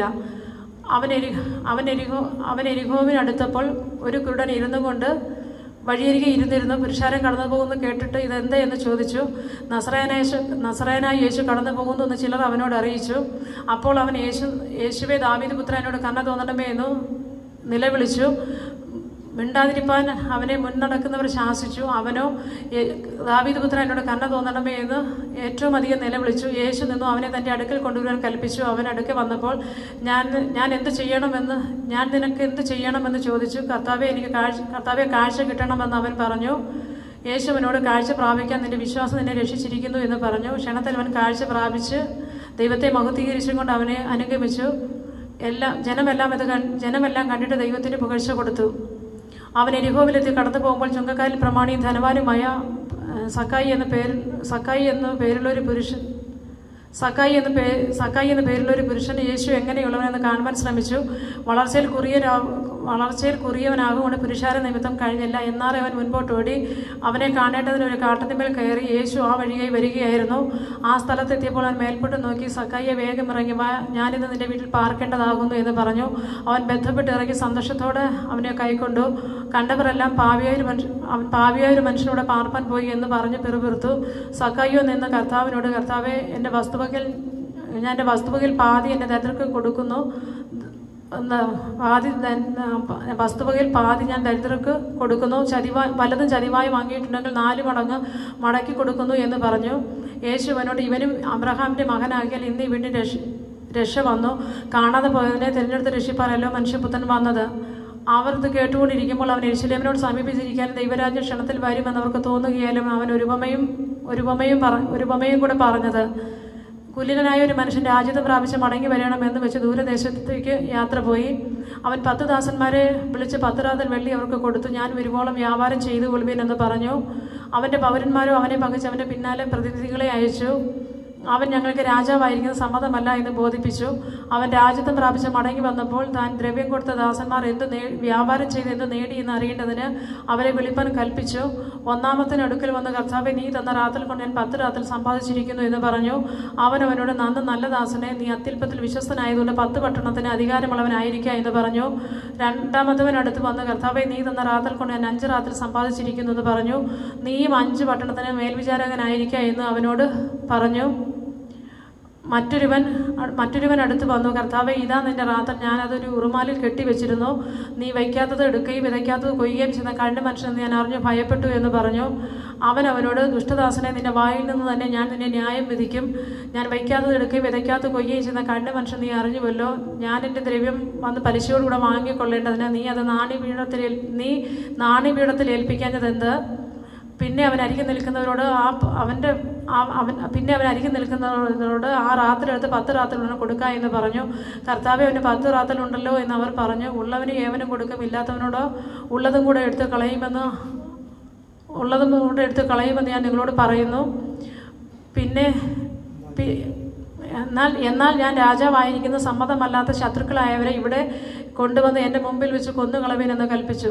ഇത് പറഞ്ഞിട്ട് അവൻ മുമ്പായി നടന്ന് യെരൂശലേമിലേക്ക് യാത്ര ചെയ്തു. അവൻ ഒലിവുമലയരികെ ബേത്ഫാഗയ്ക്കും ബേഥാനിയയ്ക്കും അടുത്തപ്പോൾ ശിഷ്യന്മാർ 2 പേരെ അയച്ചു, നിങ്ങൾക്ക് എതിരെയുള്ള ഗ്രാമത്തിൽ ചെല്ലുവിൻ. അതിൽ കടക്കുമ്പോൾ ആരും ഒരിക്കലും കയറിയിട്ടില്ലാത്ത ഒരു കഴുതക്കുട്ടിയെ കെട്ടിയിരുന്നത് കാണും. അതിനെ അഴിച്ചുകൊണ്ട് വരുവിൻ. അതിനെ അഴിക്കുന്നത് എന്ത് എന്ന് ആരെങ്കിലും നിങ്ങളോട് ചോദിച്ചാൽ കർത്താവ് ഇതിനെ കൊണ്ട് ആവശ്യമുണ്ട് എന്ന് പറയുവിനെന്ന് പറഞ്ഞു. അയക്കപ്പെട്ടവർ പോയി തങ്ങളോട് പറഞ്ഞതുപോലെ കണ്ടു. കഴുതക്കുട്ടിയെ അഴിക്കുമ്പോൾ അതിൻ്റെ ഉടയവൻ കഴുതക്കുട്ടിയെ അയക്കപ്പെട്ടവർ പോയി തങ്ങളോട് കൽപ്പിച്ചതുപോലെ കണ്ടു. അതിനെ അഴിക്കുമ്പോൾ കഴുതക്കുട്ടിയുടെ ഉടയവൻ അതിനെ അഴിക്കുന്നത് എന്ത് എന്ന് ചോദിച്ചു. കർത്താവിന് ഇതിനെ കൊണ്ട് ആവശ്യമുണ്ട് എന്നവർ പറഞ്ഞു. അവർ അതിനെ യേശുവിൻ്റെ അടുക്കൽ കൊണ്ടുവന്നു. തങ്ങളുടെ വസ്ത്രം കഴുതക്കുട്ടിമേലിട്ടു യേശുവിനെ കയറ്റി. അവൻ പോകുമ്പോൾ അവർ തങ്ങളുടെ വസ്ത്രം വഴിയിൽ വിരിച്ചു. അവൻ ഒലിവുമലയുടെ ഇറക്കത്തടുത്തപ്പോൾ ശിഷ്യന്മാരുടെ കൂട്ടമെല്ലാം തങ്ങൾ കണ്ട സകല വീര്യപ്രവൃത്തികൾ നിമിത്തം സന്തോഷിച്ചു അത്യുച്ചത്തിൽ ദൈവത്തെ പുകഴ്ത്തി. കർത്താവിൻ്റെ നാമത്തിൽ വരുന്ന രാജാവ് വാഴ്ത്തപ്പെട്ടവൻ, സ്വർഗത്തിൽ സമാധാനവും അത്യുന്നത മഹത്വവും എന്ന് പറഞ്ഞു. പുരുഷാരത്തിൽ ചില പരീശന്മാരോ അവനോട്, ഗുരു, നിന്റെ ശിഷ്യന്മാരെ വിലക്കുക എന്ന് പറഞ്ഞു. അതിന് അവൻ, ഇവർ മിണ്ടാതിരുന്നാൽ കല്ലുകൾ ആർത്തു വിളിക്കുമെന്ന് ഞാൻ നിങ്ങളോട് പറയുന്നു എന്ന് പറഞ്ഞു. അവൻ എരിഹോവിനടുത്തപ്പോൾ അതിനെ കണ്ട് അതിനെക്കുറിച്ച് കരഞ്ഞു. ഈ നാൾ നിന്റെ സമാധാനത്തിനുള്ളത് നീ അറിഞ്ഞു എങ്കിൽ കൊള്ളായിരുന്നു. ഇപ്പോഴും നിന്റെ കണ്ണിന് മറഞ്ഞിരിക്കുന്നു. നിന്റെ സന്ദർശനകാലം അറിയാഞ്ഞതുകൊണ്ട് നിന്റെ ശത്രുക്കൾ നിനക്ക് ചുറ്റും വാടകോരി നിന്നെ വളഞ്ഞ് 4 പുറവും ഞെരുക്കി നിന്നെയും നിന്നിലുള്ള മക്കളെയും നിലത്ത് തള്ളിയിട്ട് നിങ്ങൾ കല്ലിന്മേൽ കലത്ത് ശേഷിക്കാത്ത കാലം നിനക്ക് വരും. പിന്നെ അവൻ ദൈവാലയത്തിൽ ചെന്ന് വിൽക്കുന്നവരെ എല്ലാം പുറത്താക്കി തുടങ്ങി. എൻ്റെ ആലയം പ്രാർത്ഥനാലയം എന്ന് വിളിക്കപ്പെടും, നിങ്ങളും അതിനെ കള്ളന്മാരുടെ ഗുഹയാക്കി തീർത്തു എന്ന് അവരോട് പറഞ്ഞു. അവൻ ദിവസേന ദൈവാലയത്തിൽ ചെന്ന് ഉപദേശിച്ചു പോന്നു. എന്നാൽ മഹാപുരോഹിതന്മാരും മൂപ്പന്മാരും ജനത്തിൽ പ്രധാനികളായവരും അവനെ നശിപ്പിപ്പാൻ തക്കം നോക്കി. എങ്കിലും ജനമെല്ലാം അവൻ്റെ വചനം കേട്ട് രഞ്ജിച്ചിരിക്കാൻ എന്ത് ചെയ്യേണ്ടു എന്നവർ അറിഞ്ഞില്ല. ആ ദിവസങ്ങളിൽ ഒന്നിലവൻ ദേവാലയത്തിൽ ചെന്ന് ജനത്തോട് ഉപദേശിച്ച് സുവിശേഷം അറിയിക്കുമ്പോൾ മഹാപുരോഹിതന്മാരും ശാസ്ത്രിമാരും മൂപ്പന്മാരുമായി അടുത്ത് വന്ന്, നീ എന്തധികാരം കൊണ്ട് ചെയ്യുന്നു? ഈ അധികാരം നിനക്ക് തന്നത് ആരെന്ന് ഞങ്ങളോട് പറയുക എന്ന് പറഞ്ഞു. അതിന് ഉത്തരമായി അവൻ, ഞാൻ നിങ്ങളോടൊരു വാക്ക് ചോദിക്കും, എന്നോട് പറവിൻ. യോഹന്നാന്റെ സ്നാനം സ്വർഗത്തിൽ നിന്നോ മനുഷ്യരിൽ നിന്നോ ഉണ്ടായതെന്ന് ചോദിച്ചു. അവർ തമ്മിൽ നിരൂപിച്ചു. സ്വർഗത്തിൽ നിന്ന് പറഞ്ഞാൽ പിന്നെ നിങ്ങൾ അവനെ വിശ്വസിക്കാത്തത് എന്തെന്ന് നമ്മോട് ചോദിക്കും. മനുഷ്യരിൽ നിന്ന് പറഞ്ഞാലോ? ജനമൊക്കെയും യോഹന്നാൻ ഒരു പ്രവാചകൻ നിറച്ചിരിക്കൊണ്ട് നമ്മെ കല്ലെറിയും എന്ന് പറഞ്ഞിട്ട്, എവിടെ നിന്നോ ഞങ്ങൾ അറിയുന്നില്ല എന്ന് ഉത്തരം പറഞ്ഞു. യേശു അവരോട്, എന്നാൽ ഞാൻ ഇനി അധികാരം കൂടി ചെയ്യുന്നു എന്ന് നിങ്ങളോടും പറയുന്നില്ല. അനന്തരം ജനത്തോട് ഉപമ പറഞ്ഞത് എന്തെന്നാൽ, ഒരു മനുഷ്യൻ ഒരു മുന്തിരിത്തോട്ടം നട്ടുണ്ടാക്കി കുടിയാന്മാരെ പാട്ടത്തിന് ഏൽപ്പിച്ചിട്ട് ഏറിയ കാലം പരദേശത്ത് പോയി പാർത്തു. പലകാലം സമയമായപ്പോൾ കുടിയാന്മാരോട് തോട്ടത്തിൻ്റെ അനുഭവം വാങ്ങേണ്ടതിന് അവരുടെ അടുക്കൽ ഒരു ദാസനെ അയച്ചു. അവനെ കുടിയന്മാർ തല്ലി വെറുതെ അയച്ചു കളഞ്ഞു. അവൻ മറ്റൊരു ദാസനെ അയച്ചു. അവർ അവനെയും തല്ലി അപമാനിച്ച് വെറുതെ അയച്ചു കളഞ്ഞു. മൂന്നാമതും അവൻ ഒരുത്തനെ അയച്ചു. അവർ അവനെ മുറിവേൽപ്പിച്ച് പുറത്താക്കി കളഞ്ഞു. അപ്പോൾ മുന്തിരിത്തോട്ടത്തിൻ്റെ ഉടമസ്ഥൻ, ഞാൻ എന്ത് ചെയ്യേണ്ടു? എൻ്റെ പ്രിയപുത്രനെ അയക്കും, പക്ഷേ അവർ അവനെ ശങ്കിക്കുമെന്ന് പറഞ്ഞു. അവനെ കണ്ടിട്ട് കുടിയന്മാർ, ഇവൻ അവകാശം നമുക്കാകേണ്ടതിന് അവനെ കൊന്നുകളക എന്ന് തമ്മിൽ ആലോചിച്ച് പറഞ്ഞു. അവർ അവനെ പിടിച്ച് തോട്ടത്തിൽ നിന്ന് പുറത്താക്കി കൊന്നുകളഞ്ഞു. എന്നാൽ മുന്തിരിത്തോട്ടത്തിൻ്റെ ഉടമസ്ഥൻ വരുമ്പോൾ എന്നാൽ തോട്ടത്തിൻ്റെ ഉടമസ്ഥൻ അവരോട് എന്ത് ചെയ്യും? അവൻ വന്ന ആ കുടിയന്മാരെ നിഗ്രഹിച്ച് തോട്ടം അന്യന്മാർക്ക് ഏൽപ്പിച്ചു കൊടുക്കുമെന്ന് പറഞ്ഞു. അത് കേട്ടിട്ട് അവർ, അങ്ങനെ ഒരു നാളും സംഭവിക്കുകയില്ല എന്ന് പറഞ്ഞു. അവനോ അവരെ നോക്കി, വീട് പണിയുന്നവർ തള്ളിക്കളഞ്ഞ കല്ല് മൂലക്കല്ലായി തീർന്നിരിക്കുന്നത് എന്ത്? വീട് പണിയുന്നവർ തള്ളിക്കളഞ്ഞ കല്ല് മൂലക്കല്ലായി തീർന്നിരിക്കുന്നത് എന്ത്?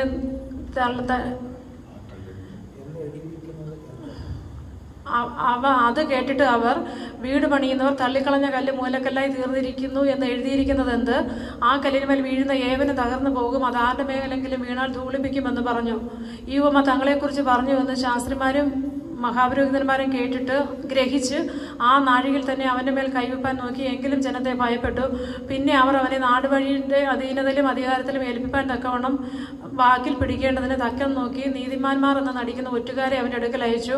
അവർ അവനോട്, ഗുരു, നീ നേർ പറഞ്ഞ് ഉപദേശിക്കുകയും മുഖപക്ഷം നോക്കാതെ ദൈവത്തിൻ്റെ വഴി യഥാർത്ഥമായി പഠിപ്പിക്കുകയും ചെയ്യുന്നവനെന്ന് ഞങ്ങൾ അറിയുന്നു. നാം കൈസർക്ക് കരം കൊടുക്കുന്ന വിഹിതമോ അല്ലയോ എന്ന് ചോദിച്ചു. അവരുടെ ഉപായം ഗ്രഹിച്ചിട്ട് അവൻ അവരോട്, ഒരു വെള്ളിക്കാശ് കാണിപ്പീൻ, അതിലുള്ള സ്വരൂപവും മേലെഴുത്തും ആരുടേതെന്ന് ചോദിച്ചു. കൈസറുടേതെന്ന് അവർ പറഞ്ഞു. എന്നാൽ കൈസർക്കുള്ളത് കൈസർക്കും ദൈവത്തിനുള്ളത് ദൈവത്തിനും കൊടുപ്പീൻ എന്ന് പറഞ്ഞു. അങ്ങനെ ജനത്തിന്റെ മുൻപാകെ അവനെ വാക്കിൽ പിടിപ്പാൻ കഴിയാതെ അവന്റെ ഉത്തരത്തിൽ ആശ്ചര്യപ്പെട്ട് മിണ്ടാതിരുന്നു. പുനരുത്ഥാനമില്ല എന്ന് പറയുന്ന സദൂക്യരിൽ ചിലർ അടുത്തു വന്ന് അവനോട് പറഞ്ഞത്, ഗുരു, ഒരുത്തന്റെ സഹോദരൻ വിവാഹം ചെയ്തിട്ട് മക്കളില്ലാതെ മരിച്ചു പോയാൽ അവന്റെ സഹോദരൻ അവൻ്റെ ഭാര്യയെ പരിഗ്രഹിച്ച് സഹോദരന് സന്തതിയെ ജനിപ്പിക്കണമെന്ന് മോശ എഴുതിയിരിക്കുന്നു. എന്നാൽ 7 സഹോദരന്മാരുണ്ടായിരുന്നു. അവരിൽ ഒന്നാമത്തൻ ഒരു സ്ത്രീയെ വിവാഹം കഴിച്ചിട്ട് മക്കളില്ലാതെ മരിച്ചുപോയി. രണ്ടാമത്തവനും മൂന്നാമത്തനും അവളെ പരിഗ്രഹിച്ചു. അവണ്ണം 7 പേരും ചെയ്തു. ഒടുവിൽ എല്ലാവരും മക്കളില്ലാതെ മരിച്ചുപോയി. ഒടുവിൽ സ്ത്രീയും മരിച്ചു. എന്നാൽ പുനരുത്ഥാനത്തിൽ അവൾ അവരിൽ ഏവരും ഭാര്യയാകും, 7 പേർക്കും ആയിരുന്നുവല്ലോ എന്ന് പറഞ്ഞു. അതിന് യേശു ഉത്തരം പറഞ്ഞത്, ഈ ലോകത്തിൻ്റെ മക്കൾ വിവാഹം കഴിക്കുകയും വിവാഹത്തിന് കൊടുക്കുകയും ചെയ്യുന്നു. ആ ലോകത്തിനും പുനരുദ്ധാനത്തിന് മരിച്ചവർ എന്നുള്ള പുനരുദ്ധാനത്തിന് യോഗ്യരായവർ വിവാഹം കഴിക്കുകയില്ല, വിവാഹത്തിന് കൊടുക്കപ്പെടുകയുമില്ല. അവർക്കിനി മരിപ്പാനും കഴിയുകയില്ല. അവർ പുനരുദ്ധാന പുത്രന്മാരാകിയാൽ ദൈവദൂത തുല്യരും ദൈവപുത്രന്മാരുമാകുന്നു. മരിച്ചവർ ഉയർത്തെഴുന്നേൽക്കുന്നു എന്നുള്ളത് മോശയും ഉൾപ്പെടുന്ന ഭാഗത്ത് കർത്താവിനെ ഞാൻ അബ്രഹാമിൻ്റെ ദൈവവും ഇസഹാക്കിൻ്റെ ദൈവവും യാക്കോബിൻ്റെ ദൈവവും എന്ന് പറയുന്നതിനാൽ സൂചിപ്പിച്ചിരിക്കുന്നു. ദൈവമോ മരിച്ചവരുടെ ദൈവമല്ല, ജീവനുള്ളവരുടെ ദൈവം അത്രേ. എല്ലാവരും അവന് ജീവിച്ചിരിക്കുന്നുവല്ലോ. അതിന് ശാസ്ത്രിമാരിൽ ചിലർ, ഗുരു, നീ പറഞ്ഞ ഉത്തരം ശരി എന്ന് പറഞ്ഞു. പിന്നെ അവർ അവനോട് ഒന്നും ചോദിപ്പാൻ തുനിഞ്ഞതുമില്ല. എന്നാൽ അവൻ അവരോട്, ക്രിസ്തു ദാവീദിന്റെ പുത്രൻ എന്ന് പറയുന്നത് എങ്ങനെ? കർത്താവ് എൻ്റെ കർത്താവിനോട്, ഞാൻ നിന്റെ ശത്രുക്കളെ നിന്റെ പാദപീഠമാക്കുള്ളൂ, എൻ്റെ വലത്ത് ഭാഗത്തിരിക്കുക എന്ന് അരുളി ചെയ്തു എന്ന് ദാവീദ് സങ്കീർത്തന പുസ്തകത്തിൽ പറയുന്നുവല്ലോ. ദാവീദ് അവനെ കർത്താവ് എന്ന് വിളിക്കുന്നു പിന്നെ അവൻ്റെ പുത്രനാകുന്നത് എങ്ങനെയെന്ന് ചോദിച്ചു. എന്നാൽ ജനമൊക്കെയും കേൾക്കി അവൻ തൻ്റെ ശിഷ്യന്മാരോട്, നിലയങ്കികളോടെ നടപ്പാൻ ഇച്ഛിക്കുകയും അങ്ങാടിയിൽ വന്ദനവും പള്ളിയിൽ മുഖ്യാസനവും അത്താഴത്തിൽ പ്രധാന സ്ഥലവും പ്രിയപ്പെടുന്ന ശാസ്ത്രിമാരെ സൂക്ഷിച്ചു കൊള്ളുവിൻ. അവർ വിധവമാരുടെ വീടുകളെ വിഴുങ്ങിക്കളയുകയും ഉപായരൂപേണ ദീർഘമായി പ്രാർത്ഥിക്കുകയും ചെയ്യുന്നു. അവർക്ക് ഏറ്റവും വലിയ ശിക്ഷാവിധി വരും. അവൻ തലപൊക്കി ധനവാന്മാർ ഭണ്ഡാരത്തിൽ വഴിപാടിടുന്നത് കണ്ടു. ദരിദ്രയായ ഒരു വിധവ വന്ന് 2 കാശ് ഇടുന്നത് കണ്ടിട്ട്, ഈ ദരിദ്രയായ വിധവ ഭണ്ഡാരത്തിലിട്ട് എല്ലാവരേക്കാളും അധികം ഇട്ടിരിക്കുന്നു എന്ന് സത്യമായിട്ട് നിങ്ങളോട് പറയുന്നു. എല്ലാവരും തൻ്റെ സമൃദ്ധിയിൽ നിന്ന് നല്ലോ വഴിപാടിട്ടത്, ഇവളോ തൻ്റെ ഇല്ലായ്മയിൽ നിന്ന് തൻ്റെ ഉപജീവനമൊക്കെയും ഇട്ടിരിക്കുന്നു. ചിലർ ദൈവാലയത്തെക്കുറിച്ച് അത് മനോഹരമായ കല്ലുകളാലും വഴിപാടുകളാലും അലങ്കരിക്കപ്പെട്ടിരിക്കുന്നു എന്ന് പറഞ്ഞപ്പോൾ, ഈ കാണുന്നതിൽ കല്ലിനുമേൽ ശേഷിക്കാത്ത കാലം വരുമെന്ന് അവൻ പറഞ്ഞു. ഗുരു, അതെപ്പോൾ ഉണ്ടാകും? അത് സംഭവിക്കാറാകുമ്പോഴുള്ള ലക്ഷണം എന്തേന്ന് അവർ അവനോട് ചോദിച്ചു. അതിന് അവൻ, ആരും നിങ്ങളെ തെറ്റിക്കാതിരിപ്പാൻ സൂക്ഷിച്ചു കൊള്ളുവിൻ. ഞാൻ ആകുന്നു എന്നും സമയം അടുത്തിരിക്കുന്നു എന്നും പറഞ്ഞ് അനേകർ എൻ്റെ പേരെടുത്ത് വരും. അവരെ അനുഗമിക്കരുത്. നിങ്ങൾ യുദ്ധങ്ങളെയും കലഹങ്ങളെയും കുറിച്ച് കേൾക്കുമ്പോൾ ഞെട്ടിപ്പോകരുത്. അതാദ്യം സംഭവിക്കേണ്ടത് തന്നെ, അവസാനം ഉടനെ അല്ലതാനും എന്ന് പിന്നെ അവൻ അവരോട് പറഞ്ഞത് അല്ലതാനും എന്ന് പറഞ്ഞു. പിന്നെ അവൻ അവരോട്, ജാതിയോടും രാജ്യത്തോടും എതിർക്കും. വലിയ ഭൂകമ്പവും ക്ഷാമവും മഹാവ്യാധികളും അവിടെ ഉണ്ടാകും. ഭയങ്കര കാഴ്ചകളും ആകാശത്തെ ലക്ഷ്യങ്ങളും ഉണ്ടാകും. ഇത് എല്ലാറ്റിനും മുമ്പേ എൻ്റെ നാമനിമിത്തം അവർ നിങ്ങളുടെ മേൽ കൈവച്ച് രാജാക്കന്മാർക്ക് നാടുവാഴികൾക്ക് മുമ്പിൽ കൊണ്ടുപോയി ഉപദ്രവിക്കുകയും പള്ളികളിലും തടവുകളിലും ഏൽപ്പിക്കുകയും ചെയ്യും. ആകയാൽ പ്രതിപാദിപ്പാൻ മുൻകൂട്ടി വിചാരിക്കാതിരിക്കേണ്ടതിന് മനസ്സുറച്ചുകൊള്ളുവിൻ. നിങ്ങളുടെ എതിരികൾക്ക് ആർക്കും ചെറുപ്പാനോ എതിർപറവാനോ കഴിയാത്ത വാക്കും ജ്ഞാനവും ഞാൻ നിങ്ങൾക്ക് തരും. എന്നാൽ അമ്മയപ്പന്മാരും സഹോദരന്മാരും ചാർച്ചക്കാരും ചങ്ങാതികളും നിങ്ങളെ ഏൽപ്പിച്ചു കൊടുക്കുകയും നിങ്ങളിൽ ചിലരെ കൊല്ലിക്കുകയും ചെയ്യും. എൻ്റെ നാമനിമിത്തം എല്ലാവരും നിങ്ങളെ പകയ്ക്കും. നിങ്ങളുടെ തലയിൽ ഒരു രോമവും നശിച്ചു പോകയില്ല. താനും നിങ്ങൾ ക്ഷമ കൊണ്ട് പ്രാണനെ നേടും. സൈന്യങ്ങൾ യെരൂശലേമിനെ വളഞ്ഞിരിക്കുന്നു എന്ന് കേൾക്കുമ്പോൾ അതിൻ്റെ ശൂന്യകാലം അടുത്തിരിക്കുന്നു എന്നറിവിൻ. അന്ന് യഹൂദയിലുള്ളവർ മലകളിലേക്ക് ഓടിപ്പോകട്ടെ, അതിൻ്റെ നടുവിലുള്ളവർ പുറപ്പെട്ടു പോകട്ടെ. നാട്ടുമ്പുറങ്ങളിലുള്ളവർ അതിൽ കടക്കരുത്. എഴുതിയിരിക്കുന്നതെല്ലാം നിവൃത്തിയാകേണ്ടതിന് ആ നാളുകൾ പ്രതികാരകാലമാകുന്നു. ആ കാലത്ത് ഗർഭിണികൾക്ക് മുല കുടിപ്പിക്കുന്നവർക്കും അയ്യോ കഷ്ടം. ദേശത്ത് വലിയ ഞെരുക്കവും ഈ ജനത്തിൻ്റെ മേൽ ക്രോധവും ഉണ്ടാകും. ജനത്തിൻ്റെ മേൽ ക്രോധവും ഉണ്ടാകും. അവർ വാളിൻ്റെ വായ്ത്തലയാൽ വീഴുകയും സകല ജാതികളിലേക്ക് അവരെ ബദ്ധരാക്കി കൊണ്ടുപോകുകയും ജാതികളുടെ കാലം തികയോളം ജാതികൾ യെരൂശലേമിനെ ചവിട്ടിക്കളയുകയും ചെയ്യും. സൂര്യനിലും ചന്ദ്രനിലും നക്ഷത്രങ്ങളിലും ലക്ഷ്യങ്ങൾ ഉണ്ടാകും. കടലിൻ്റെയും ഓളത്തിൻ്റെയും മുഴക്കം നിമിത്തം അന്ന് ഭൂമിയിലെ ജാതികൾക്ക് നിരാശയോടുകൂടിയ പരിഭ്രമം ഉണ്ടാകും. ആകാശത്തിലെ ശക്തി ഇളകി പോകുന്നതുകൊണ്ട് ഭൂലോകത്തിന് എന്ത് ഭവിക്കുമെന്ന് പേടിച്ച് നോക്കി പാർത്തും കൊണ്ട് മനുഷ്യർ നിർജീവന്മാരാകും. അപ്പോൾ മനുഷ്യപുത്രന് ശക്തിയോടും മഹാ തേജസ്സോടും കൂടെ മേഘങ്ങൾ വരുന്നവർ കാണും. ഇത് സംഭവിച്ചു തുടങ്ങുമ്പോൾ നിങ്ങളുടെ വീണ്ടെടുപ്പ് അടുത്ത് വരുന്നത് കൊണ്ട് നിവർന്ന് തലപൊക്കുവിൻ. ഒരു ഉപമയും അവരോട് പറഞ്ഞത്, അത്തി മുതലായ സകല വൃക്ഷങ്ങളെയും നോക്കുമേ, അത് തളിർക്കുന്നത് കാണുമ്പോൾ വേനൽ അടുത്തിരിക്കുന്നു എന്ന് സ്വതവേ അറിയുന്നുവല്ലോ. അവണ്ണം ഇതൊക്കെ സംഭവിക്കുന്നത് കാണുമ്പോൾ ദൈവരാജ്യം അടുത്തിരിക്കുന്നു എന്ന് ഗ്രഹിപ്പിൻ. സകലവും സംഭവിക്കുവോളം ഈ തലമുറ ഒഴിഞ്ഞു പോകയില്ല എന്ന് സത്യമായി നിങ്ങളോട് പറയുന്നു. ആകാശവും ഭൂമിയും ഒഴിഞ്ഞു പോകും, എൻ്റെ വചനങ്ങളും ഒഴിഞ്ഞു പോകയില്ല. നിങ്ങളുടെ ഹൃദയം അതിഭക്ഷണത്താലും മദ്യപാനത്താലും ഉപജീവന ചിന്തകളാലും ഭാരപ്പെട്ടിട്ട് ആ ദിവസം പെട്ടെന്ന് കെണി പോലെ വരാതിരിപ്പാൻ സൂക്ഷിച്ചുകൊള്ളുവൻ. അത് സർവ്വഭൂതത്തിലും വസിക്കുന്ന ഏവർക്കും ഉണ്ടാകും. ആകയാൽ ഈ സംഭവിക്കാനുള്ള എല്ലാറ്റിനും ഒഴിഞ്ഞു പോകുവാനും മനുഷ്യപുത്രന്റെ മുമ്പിൽ നിൽപ്പാനും നിങ്ങൾ പ്രാപ്തരാകേണ്ടതിന് സദാകാലം ഉണർന്നും പ്രാർത്ഥിച്ചും കൊണ്ടിരിപ്പിൻ. അവൻ ദിവസേന പകൽ ദൈവാലയത്തിൽ ചെന്ന് ഉപദേശിക്കും. രാത്രി ഒലിവുമലയിൽ പോയി പാർക്കും. ജനമെല്ലാം അവന്റെ വചനം കേൾക്കേണ്ടതിന് അധികാലത്ത് ദൈവാലയത്തിൽ അവന്റെ അടുക്കൽ ചെല്ലും. പെസഹ എന്ന പുളിപ്പില്ലാത്ത അപ്പത്തിന്റെ പെരുന്നാൾ അടുത്തു. അപ്പോൾ മഹാപുരോഹിതന്മാരും ശാസ്ത്രിമാരും ജനത്തെ ഭയപ്പെടുകയാൽ അവനെ ഒടുക്കുവാൻ ഉപായം അന്വേഷിച്ചു. എന്നാൽ 12 കൂട്ടത്തിലുള്ള ഇസ്കരിയോത്തായ യൂദയിൽ സാത്താൻ കടന്നു. അവൻ മഹാപുരോഹിതന്മാരോടും പടനായകന്മാരുടെ അടുക്കൽ ചെന്ന് മഹാപുരോഹിതന്മാരോടും പടനായകന്മാരോടുടെയും അടുക്കൽ ചെന്ന് അവനെ കാണിച്ചു കൊടുക്കാനുള്ള വഴിയെക്കുറിച്ച് സംസാരിച്ചു. അവർ സന്തോഷിച്ച് അവനെ ദ്രവ്യം കൊടുക്കാമെന്ന് പറഞ്ഞെത്തു. അവൻ വാക്കുകൊടുത്ത് പുരുഷാരമില്ലാത്ത സമയത്ത് അവനെ കാണിച്ചു കൊടുക്കാൻ തക്കം അന്വേഷിച്ചു പോന്നു. പെസഹ കുഞ്ഞാടിനെ അറക്കേണ്ടുന്ന പുളിപ്പില്ലാത്ത അപ്പത്തിന്റെ പെരുന്നാളായപ്പോൾ അവൻ പത്രോസിനെയും യോഹന്നാനെയും അയച്ചു. നിങ്ങൾ പോയി നമുക്ക് പെസഹ കഴിപ്പാൻ ഒരുക്കുവിൻ എന്ന് പറഞ്ഞു. ഞങ്ങൾ എവിടെ ഒരുക്കണമെന്ന് അവർ ചോദിച്ചതിന്, നിങ്ങൾ പട്ടണത്തിൽ എത്തുമ്പോൾ ഒരു കുടം വെള്ളം ചുമന്നും കൊണ്ട് ഒരു മനുഷ്യൻ നിങ്ങൾക്ക് എതിർപ്പെടും. അവൻ കടക്കുന്ന വീട്ടിലേക്ക് ചെന്ന് വീട്ടുടമേനോട്, ഞാൻ എൻ്റെ ശിഷ്യന്മാരുമായി പെസഹ കഴിപ്പാനുള്ള ശാല എവിടെ എന്ന് ഗുരു നിന്നോട് ചോദിക്കുന്നു എന്ന് പറവൻ. അവൻ വിരിച്ചൊരുക്കി ഒരു വൻ മാളിക കാണിച്ചു തരും, അവിടെ ഒരുക്കുവിൻ എന്ന് പറഞ്ഞു. അവർ പോയി തങ്ങളോട് പറഞ്ഞതുപോലെ കണ്ട് പെസഹ ഒരുക്കി. സമയമായപ്പോൾ അവൻ അപ്പോസ്തലന്മാരുമായി ഭക്ഷണത്തിനിരുന്നു.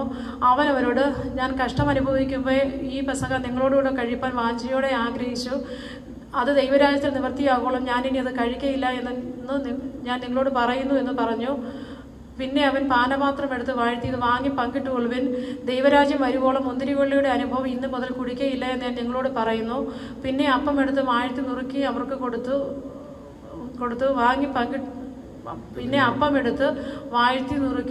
കൊടുത്തു ഇത് നിങ്ങൾക്ക് വേണ്ടിയുള്ള എൻ്റെ ശരീരം,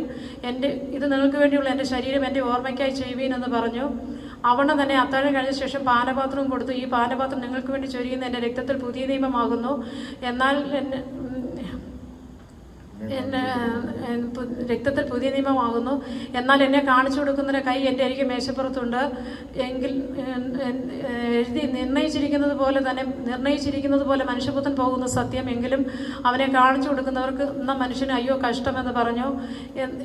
ഇത് ചെയ്യുവാൻ പോകുന്നവൻ തങ്ങളുടെ കൂട്ടത്തിൽ ആരായിരിക്കുമെന്ന് അവർ തമ്മിൽ ചോദിച്ചു.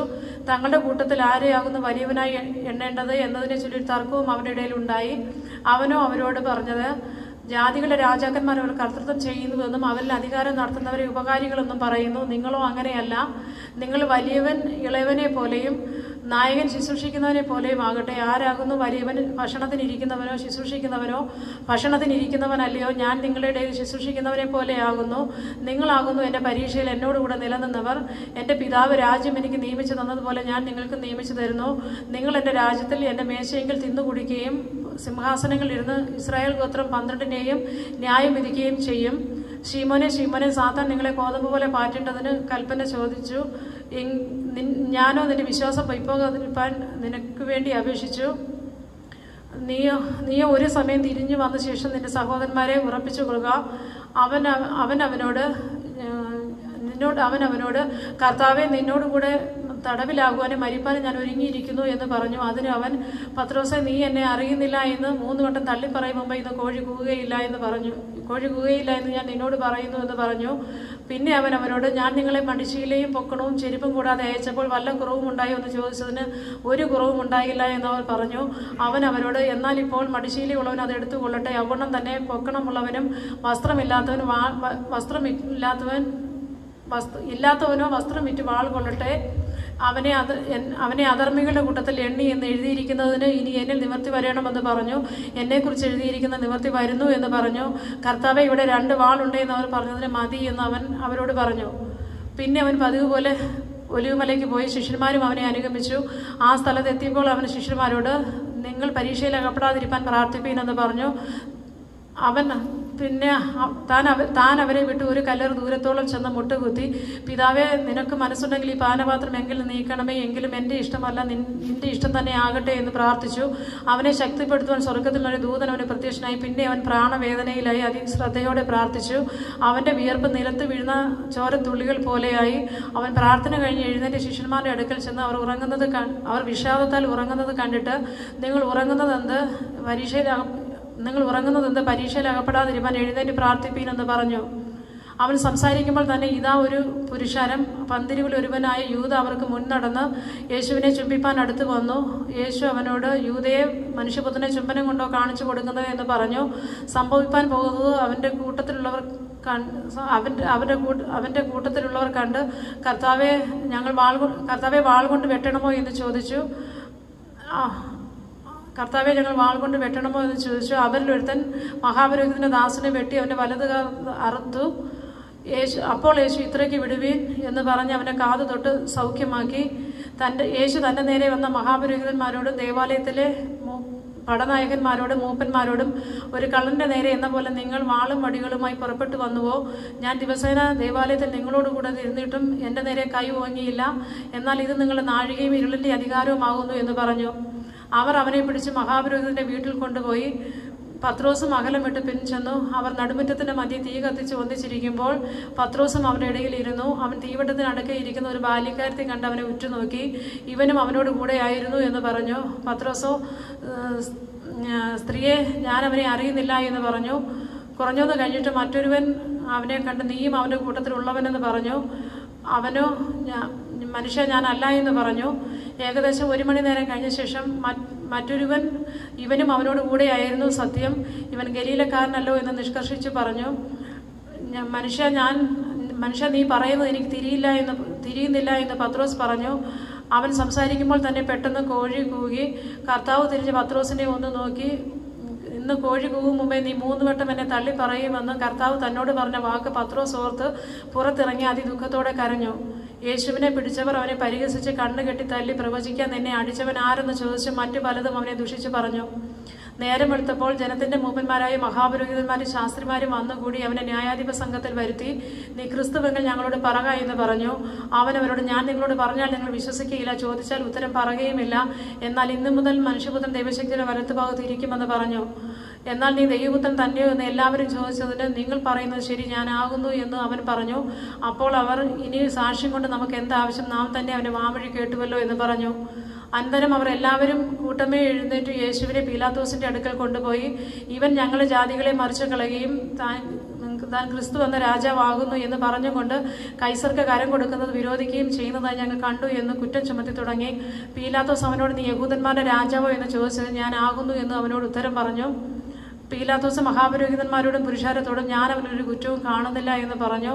അതിന് അവർ, ഇവൻ ഗലീലയിൽ തുടങ്ങി യഹൂദിയിൽ എല്ലായിടത്തും ഇവിടത്തോളവും പഠിപ്പിച്ച് ജനത്തെ കലഹിപ്പിക്കുന്നു എന്ന് നിഷ്കർഷിച്ച് പറഞ്ഞു. ഇത് കേട്ടിട്ട്, ഈ മനുഷ്യൻ ഗലീലക്കാരനോ എന്ന് പീലാത്തോസ് ചോദിച്ച് ഹെരോദാവിന്റെ അധികാരത്തിൽ ഉൾപ്പെട്ടവൻ എന്ന് അറിഞ്ഞിട്ട് അവനെ അന്ന് യെരുശലേമിൽ വന്ന് പാർക്കുന്ന ഹെരോദാവിന്റെ അടുക്കൽ അയച്ചു. ഹെരോദാവ് യേശുവിനെ കണ്ടിട്ട് അത്യന്തം സന്തോഷിച്ചു. അവനെക്കുറിച്ച് കേട്ടിരുന്നത് കൊണ്ട് അവനെ കാണുവാൻ വളരെ കാലമായി ഇച്ഛിച്ചു. അവൻ വല്ല അടയാളവും ചെയ്യുന്നത് കാണാമെന്ന് ആശിച്ചിരുന്നു. ഏറിയൊന്ന് ചോദിച്ചിട്ടും അവൻ അവനോട് ഉത്തരം പറഞ്ഞില്ല. മഹാപുരോഹിതന്മാരും ശാസ്ത്രിമാരും കഠിനമായി അവൻ്റെ നേരെ കുറ്റം ചുമത്തി നിന്നു. ഹെരോദാവ് തൻ്റെ പടയാളികളുമായി വന്ന് അവനെ പരിഹസിച്ച് നിസ്സാരനാക്കി ശുഭ്രവസ്ത്രം ധരിപ്പിച്ച് പീലാത്തോസിന്റെ അടുക്കൽ മടക്കി അയച്ചു. അന്ന് ഹെരോദാവും പീലാത്തോസും തമ്മിൽ സ്നേഹിതന്മാരായി തീർന്നു. മുമ്പേ അവർ തമ്മിൽ വൈരമായിരുന്നു. പീലാത്തോസ് മഹാപുരോഹിതന്മാരെയും പ്രമാണികളെയും ജനത്തെയും വിളിച്ചുകൂട്ടി, ഈ മനുഷ്യൻ ജനത്തെ മത്സരിപ്പിക്കുന്നു എന്ന് പറഞ്ഞ് നിങ്ങൾ അവനെ എൻ്റെ അടുക്കൽ കൊണ്ടുവന്നുവല്ലോ. ഞാനോ നിങ്ങളുടെ മുൻപാകെ അവനെ വിസ്തരിച്ചിട്ടും നിങ്ങൾ ചുമത്തിയ കുറ്റമൊന്നും അവനിൽ കണ്ടില്ല, ഹെരോദാവും കണ്ടില്ല. അവനെ നമ്മുടെ അടുക്കൽ മടക്കി അയച്ചുവല്ലോ. ഇവൻ മരണയോഗ്യമായതൊന്നും പ്രവർത്തിച്ചിട്ടില്ല സ്പഷ്ടം. അതുകൊണ്ട് ഞാൻ അവനെ അടുപ്പിച്ച് വിട്ടയക്കുമെന്ന് പറഞ്ഞു. അവരോ, അവനെ നീക്കിക്കളക, ബറബ്ബാസിനെ വിട്ടുതരിക എന്ന് എല്ലാവരും നിലവിളിച്ചു പറഞ്ഞു. ഉത്സവം തോറും അവനൊരുത്തനെ വിട്ടയക്ക് പതിവായിരുന്നു. അവനോ നഗരത്തിലുണ്ടായ കലഹവും കൊലയും ഹേതുവായി തടവിലായവനായിരുന്നു. പീലാത്തോസ് യേശുവിനെ വിടുവിപ്പാൻ ഇച്ഛിച്ചിട്ട് പിന്നെയും അവരോട് വിളിച്ചു പറഞ്ഞു. അവരോ അവനെ ക്രൂശിക്ക എന്ന് എതിരെ വിളിച്ചു. അവൻ മൂന്നാമതും അവൻ ചെയ്ത ദോഷമെന്ത്, ഇവൻ മരണയോഗ്യമായതൊന്നും അവനിൽ കണ്ടില്ല, അതുകൊണ്ട് ഞാൻ അവനെ അടുപ്പിച്ച് വിട്ടയക്കുമെന്ന് പറഞ്ഞു. അവരോ അവനെ ക്രൂശിക്കേണ്ടതിന് ഉറക്കെ മുട്ടിച്ച് ചോദിച്ചു. അവരുടെ നിലവിളി ഫലിച്ചു. അവരുടെ അപേക്ഷ പോലെ ആകട്ടെ എന്ന് പീലാത്തോസ് വിധിച്ചു. കലഹവും കൊലയും ഹേതുവായി തടവിലായവനെ അവൻ്റെ അപേക്ഷ പോലെ വിട്ടുകൊടുക്കുകയും യേശുവിനെ അവൻ്റെ ഇഷ്ടത്തിന് ഏൽപ്പിക്കുകയും ചെയ്തു. അവനെ കൊണ്ടുപോകുമ്പോൾ വയലിൽ നിന്ന് വരുന്ന ശീമോൻ എന്ന കുറേനക്കാരനെ അവർ പിടിച്ച് ക്രൂശ് ചുമപ്പിച്ച് യേശുവിൻ്റെ പിന്നാലെ നടക്കുമാറാക്കി. ഒരു വലിയ ജനസമൂഹവും അവനെ ചൊല്ലി വിലപിച്ച് മുറയിടുന്ന അനേക സ്ത്രീകളും അവൻ്റെ പിന്നാലെ ചെന്നു. യേശു തിരിഞ്ഞ് അവരെ നോക്കി, യെരൂശലേം പുത്രിമാരെ, എന്നെ ചൊല്ലി കരയേണ്ട, നിങ്ങളെയും നിങ്ങളുടെ മക്കളെയും ചൊല്ലി കരവൻ. മച്ചികളും പ്രസവിക്കാത്ത ഉദരങ്ങളും കുടിപ്പിക്കാത്ത മുലകളും ഭാഗ്യമുള്ളവ എന്ന് പറയുന്ന കാലം വരുന്നു. അന്ന് മലകളോട് ഞങ്ങളുടെ മേൽ വീഴുവീനെന്നും കുന്നുകളോട് ഞങ്ങളെ മൂടുവീനെന്നും പറഞ്ഞു തുടങ്ങും. പച്ചമരത്തോട് ഇങ്ങനെ ചെയ്താൽ ഉണങ്ങിയതിന് എന്ത് ഭവിക്കുമെന്ന് പറഞ്ഞു. ദുഷ്പ്രവൃത്തിക്കാരായ വേറെ 2 പേരെയും അവനോടുകൂടെ കൊല്ലുവാൻ കൊണ്ടുപോയി. തലയോടിട എന്ന സ്ഥലത്തെത്തിയപ്പോൾ അവർ അവനെയും ദുഷ്പ്രവൃത്തിക്കാരെയും ഒരുത്തനെ വലത്തും ഒരുത്തനെ ഇടത്തുമായി ക്രൂശിച്ചു. യേശുവോ, പിതാവേ, ഇവർ ചെയ്യുന്നത് എന്തെന്നറിയായ കൊണ്ട് ഇവരോട് ക്ഷമിക്കണമേ എന്ന് പറഞ്ഞു. അനന്തരം അവർ അവൻ്റെ വസ്ത്രം വിഭാഗിച്ച് ചീട്ടിട്ടു. ജനം നോക്കിക്കൊണ്ട് നിന്നു. ഇവൻ മറ്റുള്ളവരെ രക്ഷിച്ചുവല്ലോ. ദൈവം തിരഞ്ഞെടുത്ത ക്രിസ്തുവെങ്കിൽ തന്നെത്താൻ രക്ഷിക്കട്ടെ എന്ന് പ്രധാനികളും പരിഹസിച്ച് പറഞ്ഞു. പടയാളികളും അടുത്ത് വന്നവനെ പരിഹസിച്ച് പുളിച്ച വീഞ്ഞ് കാണിച്ചു. നീ യഹൂദന്മാരുടെ രാജാവെങ്കിൽ നിന്നെ തന്നെ രക്ഷിക്ക എന്ന് പറഞ്ഞു. ഇവൻ യഹൂദന്മാരുടെ രാജാവെന്ന് മേലെഴുത്തും അവന്റെ മീതെ ഉണ്ടായിരുന്നു. തൂക്കിയ ദുഷ്പ്രവർത്തിക്കാരിൽ ഒരുത്തൻ, നീ ക്രിസ്തു അല്ലയോ, നിന്നെ തന്നെയും ഞങ്ങളെ രക്ഷിക്ക എന്ന് പറഞ്ഞ് അവനെ ദുഷിച്ചു. മറ്റവനോ അവനെ ശാസിച്ചു, സമശിക്ഷാവിധിയിലായിട്ടും നീ ദൈവത്തെ ഭയപ്പെടുന്നില്ലയോ? നാമോ ന്യായമായിട്ട് ശിക്ഷ അനുഭവിക്കുന്നു, നാം പ്രവർത്തിച്ചതിന് യോഗ്യമായതല്ലോ കിട്ടുന്നത്. ഇവനോ അരുതാത്തതൊന്നും ചെയ്തിട്ടില്ല എന്ന് പറഞ്ഞു. പിന്നെ അവൻ, യേശുവെ, നീ രാജ്യത്വം പ്രാപിച്ച് മടങ്ങി വരുമ്പോൾ എന്നെയും ഓർത്തുകൊള്ളണമേ എന്ന് പറഞ്ഞു. യേശു അവനോട്, ഇന്ന് നീ എന്നോടുകൂടെ പർദീസയിൽ ഇരിക്കുമെന്ന് ഞാൻ സത്യമായിട്ട് നിന്നോട് പറയുന്നു എന്ന് പറഞ്ഞു. ഏകദേശം 6 മണി നേരമായപ്പോൾ സൂര്യൻ ഇരുണ്ടുപോയിട്ട് 9 മണി വരെ ദേശത്തെല്ലാം അന്ധകാരമുണ്ടായി.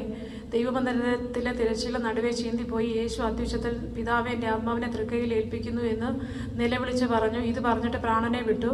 ഈ സംഭവിച്ചത് ശതാധിപൻ കണ്ടിട്ട് ഈ മനുഷ്യൻ വാസ്തവമായി നീതിമാനായിരുന്നു എന്ന് പറഞ്ഞ് ദൈവത്തെ മഹത്വപ്പെടുത്തി. കാണുവാൻ കൂടി വന്ന പുരുഷാരമൊക്കെയും ഈ സംഭവിച്ചത് കണ്ടിട്ട് മാറത്തടിച്ചുകൊണ്ട് മടങ്ങിപ്പോയി. അവൻ്റെ പരിചയക്കാർ എല്ലാവരും ഗലീലയിൽ നിന്ന് അനുഗമിച്ചു പോന്ന സ്ത്രീകളും ഇത് നോക്കിക്കൊണ്ട് ദൂരത്ത് നിന്നു. അരിമഥ്യ എന്നൊരു യഹൂദ്യ പട്ടണക്കാരനായി നല്ലവനും നീതിമാനും ദൈവരാജ്യത്തെ കാത്തിരുന്നവരുമായ യോസേഫ് എന്നൊരു മന്ത്രി. അവരുടെ ആലോചനയ്ക്കും പ്രവൃത്തികൾക്കും അനുകൂലമല്ലായിരുന്നു. പീലാത്തോസിന്റെ അടുക്കൽ ചെന്ന് യേശുവിന്റെ ശരീരം ചോദിച്ചു. അത് ഇറക്കി ഒരു ശീലയിൽ പൊതിഞ്ഞു പാറയിൽ വെട്ടിയിരുന്നതും ആരെയും ഒരിക്കലും വെച്ചിട്ടില്ലാത്തതുമായ കല്ലറയിൽ വെച്ചു. അന്ന് ഒരുക്കനാളായിരുന്നു. ശബ്ബത്തും ആരംഭിച്ചു. ഗലീലയിൽ നിന്ന് അവനോട് കൂടെ പോകുന്ന സ്ത്രീകളും അവൻ്റെ പിന്നാലെ ചെന്നു. കല്ലറയും അവനെ വെച്ച വിധവും നോക്കിക്കണ്ട് കല്ലറ വിട്ട് മടങ്ങിപ്പോയി. സുഗന്ധവർഗവും പരിമളതൈലവും ഒരുക്കി കൽപ്പനയനുസരിച്ച് ശബത്തിൽ സ്വസ്ഥമായിരുന്നു.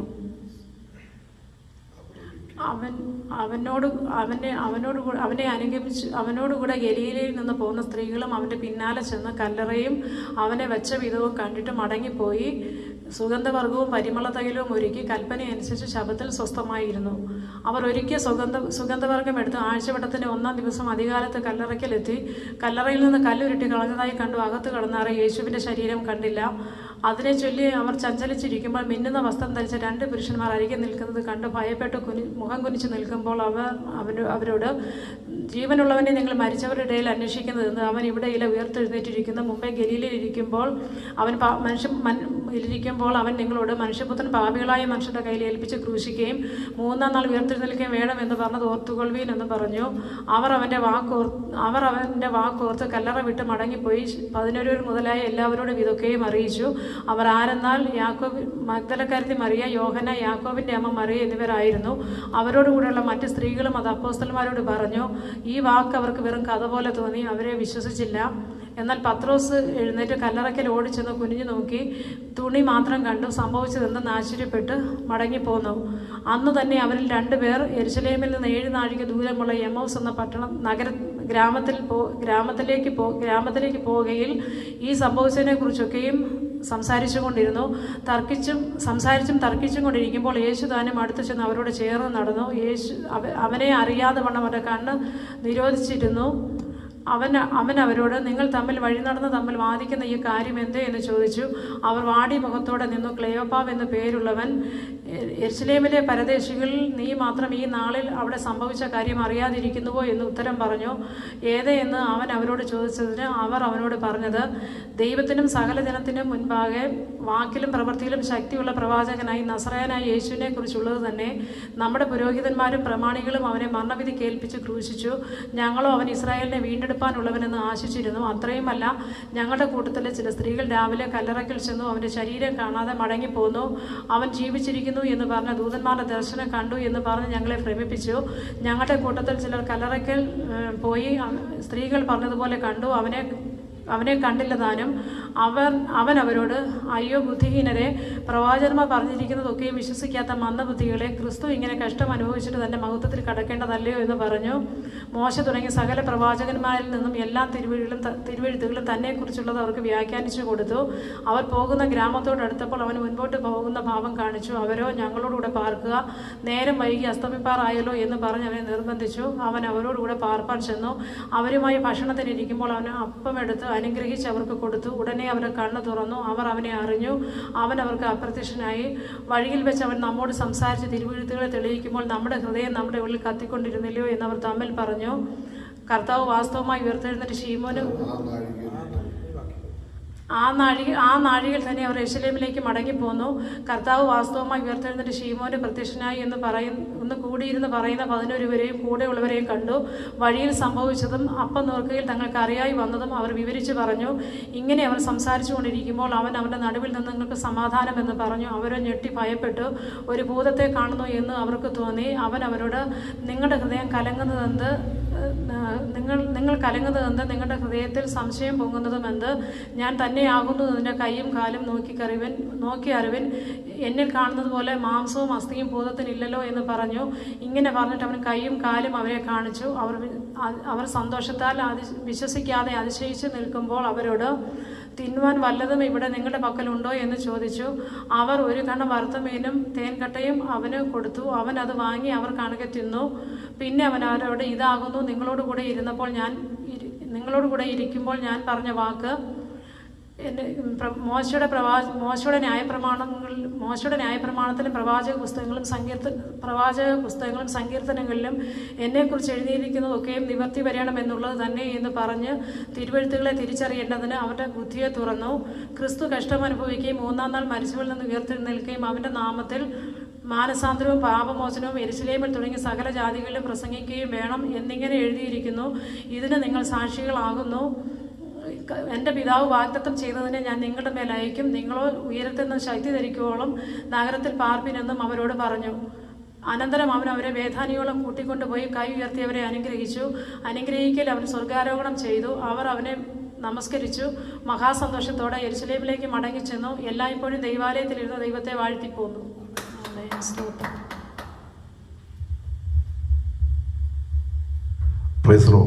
ഇത്രയും സമയം ലൂക്കോസ് സുവിശേഷത്തിൽ നിന്ന് നമുക്ക് കേൾക്കുവാനിടയായല്ലോ.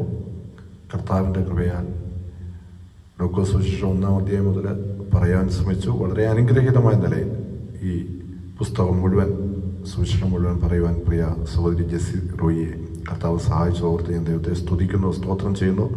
തുടർന്നും യോഹന്നാനിൽ നിന്ന് ആ സുവിശേഷം മുഴുവൻ നമുക്ക് കേൾക്കാനുള്ള അവസരം ദൈവം നമുക്ക് നൽകുന്നതാണ്. സുവിശേഷങ്ങൾ പറഞ്ഞു തീരുമ്പോൾ അടുത്ത പുസ്തകങ്ങൾ ഏതാണെന്നുള്ള ചിന്തയിലേക്ക് പ്രിയ സഹോദരിയെ നയിക്കട്ടെ. ഇനി വീണ്ടും പുസ്തകങ്ങൾ കാണാതെ പറയുവാനുള്ള അവസരങ്ങളെ ദൈവം നൽകട്ടെ എന്ന് പ്രാർത്ഥിക്കുന്നു. ഇത് അനേകർക്ക് പ്രചോദനമായി തീരുവാനും അനേകർക്ക് ആശ്വാസമായി തീരുവാനും മറ്റുള്ളവർക്ക് ദൈവവചനം പഠിക്കുവാനുള്ള ഒരു നല്ല പ്രചോദനമായി തീരട്ടെ എന്ന് ആശംസിക്കുന്നു. പ്രത്യേകിച്ച് എന്നോടൊപ്പം ഇവിടെ ആയിരിക്കുന്ന കർത്താദാസൻ സനൽ മാത്യു, അദ്ദേഹത്തെയും ദൈവം അനുഗ്രഹിക്കട്ടെ എന്ന് പ്രാർത്ഥിക്കുന്നു. ഈ സഭയും ദൈവം അനുഗ്രഹിക്കട്ടെ. തുടർന്നും ജെസ്സി സിസ്റ്ററെ ഇനിയും വാക്യങ്ങൾ പറയുവാൻ തക്കണം കർത്താവ് സഹായിക്കട്ടെ എന്ന് പ്രാർത്ഥിച്ചുകൊണ്ട് ഈ അവസരം ഒരിക്കൽ ദൈവത്തിന് നന്ദി പറഞ്ഞുകൊണ്ട് വാക്കുകൾ